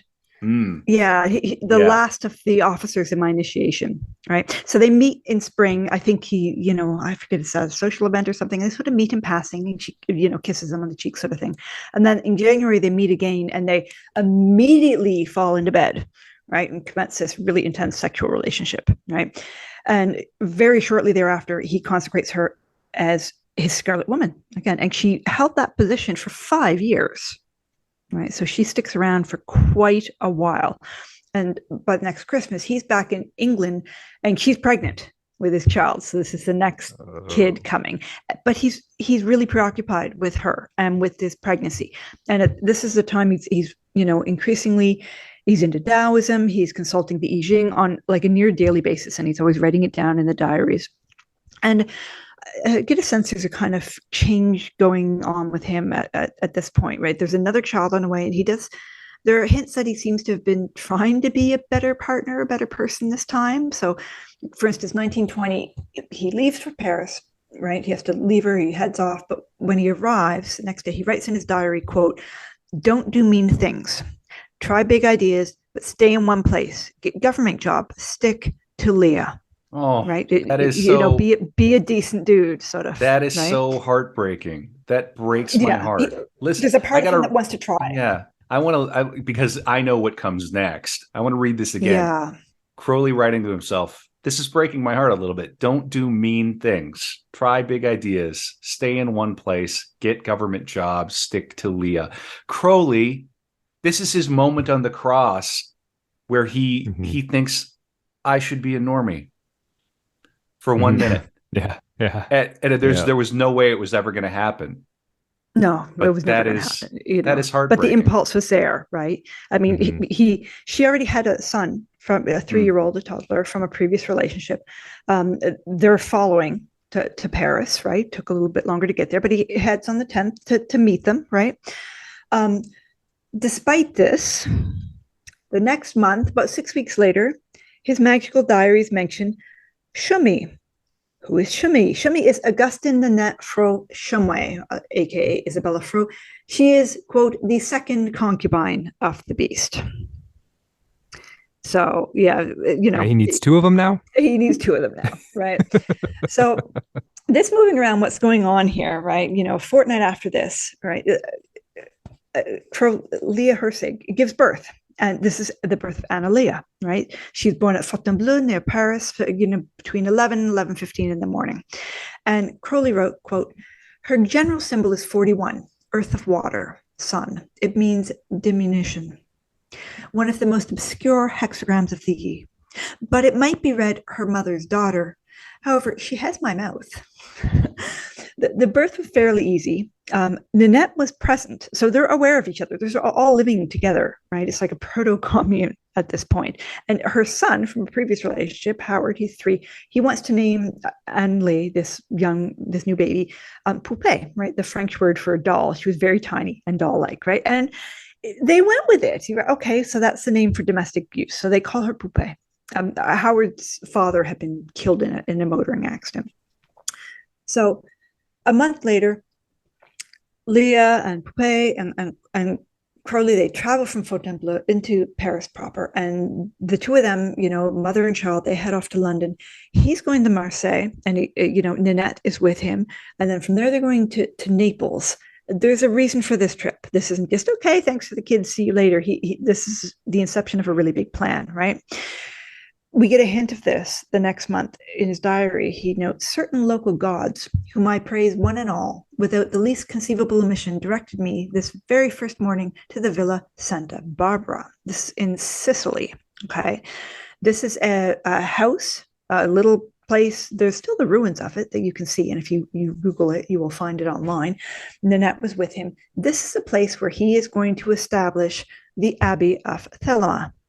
Right. So he's got this religion founded, that back in Cairo, a disembodied voice dictated, the book of the law to him. He's the founding document of his religion. He's not sure how to proceed. But then many years later, he's going to establish this place. He's found a house in Sicily that it can be a temple and a magical school and a place where people can, come and sort themselves out. And it'll be a commune. It's crumbling, but you can go and check it out if you want. I'm surprised nobody has bought it and tried to secure it. Apparently, restore it. Apparently, the locals have they think it's cursed, and they. I can't imagine why. Yeah, I can't imagine why. Right. So, residents, they were supposed to. Okay, you come here and you dedicate yourself to this work of manifesting your true will. Now, an interesting bit here. I can't help but wonder. He seemed to have had this idea for the Abbey from very early on, whether consciously or subconsciously, I'm not sure, but there's an interesting parallel here. Okay. Francois Rabelais, he writes, this is, 16th century. He writes Gargantua and Pantagruel. Great work. I highly recommend it. Okay. Crowley probably read him, but mentioned in that book, okay, there's an Abbey of Thelem, and also this phrase, do what thou wilt, crops up. Now, Crowley may have read this from early, but I think there's Walter Besant and James Rice. When Crowley was 3 in London, they published this novel, The Monks of Thelema. Okay, that borrows from these, and Crowley's written about how when he was a kid and his mother wouldn't let him read anything about the Bible, he used to sneak into the bathroom with these pulp novels and stuff. He was secretly reading junk fiction. He was reading novels and everything. So he might have come across these concepts through this novel, or he might have later come across it through Rabelais, right? But regardless, the idea of an Abbey of Thelem and the idea of do what thou wilt precedes Crowley. It's something that crops up in literature. Okay, this in Rabelais, the Abbey of Theleme is a mixed house. So you have monks and nuns living together. They've got a pool. There are maids. No clocks. Only physically beautiful people are welcome here. Okay, you have to be beautiful to be a member of this abbey to take orders here. And there's a sign on the gates. You can't come in if you're a hypocrite, if you're a bigot, if you're a judge, if you're a clerk, if you're a lawyer, if you burn heretics. All the nasty people keep out. There will just be beautiful and decent and tolerant people here, right? And they will live according to one rule: do what thou wilt.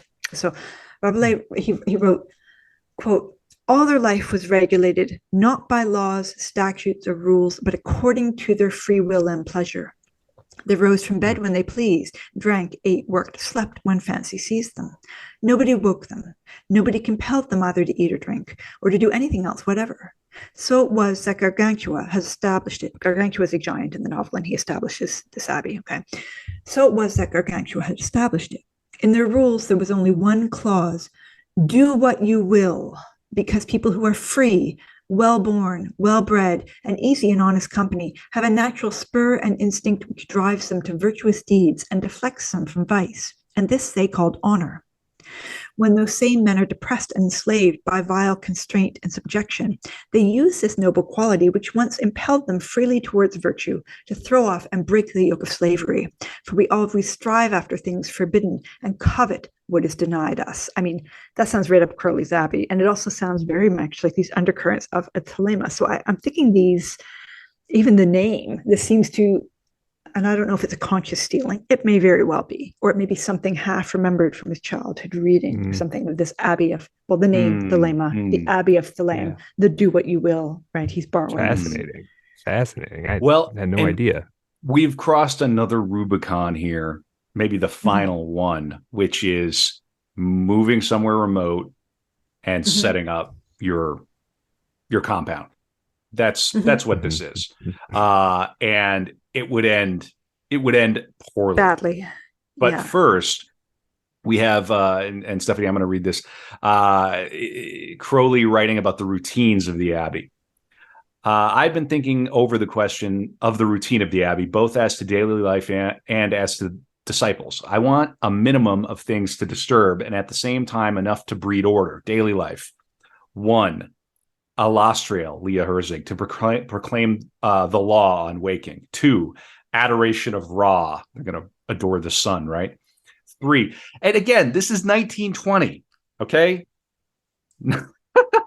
This is not California 1964 or upstate New York in 1966. This is Sicily in Italy, 1920. 3, grace before breakfast at 7 a.m. 4, ditto dinner, noon. 5, adoration of Ra. 6 and 7, ditto supper at 6. 8, ritual work for newcomers. First week, 1, 3 days hospitality. 2, 1 day silence. 3, 3 days instruction. 4, the magical oath, followed by 4 weeks silence and work. Silence and work. Going back, that sounds a little bit like his boarding school, doesn't it? He's setting up his own boarding school. 6 weeks. Yeah. 5, 1 day's instruction. 6 days vision. 7th and 9th weeks. 7, 3 weeks silence and work. 10th week. 8, 1 week's instruction and repose. 11th and 13th weeks, 9 as 7. This makes 1 quarter. At the end, the survivor revises the whole period and takes new counsel and oath accordingly, but no routine can be appointed for this further period. All will depend on what seems advisable. He further writes that the rising sun is Ra. The Thelemites greeted the sun at sunrise, noon, sunset, and midnight. At each station, the sun god has a different name. I mean, like, this is funny. And yet, is it a good plan to develop the scheme for exploiting Cefalù as a tourist resort, etc.? He wonders, investigating the idea with the I Ching. He's a grifter. Crowley at this point he's burned through the money. He wants to turn to grift a little bit. Throughout all this, he's creating visual art, painted a big cunnilingus canvas. Stephanie, do you know much about this? I have looked into it. I'll think about it. I just noticed that he notes this. So I don't know what it refers to. I can imagine. musing on the tarot, considers starting a press. He practices scrying, sort of seeing how would you describe scrying? Seeing someplace. Gazing into, like a reflective surface or something, usually like a mirror or a stone, or you can use a bowl of water as a way of seeing visions. Yeah, he considers buying a house in Palermo, writes about drug use. So he's getting into the diary of a drug fiend. On the last day of the month, he discusses the various women he loved. It would be a reflective, introspective period of Crowley's life, but that was all to come. A few days after he first arrived in Sicily, the rest of his family joined him. He wrote on April 14th of 1920, Leah and Poupée arrived in the course of the afternoon. I was too glad for words, though Poupée is quite sick, poor baby girl. I think goat's milk that fed Jupiter may help her. Keeps writing, I'm very anxious about Poupée. Her health is not very good. She seems to pick up here in Sicily very well. She seemed to. I think we've been poisoned. I know I have. Mm-hmm. We've sent for a doctor for Poupée. Will Poupée grow up to be a big girl? Oh.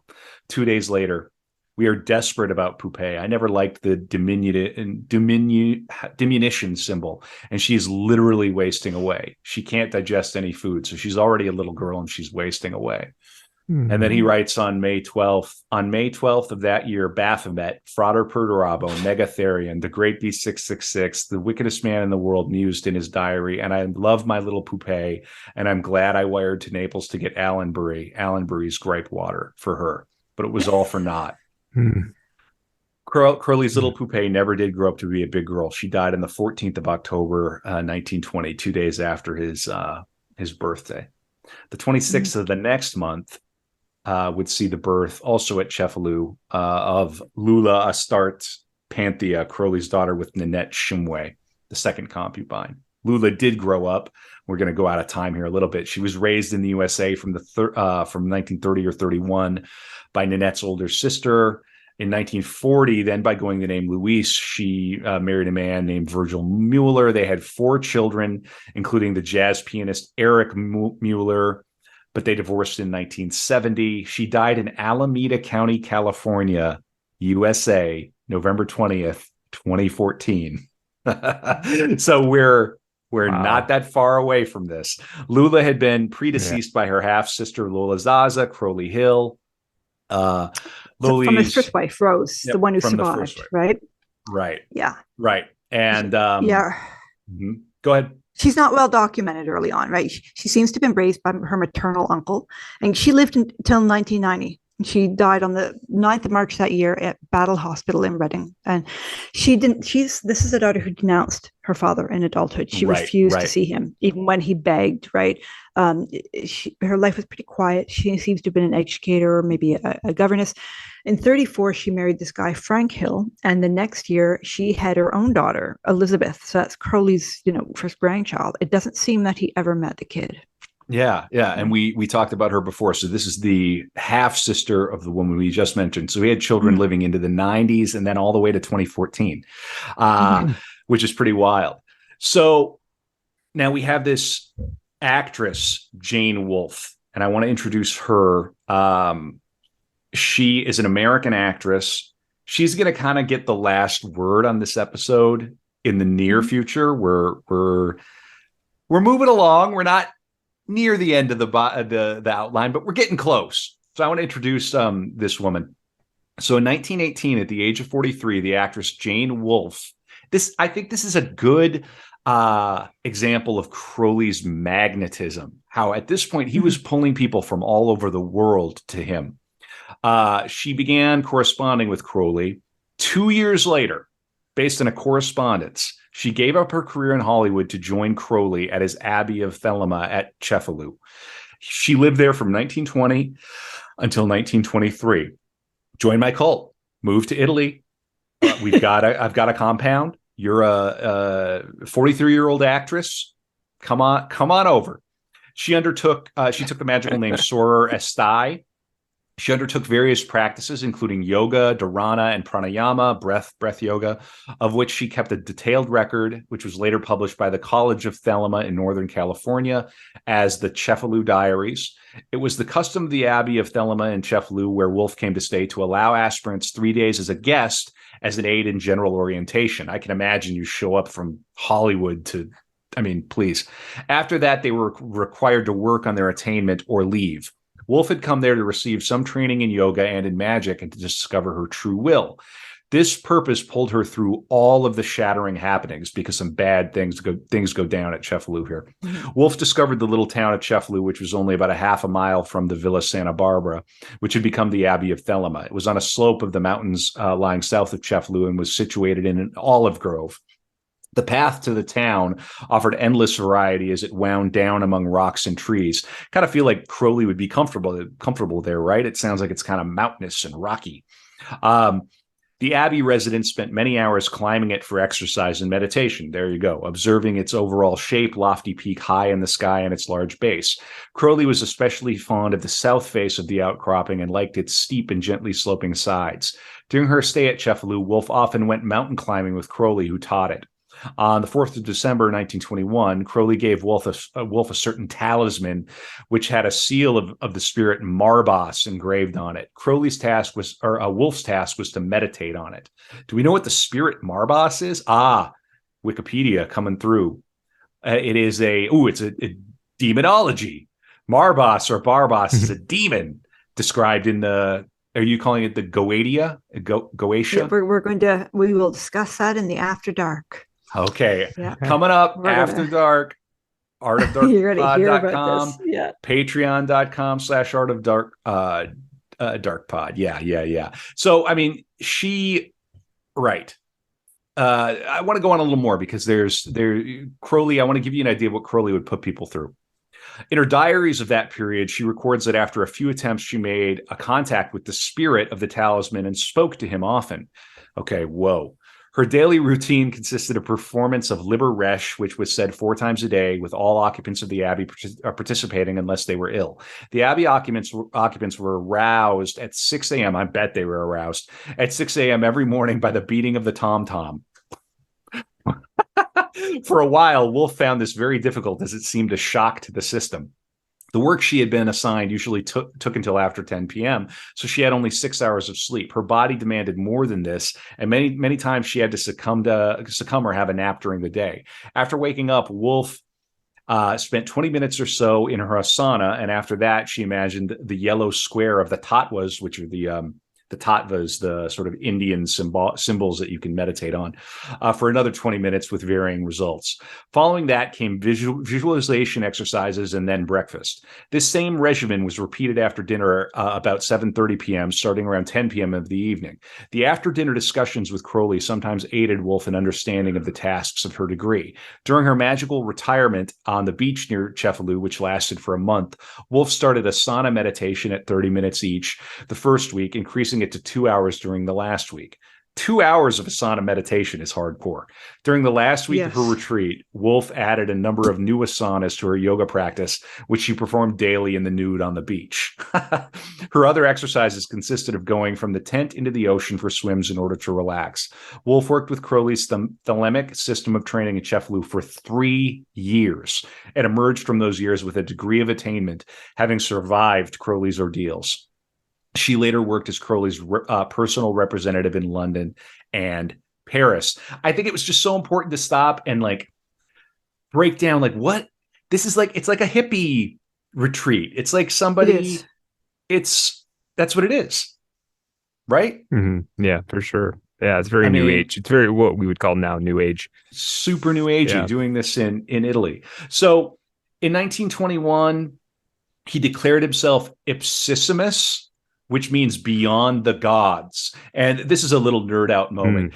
I looked up, Crowley ipsissimus, and I landed on, what is it? Fighting about this still, I think. Right. Yes, they're still fighting about ongoing discussion. Yeah. I'm on I'm going to put this in the chat for y'all. People who are listening, you could simply Google or look up, was Crowley an ipsissimus?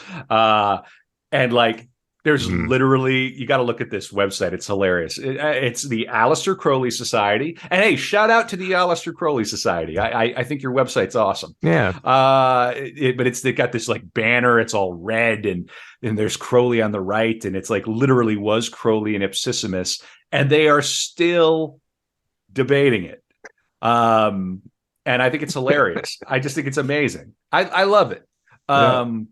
I mean, on the 23rd of May, 1921, while at Cefalù, Crowley undertook the Ipsissimus initiation, noting afterwards in his diary that as a god goes, I go. And somebody made that post on the 18th of September, 2007. We're still, so just a little bit of an aside. Right. So, okay.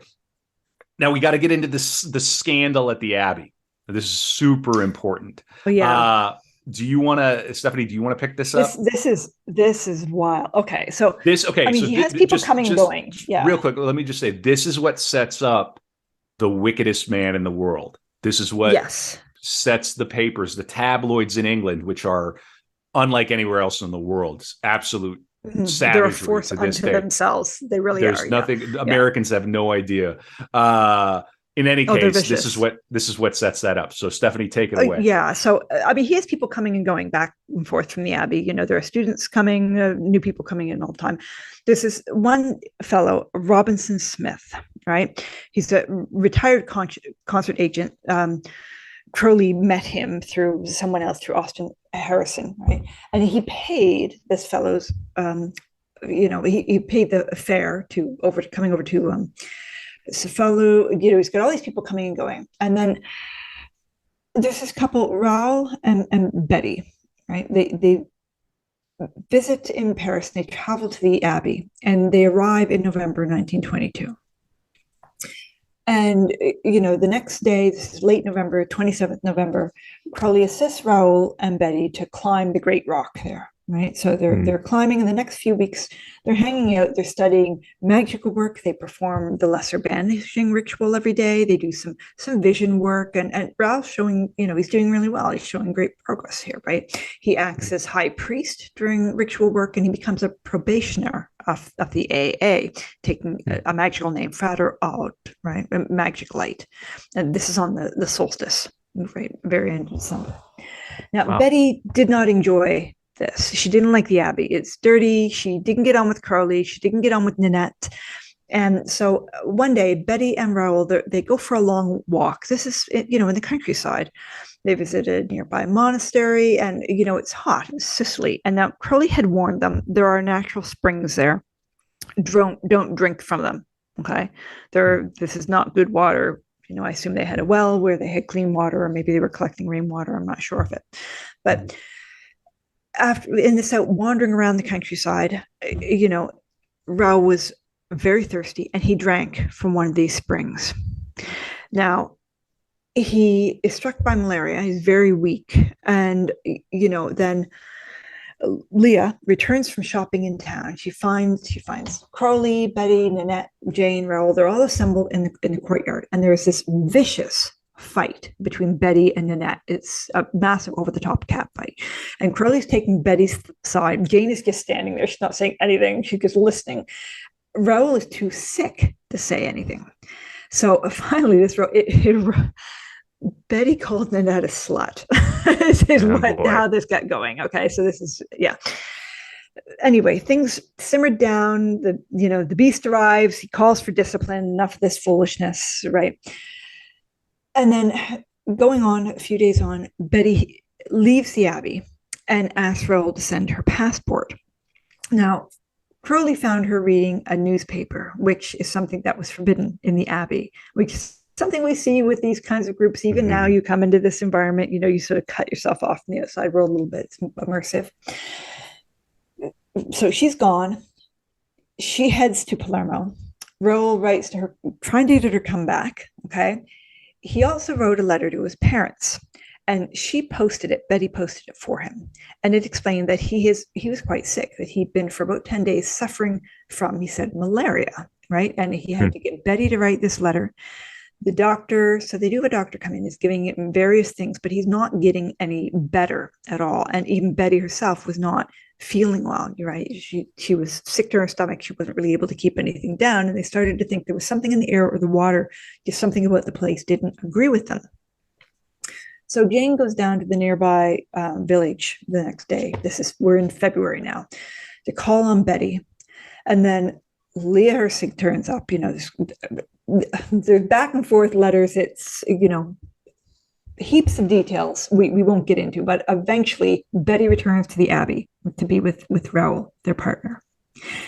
Then on Tuesday, the 13th of February, Crowley writes in his diary, he felt this current of magical force, heavy, black, and silent, threatening the Abbey. And the next day, Raoul becomes much worse, and they call for the doctor. He diagnoses acute enteritis. So we thought he was suffering from malaria, but it seems to be something else entirely.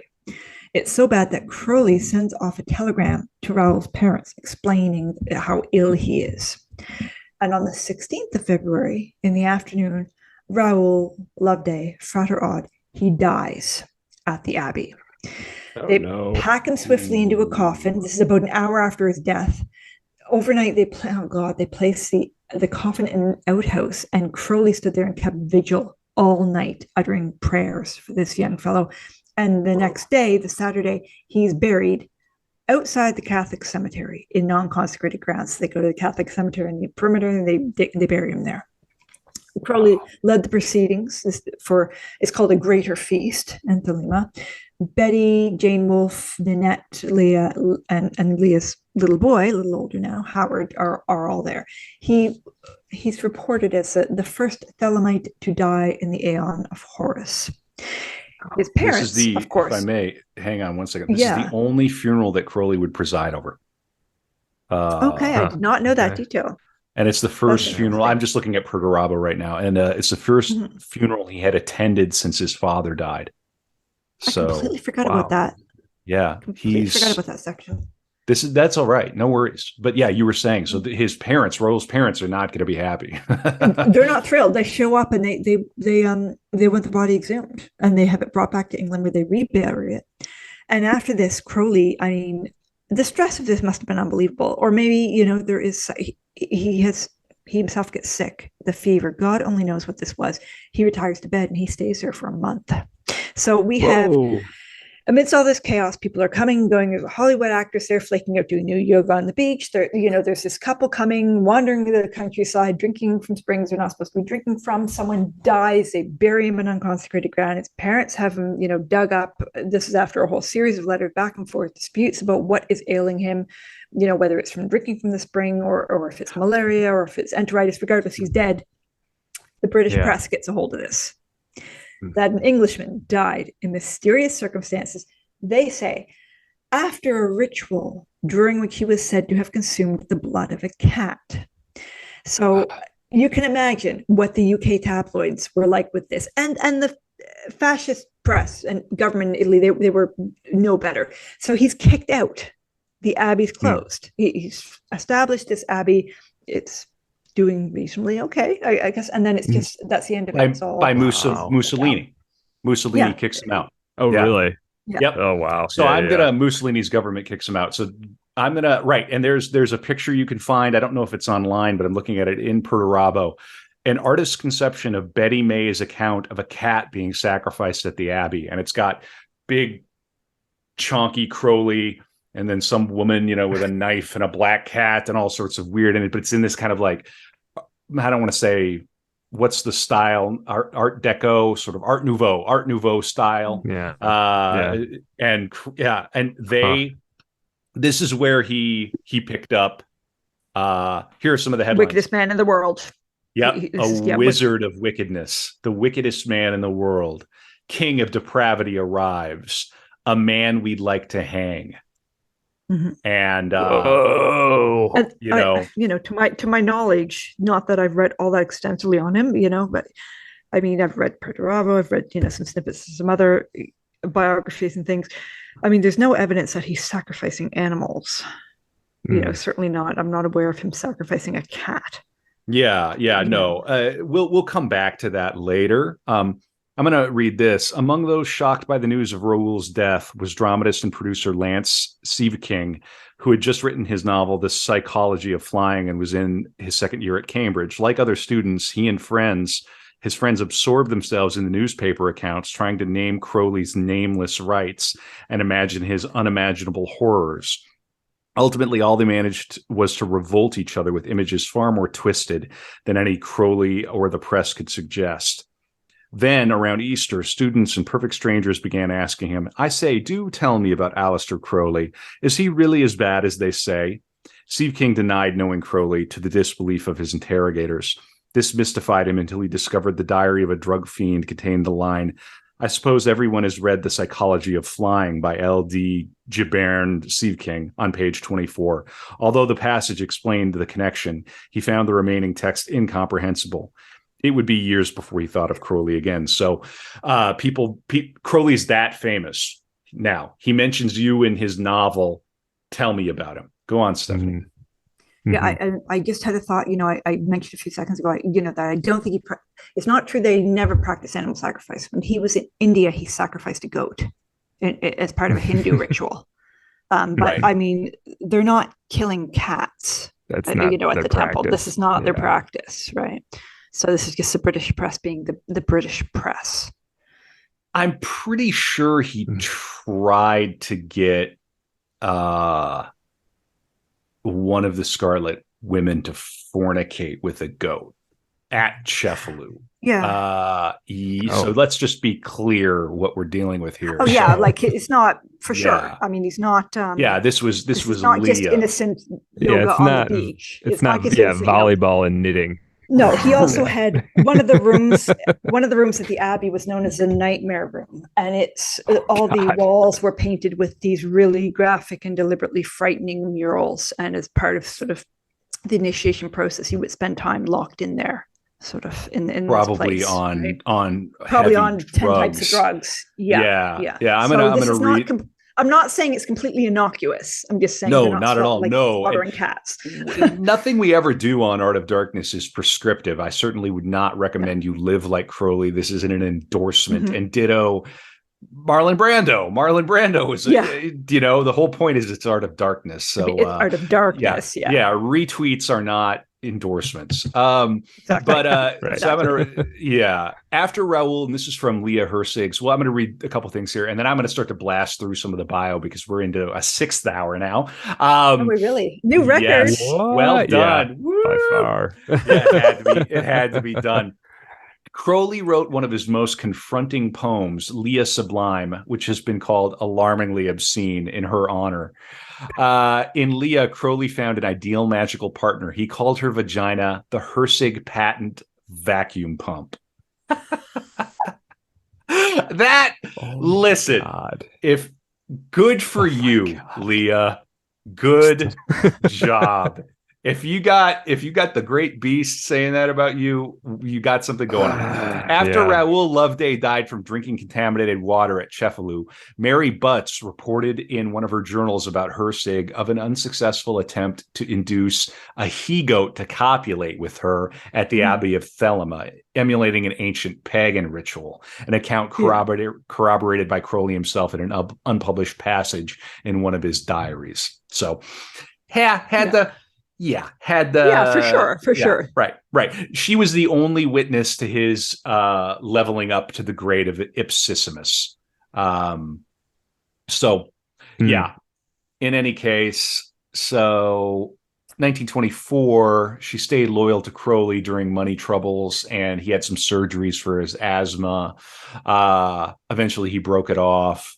She wrote in her diary that his rasping voice so jarred me that I wanted to scream. Probably from the asthma, but she did not abandon Thelema. Well, in any case, I'm going to get us back to the bio. 1923, Mussolini, the government expels Crowley. In France, Crowley meets Chicagoan Dorothy Olson, magical name Sora Astrid. Relationship with Hersig was becoming strained. She renounced her title as Scarlet Woman. And Crowley immediately says, "Okay, Olson, you're the Scarlet Woman. Can't serial Scarlet Women here." It was with Olson that Crowley met Gurdjieff and English occultist and ceremonial magician Israel Regardie. Consulted with Olson before going to meet Crowley. As an occult practitioner, right? So okay, all right. Well, and Brad, did we remind me? It's been so long. Did we give the Crowley story on the Gurdjieff at some episode? point? At some point, we talked about it. Gurdjieff didn't like Crowley. Well, I think where is it? I'm going to find it. I think that we need to actually read the story because it's 2 paragraphs and it's really funny, and I think it's really important that we do it in this context. All right. So it's Crowley knew the town, and if you haven't listened to the Gurdjieff episode, finish this, go back, listen to Gurdjieff. Similar-ish guys. Crowley knew the town of Fontainebleau well. In 1924, he had spent a tormented period there in an attempt to cure himself of heroin addiction. The Great Beast was a familiar figure in Paris expatriate circles, and C.S. Knott, one of Gurdjieff's people, met him in the capital while himself staying at the Priory, which is Gurdjieff's compound, basically, is his school. Crowley's interest was aroused either by a general occult curiosity or by Gurdjieff's reputation as a specialist in curing drug addiction, and he soon afterward turned up at Fontainebleau, where he was the object of some amazement. This guy at this point too has been called the wickedest man in the world. Somebody died at his place in Italy. To one of the inmates, the wickedest man in the world seemed overfed and inoffensive, with the exception of his almost colorless eyes, the antipodes to Gurdjieff's heavy gaze. The published accounts of Crowley at the Priory speak only of a brief visit and a vaguely sinister impression. Knott records that Crowley spoke to one of the children present about his son, whom he was teaching to be a devil. Gurdjieff got and spoke to the boy, who thereupon took no further notice of Crowley. But the magician's visit was extensive, and his confrontation with Gurdjieff of a more epic nature. Crowley arrived for a whole weekend and spent the time like any other visitor to the Priory, being shown the grounds and the activities in progress, listening to Gurdjieff's music and his oracular conversation. Apart from some circumspection, Gurdjieff treated him like any other guest until the evening of his departure. After dinner on Sunday night, Gurdjieff led the way out of the dining room with Crowley, followed by the body of pupils who had also been at the meal. Crowley made his way toward the door and turned to take his leave of Gurdjieff, who by this time was some way up the stairs to the second floor. "Mister, you go?" Gurdjieff inquired. Crowley assented. "You have been guest," a fact which the visitor could hardly deny. "Now you go. You are no longer guest." Crowley, no doubt wondering whether his host had lost his grip on reality and was wandering in a semantic wilderness, humored his mood by indicating that he was on his way back to Paris. But Gurdjieff, having made the point that he was not violating the canons of hospitality, changed on the instant into the embodiment of righteous anger. "You filthy," he stormed, "you dirty inside. Never again you set foot in my house." From his vantage point on the stairs, he worked himself up into a rage which quite transfixed his watching pupils. Crowley was stigmatized as the sewer of creation, was taken apart and trodden into the mire. Finally, he was banished in the style of East Lynne by a Gurdjieff in fine histrionic form. White-faced and shaking, the great beast crept back to Paris with his tail between his legs. Now, that's one account. I think that's coming from the Gurdjieff side. I don't know. Right. I like that he inspires that amount of curiosity and passion still to this day. And the Gurdjieff people are You are the sewer of creation. That's a great insult. I was just thinking that sewer of creation is a brilliant insult. We have an episode title, Aleister Crowley, the sewer of creation. Wow. Perfect. Okay. All right. In the interest of time, I'm going to start blowing through some of this stuff. All right. So there are other women. 1927, he meets Casimira Bass, born in Vienna. She's the wife of Clevelander John F. Bass. Last year. Yeah. But the marriage may have been arranged to help her get citizenship. She resided in California and her husband in Chicago. It's kind of an I Love Lucy thing taken to the extreme, different beds. Mm-hmm. They met when traveling in France. Crowley took her to dinner where he proposed marriage to her 4 times. He wanted to wed her the next day. Stunned, she asserted that she was heading to Poland, but promised to return. And she did. She returned to Crowley in Paris in spring of 1928. They did not marry, but they were happy for a time. Crowley wrote, "She is one of the most possible magical partners for me, and she is perfect. Already, despite the greatest difficulties, we have succeeded beyond all my hopes in awakening a current of creative energy of enormously high potential." Okay, briefly. That phrase, awakening a current of creative energy, that's what he's about. All right. Love him, hate him, not sure, tuned out because we're going into hour 6. It is whatever you think about Crowley, it is impossible to deny that he had energy. This dude produced. Right. And we're at a point now where he's run out of the trust fund money and he's still so he is what they quarreled over. I mean, she wasn't looking for, an over the top standard of living, but he was living like an artist, right? To put it mildly. And it was just, I mean, she's a mature woman. It's just, I'm not 18 anymore. I'm not living like this. And so they're quarreling over the state of the household and money and stuff. And the bloom was off the rose, right? All right. They that's separate. The end of that. Israel Regardie comes to work for him as his secretary. He takes, the magical name, the Serpent. He'd be a good episode in and of himself. There, things are breaking down between Crowley and Casimira. She seems to have been skimming money off the publication accounts and so on. And but she didn't really quite have the guts to tell Crowley she was leaving right out. She goes out one night, Regardie was quite retiring. And Crowley was always urging him to see the sights in Paris. And he was reluctant, but then he persuaded them one night to go to the movies together. Go out, blow the stink off yourselves, enjoy yourselves. And when they're at the movies, she confesses to Israel, "I'm leaving Crowley. You tell him. I'm not telling him. You tell him I'm leaving."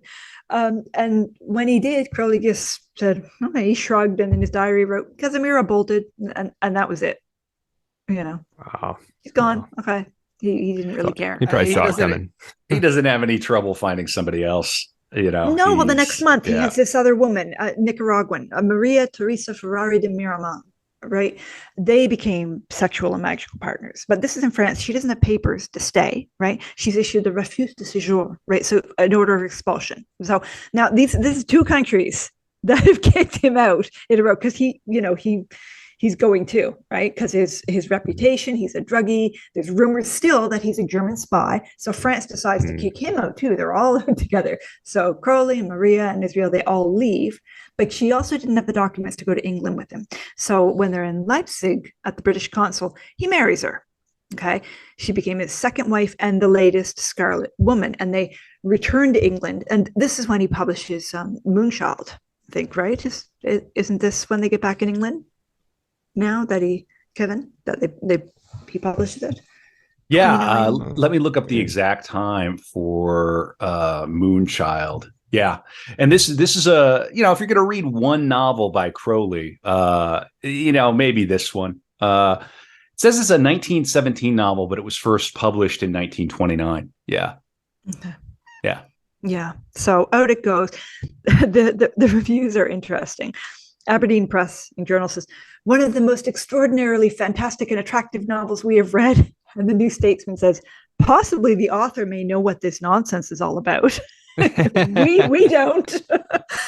So, mixed bag on the public. And it's the account of like a protracted magical ritual that went on at the Abbey to give birth to the Moonchild, kind of almost like a Rosemary's Baby type thing, but maybe not quite as outright. You gotta be ready for it. Right. Yeah. It's a very interesting kind of weird novel. It gets across some of his philosophy. Of course, he makes himself seem very grand and very outsized and heroic and saintly. And he describes his magical system and as all this magical warfare and everything. It's kind of goofy and the prose is not great. The only reason to read it is because you're interested in Aleister Crowley. For sure. Okay. Yeah. So mixed results in publishing. And on the personal front, it's not well. Maria, she's an alcoholic and she's this is a recurring theme with this woman. I don't know if they started out as alcoholics or if having a relationship with Crowley turned you into an alcoholic, right? But she was an alcoholic. She makes scenes in public. She accuses Crowley and his associates of trying to poison her. He says, well, look, you're screwing everyone in sight. I mean, a bit of a double standard there. She did attempt to seduce Israel. He has enough. He moves to Berlin without her. He just leaves her in London with no support.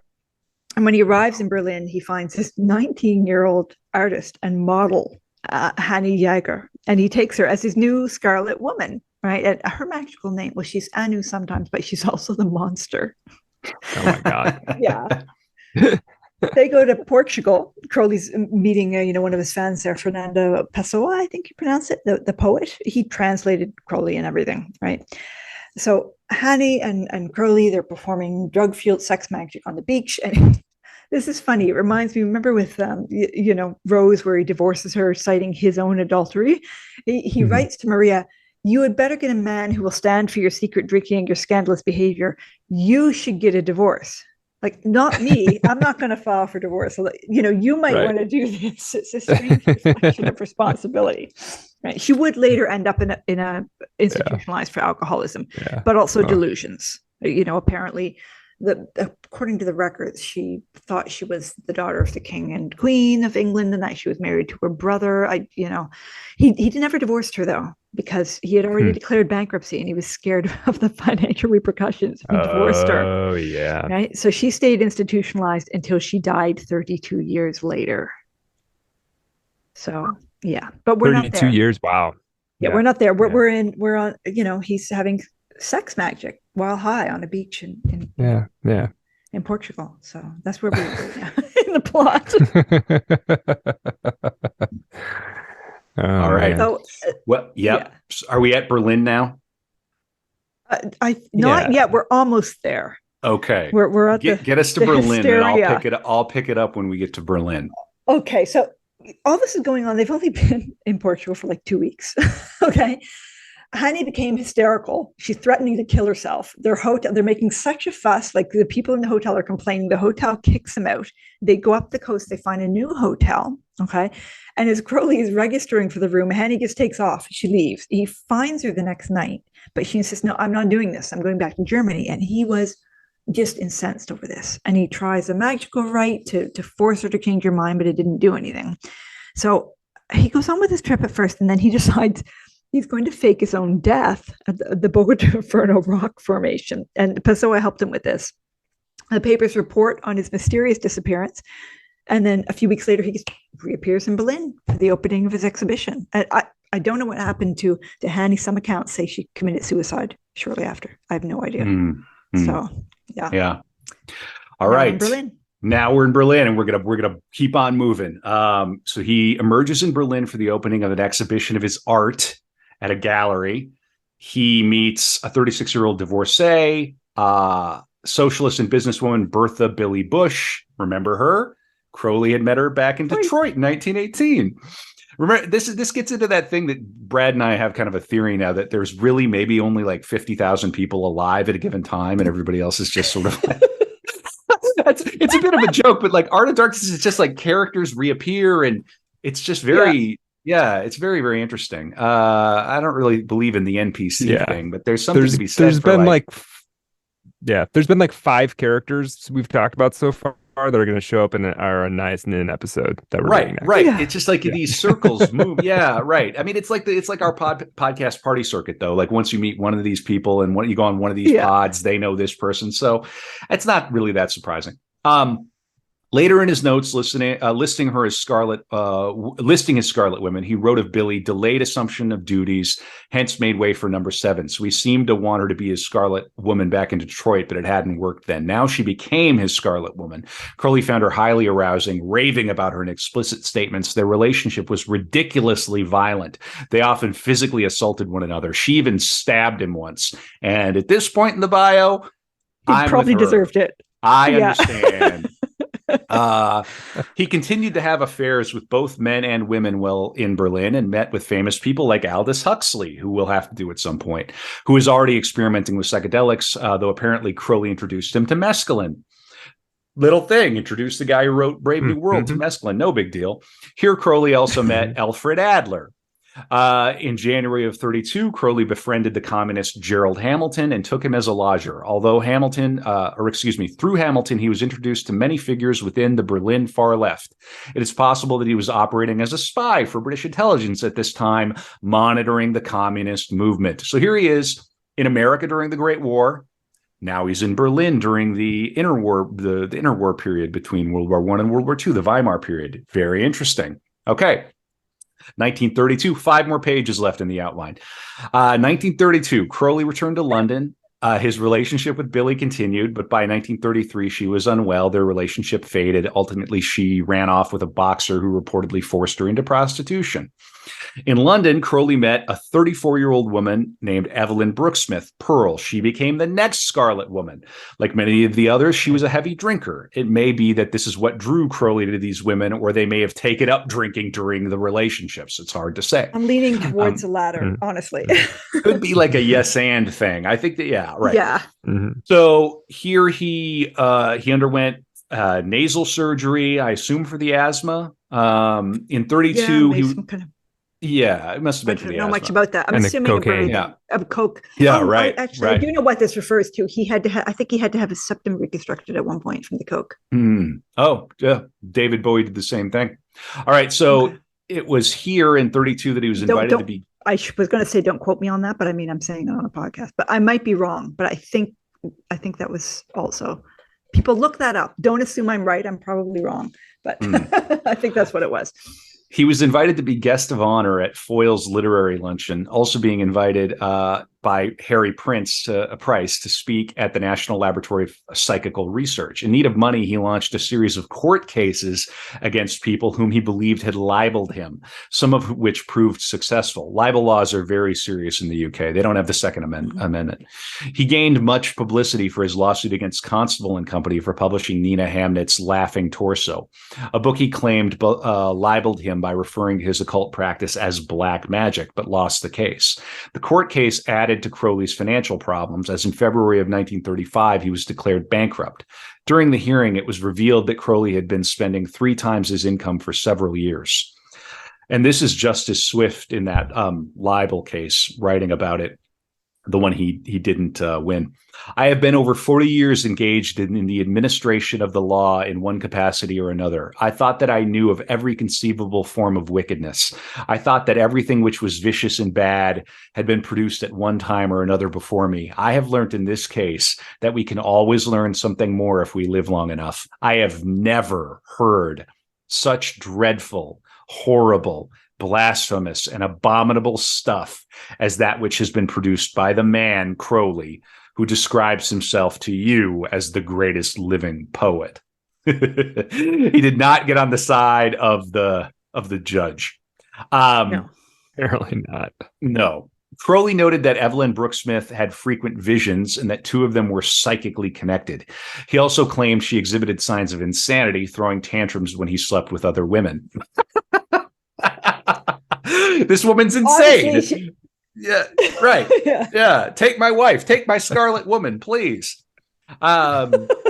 He asserted that the aim of this relationship was to produce an heir. What Pearl thought about that, I cannot say. This is you writing, Stephanie, but it was not successful. Crowley began to distance from her by December of 33, and she ultimately ended up in a mental asylum. So again, this is a bit of that chicken and the egg question, right? Is he attracted to women who end up in mental asylums or or hospitalized or alcoholics, or is it more? Maybe it's a yes and thing again. I think it's maybe yes. Scarlet Woman, I mean, it's a sort of a spiritual, religious, mystical thing. I mean, there could be some correspondence between people who tend to be boozers and people who can be Scarlet Women, right? A certain sort of psychological disposition or, Yeah. Okay, so here's the remainder of the episode, and I'm going to pepper it another patreon.com/artofdarkpod. We love our subscribers. We appreciate you. If you're still listening to this, God love you. God love you. Master Therion, the Great Beast 666 approves. I assume he would approve of your fortitude. You are persevering. You have into endured. the end. Yeah, you have endured until the end. I'm going to take us through to the Book of Thoth, the tarot. Then Stephanie, I'm going to ask you to cover that, and then I'll take us to the end, and then we'll come back for the After Dark, where we're going to do tarot. We're going to look at grimoire. We're going to look at the Parsons and Hubbard connection to Crowley. But for now, I'm gonna keep on keeping on. Please support the Effort Pod. Go give 5 stars on Apple iTunes, on Spotify. We put the work in, and we really do appreciate it. All right. At the age of 58, Crowley begins an affair with 19-year-old Deirdre Patricia Doherty McAlpin. Is this a different 19-year-old? Yes, it's a different 19-year-old. Oh gosh. Crowley's really, he's gone off the rails, but here we are. So they're friends. She offered to bear his child. This is some serious animal magnetism this guy has. He's looking for a magical heir, right? It's important to him to have a magical heir. So, yeah. And I guess she was a believer. So I guess. And they did it. I mean, she's 19. And his boys can swim. So Randall Gare, Crowley nicknamed him Aleister Ataturk. He died in a car accident in 2002 at the age of 65.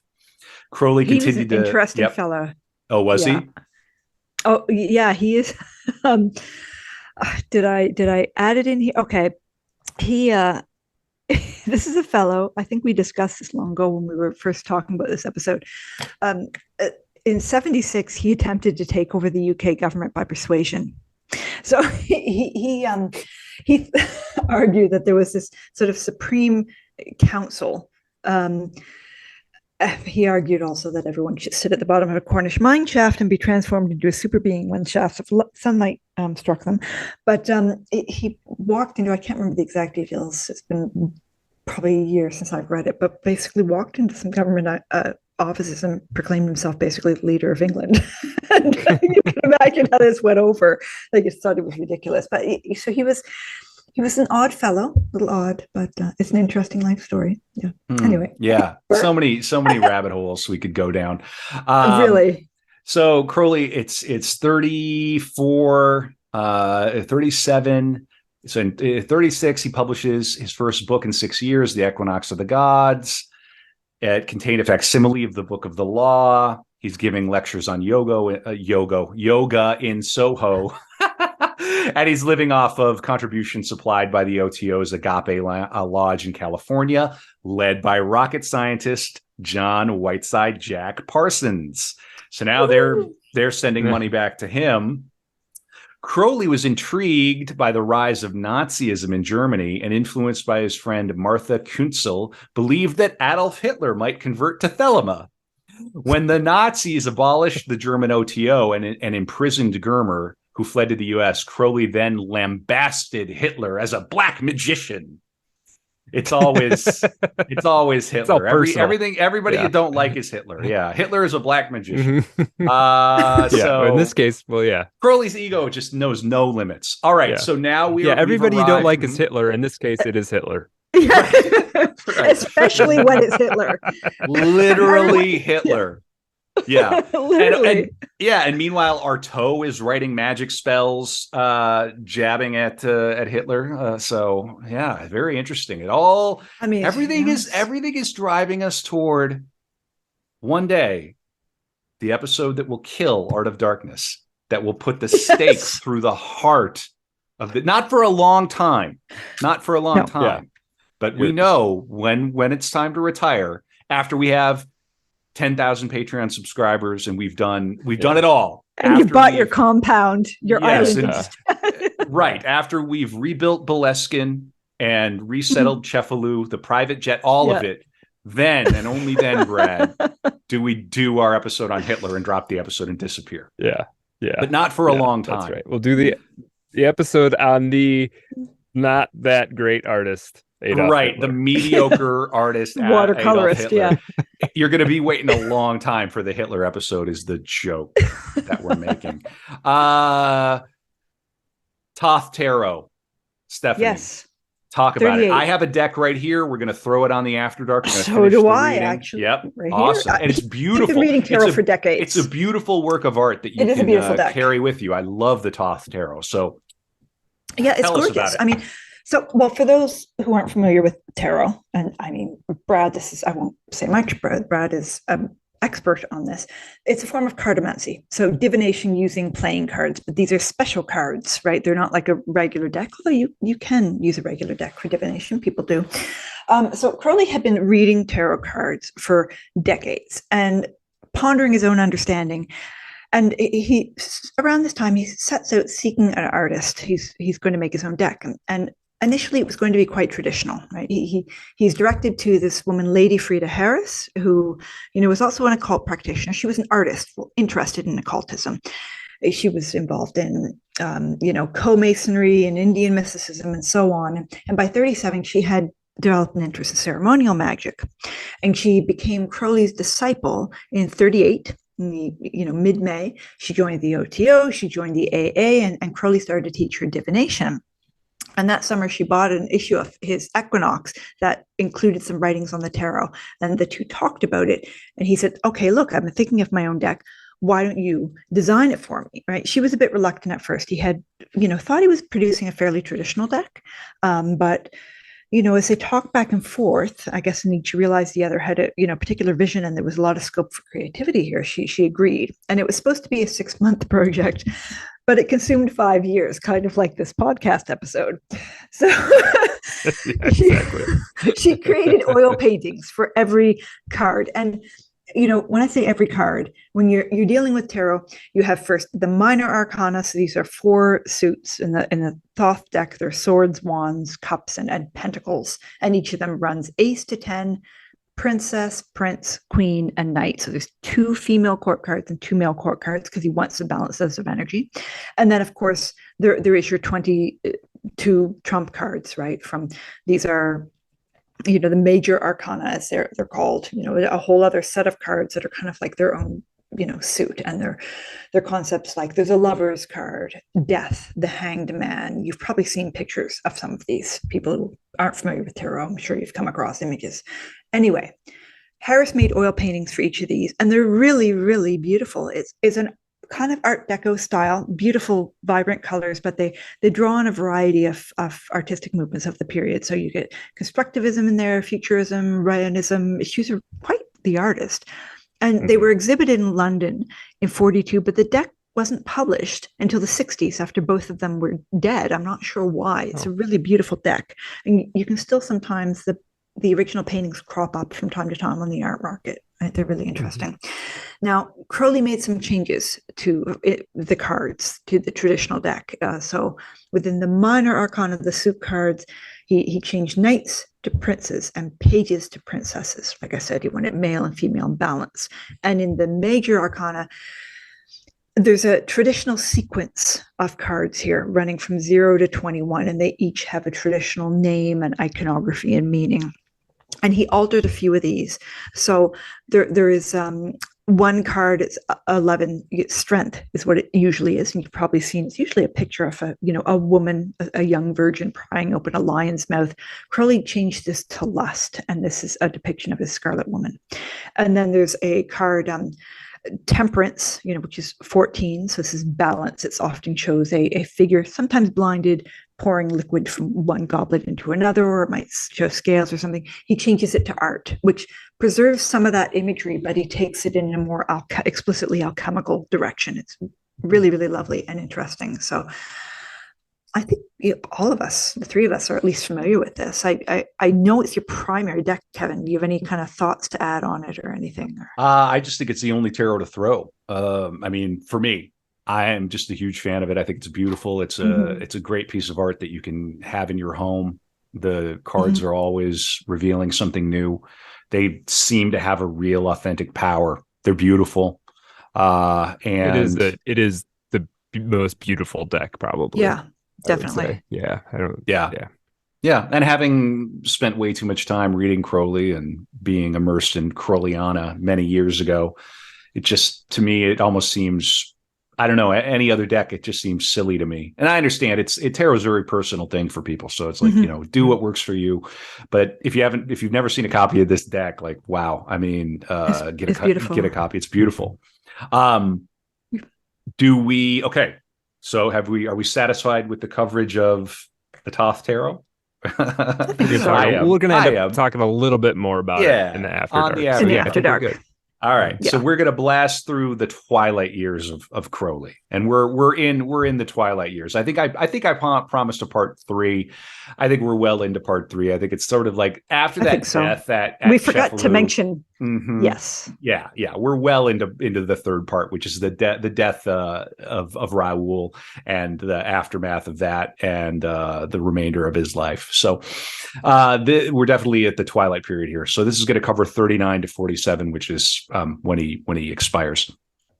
When the Second World War broke out, Crowley wrote to the Naval Intelligence Division offering his services, but they declined. He associated with a variety of figures in Britain's intelligence community at the time, including Dennis Wheatley, Roald Dahl, Ian Fleming, and Maxwell Knight, and claimed to have been behind the V for Victory sign first used by the BBC. This has never been proven. It's perfect. That's exactly something Crowley would declare. I came up with that. In 1940, his asthma worsened, and with his German-produced medication unavailable, don't talk about the war. He returned to using heroin, once again becoming addicted. As the Blitz hit London, Crowley relocated to Torquay, where he was briefly hospitalized with asthma, and entertained himself with visits to the local chess club. Tiring of Torquay, he returned to London, where he was visited by American Thelemite Grady McMurtry, to whom Crowley awarded the title of Hymenaeus Alpha.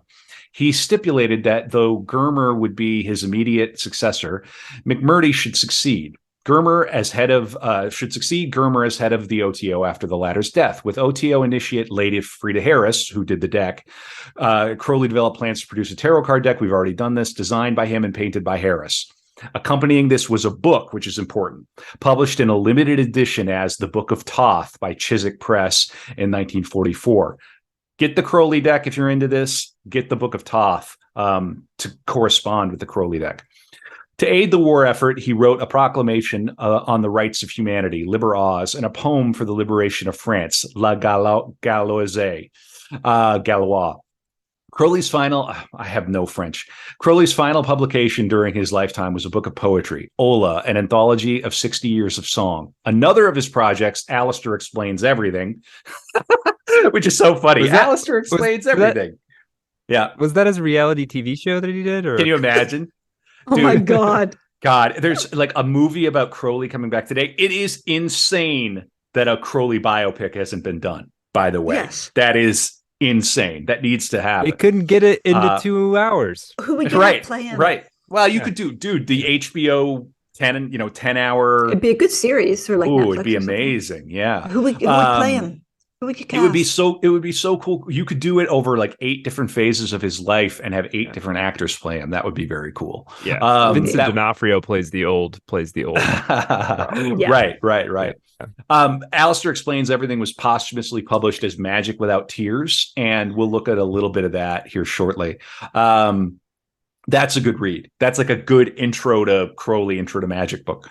In April of 1944, Crowley briefly moved to Aston Clinton in Buckinghamshire, where he was visited by the poet Nancy Kennard, before relocating to Hastings in Sussex, where he took up residence at the Netherwood boarding house. I like that. Netherwood is where Crowley's going to live. He took a young man named Kenneth Grant as his secretary, paying him in magical teaching rather than wages. He was also introduced to John Symonds, whom he appointed to be his literary executor. This is all from Wikipedia, just to get us through these last years. Symonds thought little of Crowley, later publishing negative biographies of him. Corresponding with the illusionist Arnold Crowther, it was through him that Crowley was introduced to Gerald Gardner, the future founder of Gardnerian Wicca. So Crowley influenced the early Wiccans. They became friends, with Crowley authorizing Gardner to revive Britain's ailing OTO. Another visitor was Eliza Marion Butler, who interviewed Crowley for her book, The Myth of the Magus. Other friends and family also spent time with him, among them Doherty and Crowley's son, Alister Ataturk. So here we go. Here is the definition of magic from Magic in Theory and Practice. having Everyone just grab your spent- pencils, take notes. Yes, This will be on the exam. right. Everyone grab your wands. All right. And put your wands down, actually. Magic is the science and art of causing change to occur in conformity with will. Illustration. It is my will to inform the world of certain facts within my knowledge. I therefore take magical weapons, pen, ink, and paper. I write incantations, these sentences, in the magical language, that is, that which is understood by people I wish to instruct. I call forth spirits, such as printers, publishers, booksellers, Patreon subscribers, and so forth. I can't help myself. And constrain them to convey my message to those people. The composition and distribution is thus an act of magic by which I cause changes to take place in conformity with my will. Every intentional act is a magical act. All right. I'm going to go to Perdurabo here and just read that near the end. Yeah, I do too. He was a philosopher, among other things. Absolutely. All right. So we're coming to the very end here. All right. His condition became so severe that Pat and her children, including Ataturk, came to his side on the last day of November. Frederick Mellinger and his wife also made the journey, finding Crowley disoriented and unsure where he was. When he finally passed, the stillness of the day was interrupted by a peal of thunder and a gust of wind that blew the curtains across the room. It was the gods greeting him, recalled Deirdre. On Monday, December 1st, 1947, at 11 a.m., Aleister Crowley died of myocardial degeneration and chronic bronchitis. In his pocket was an Abramelin talisman for a great treasure and an old letter tattered from repeated unfoldings and foldings. Dated September 10, 1939, it read, "The Director of Naval Intelligence presents his compliments and would be glad if you could find it convenient to call at the Admiralty for an interview." Wilkinson took the phone call. See, that's interesting because if he had been known as a traitor, I don't know if that happens. Wilkinson took the phone call at Netherwood, where he was staying, to arrange Crowley's funeral. Lifting the receiver to his ear, he greeted hello, then firmly replied, "I'm sorry, but the funeral is a private affair. Since his death, everyone was calling for details of the evil Aleister Crowley's demise." Wilkinson grew intolerant of the reporters, remembering how his friend, shortly before his death, believed they were waiting outside his window for him to die. How right he was. The newspapers said it all in their headlines. "Black Magician Crowley dies. Wickedest man in Britain. World's worst man dies. Awful Aleister. Rascals regress. Aleister Crowley dies, once the invisible man. Mystic's potion to prolong life fails. Worst man in the world dies. Leaves weird pictures." They haven't changed. They've not They really changed haven't one bit. changed. Yeah. And there's Leaves somebody's weird pictures. There's always a critic. That's the Somebody- most boomer headline. Leaves weird where- pictures. Yeah. For our pod, we've started to get it from the left. We've started to get it from the right. There are people who you cannot satisfy everybody. You simply Oh, can't. there'll always be someone complaining. Yeah. I mean, and we do our best. Crowley gained no respect while living and received even less in death. When it was discovered that his attending physician, William Brown Thompson of 12 Parkway in Greenford, died within 24 hours of his patient, rumors of a curse fueled further headlines like "Crowley's doctor dies, curse put on him." The fact that Thompson was 58 years old did nothing to deflect conspiracy theories of post-mortem revenge. I think I have one more little bit here. So, Kevin, one This is thing I about- want to note from this. yeah. So from the many episodes we've done, it seems like many of our figures, when they die, something spooky ooky happens. Yeah. Right. It's true. Kevin, if I go before you, you tell people some weird shit went down. All right. You make up whatever you want. But something spooky ooky. if happened. God An forbid, owl landed in my window, whatever. you know what I'm going to do if you die, Brad, is I'm going to run. I have so many hours of your audio on individual channels in the archives. I am going You to bastards. AI. run it through AI That you- and continue to do the pod. You son of a. And then, I All mean, right, fine. statistically being female, I may outlive both of you. I can also get Yeah. your voice. And then after you're both gone, Yeah. I will piece together the Hitler episode as a tribute. There you go. I love that. That's great. Yeah. Okay. Yeah. That's great. Okay, Eva Braun. Very good. All right. Yeah. Please don't do that. Please don't No, piece of together course an not. imaginary Oh my Hitler God. episode from Heart of Darkness. I love it. I think it's funny. understood that Hitler is not going to be honored with an episode. That is Right. Well, obviously. no. Yeah. It is the joke. I mean, we want to do this show forever. So, the Hitler never episode may never happen. All right. So here's the funeral. Friday afternoon on December 5th was cold and dank. Mourners and spectators gathered inside the chapel at the Brighton Cemetery, where at 2:45, Crowley's flower-covered coffin was solemnly brought. Carrying a copy of the Book of the Law and Magic, Lewis Wilkinson took the rostrum and looked out at a group of 15 mourners, including, according to the press, 5 well-dressed women and 6 youths in need of haircuts. Presaging the hippie hair, right? Mm-hmm. Among those he recognized were Gerald York, Frida Harris, John Simmons, J.G. Bailey, Pat and Alister McAlpin, and Kenneth Grant and his wife Steffi. York counted 3 reporters. Wilkinson, tall and dignified, began without hesitation. Do what thou wilt shall be the whole of the law. What a way to go. So I have this. He was age 72. They read from the Book of the Law, excerpts from the Gnostic Mass, the Hymn to Pan. It was called a Black Mass by the tabloids. His body was cremated. His ashes were sent to Carl Germer in the U.S., who buried him in his garden in Hampton, New Jersey. Mm-hmm. Very interesting. Wow. Now, Crowley and Frida maintained a correspondence until the very end. Frida Harris, who made the Thoth Tarot deck, he was very affectionate toward her. She wrote, let's see here, of Crowley. He was well taken care of. I made him have a nurse about 3 months ago, and he was dirty and neglected. And he had Watson, who was most devoted, and the Simmons were as nice as they knew how to be. At the last, Mrs. McAlpin and the boy were there. I saw him the day he died, but he did not recognize me.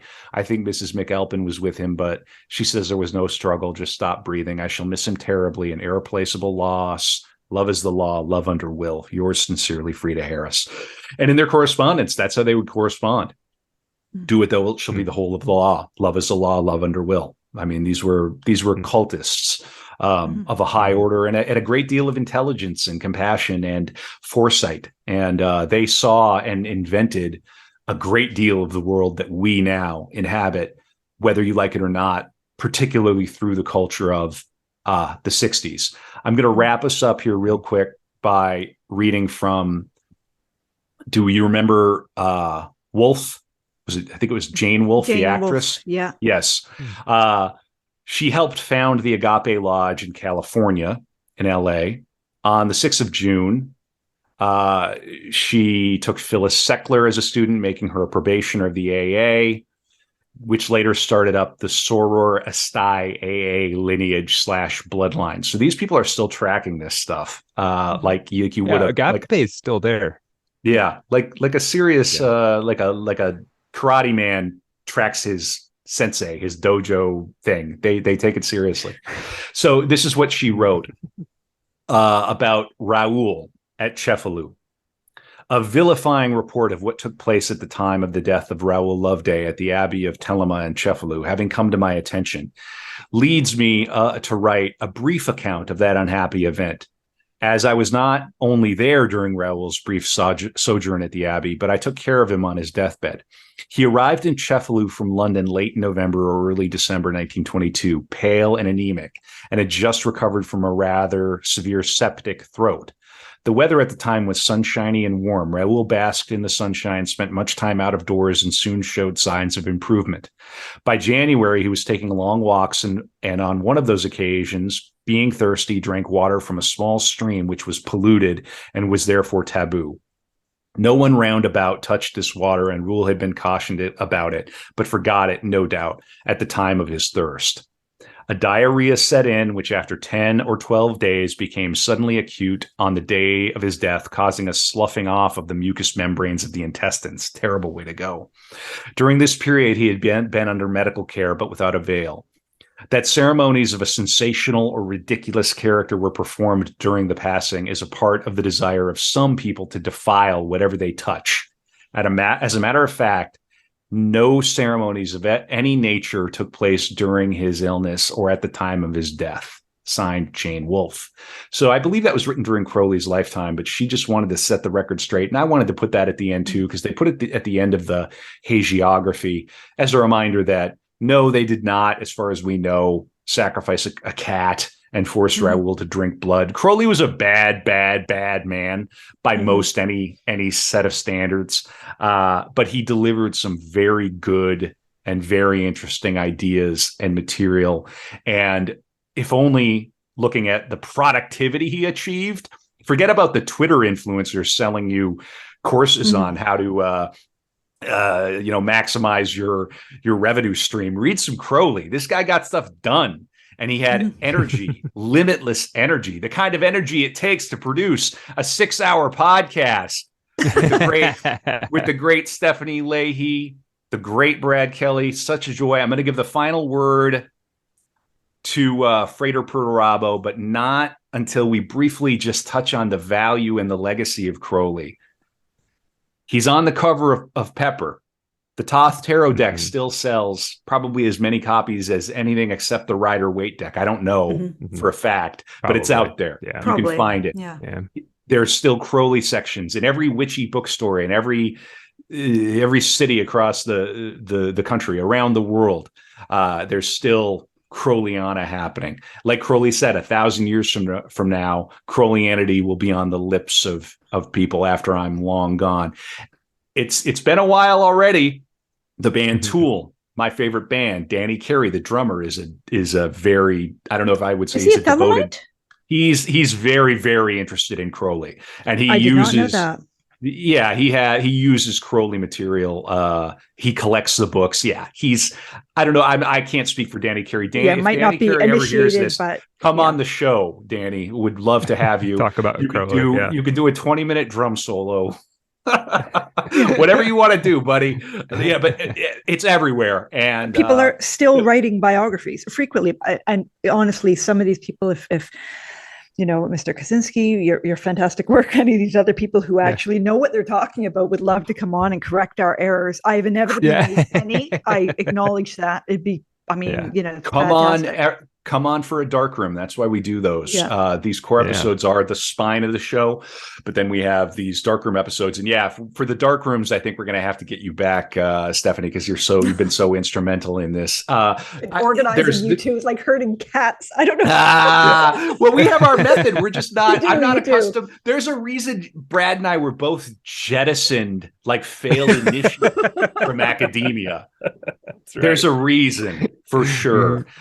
We push all the wrong buttons, and I'm teasing you. Yeah, no, and you did a fab. This outline was just staggering. And the band Ghost, the campy, satanic, their latest album. Yeah.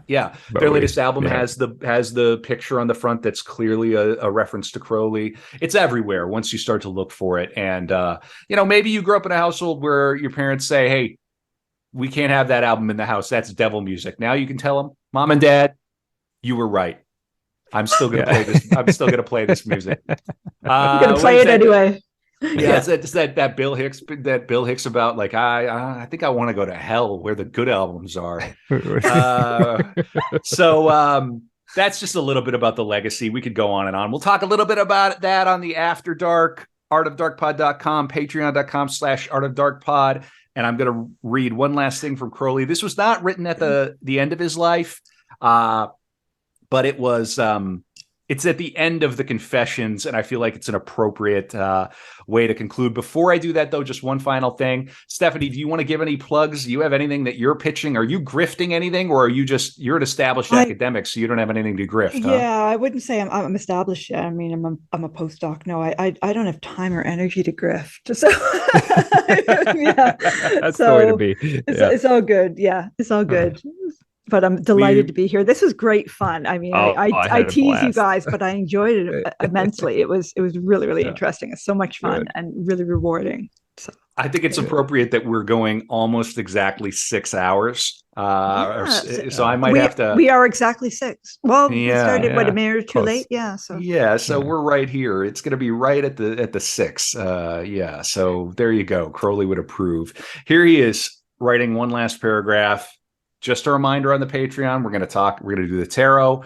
We're going to do the grimoire business with Stephanie, and then we are going to talk about Jack Parsons and L. Ron Hubbard and the Babylon work, and probably talk about some other stuff. Please consider subscribing to the Patreon. The book club is going to be awesome.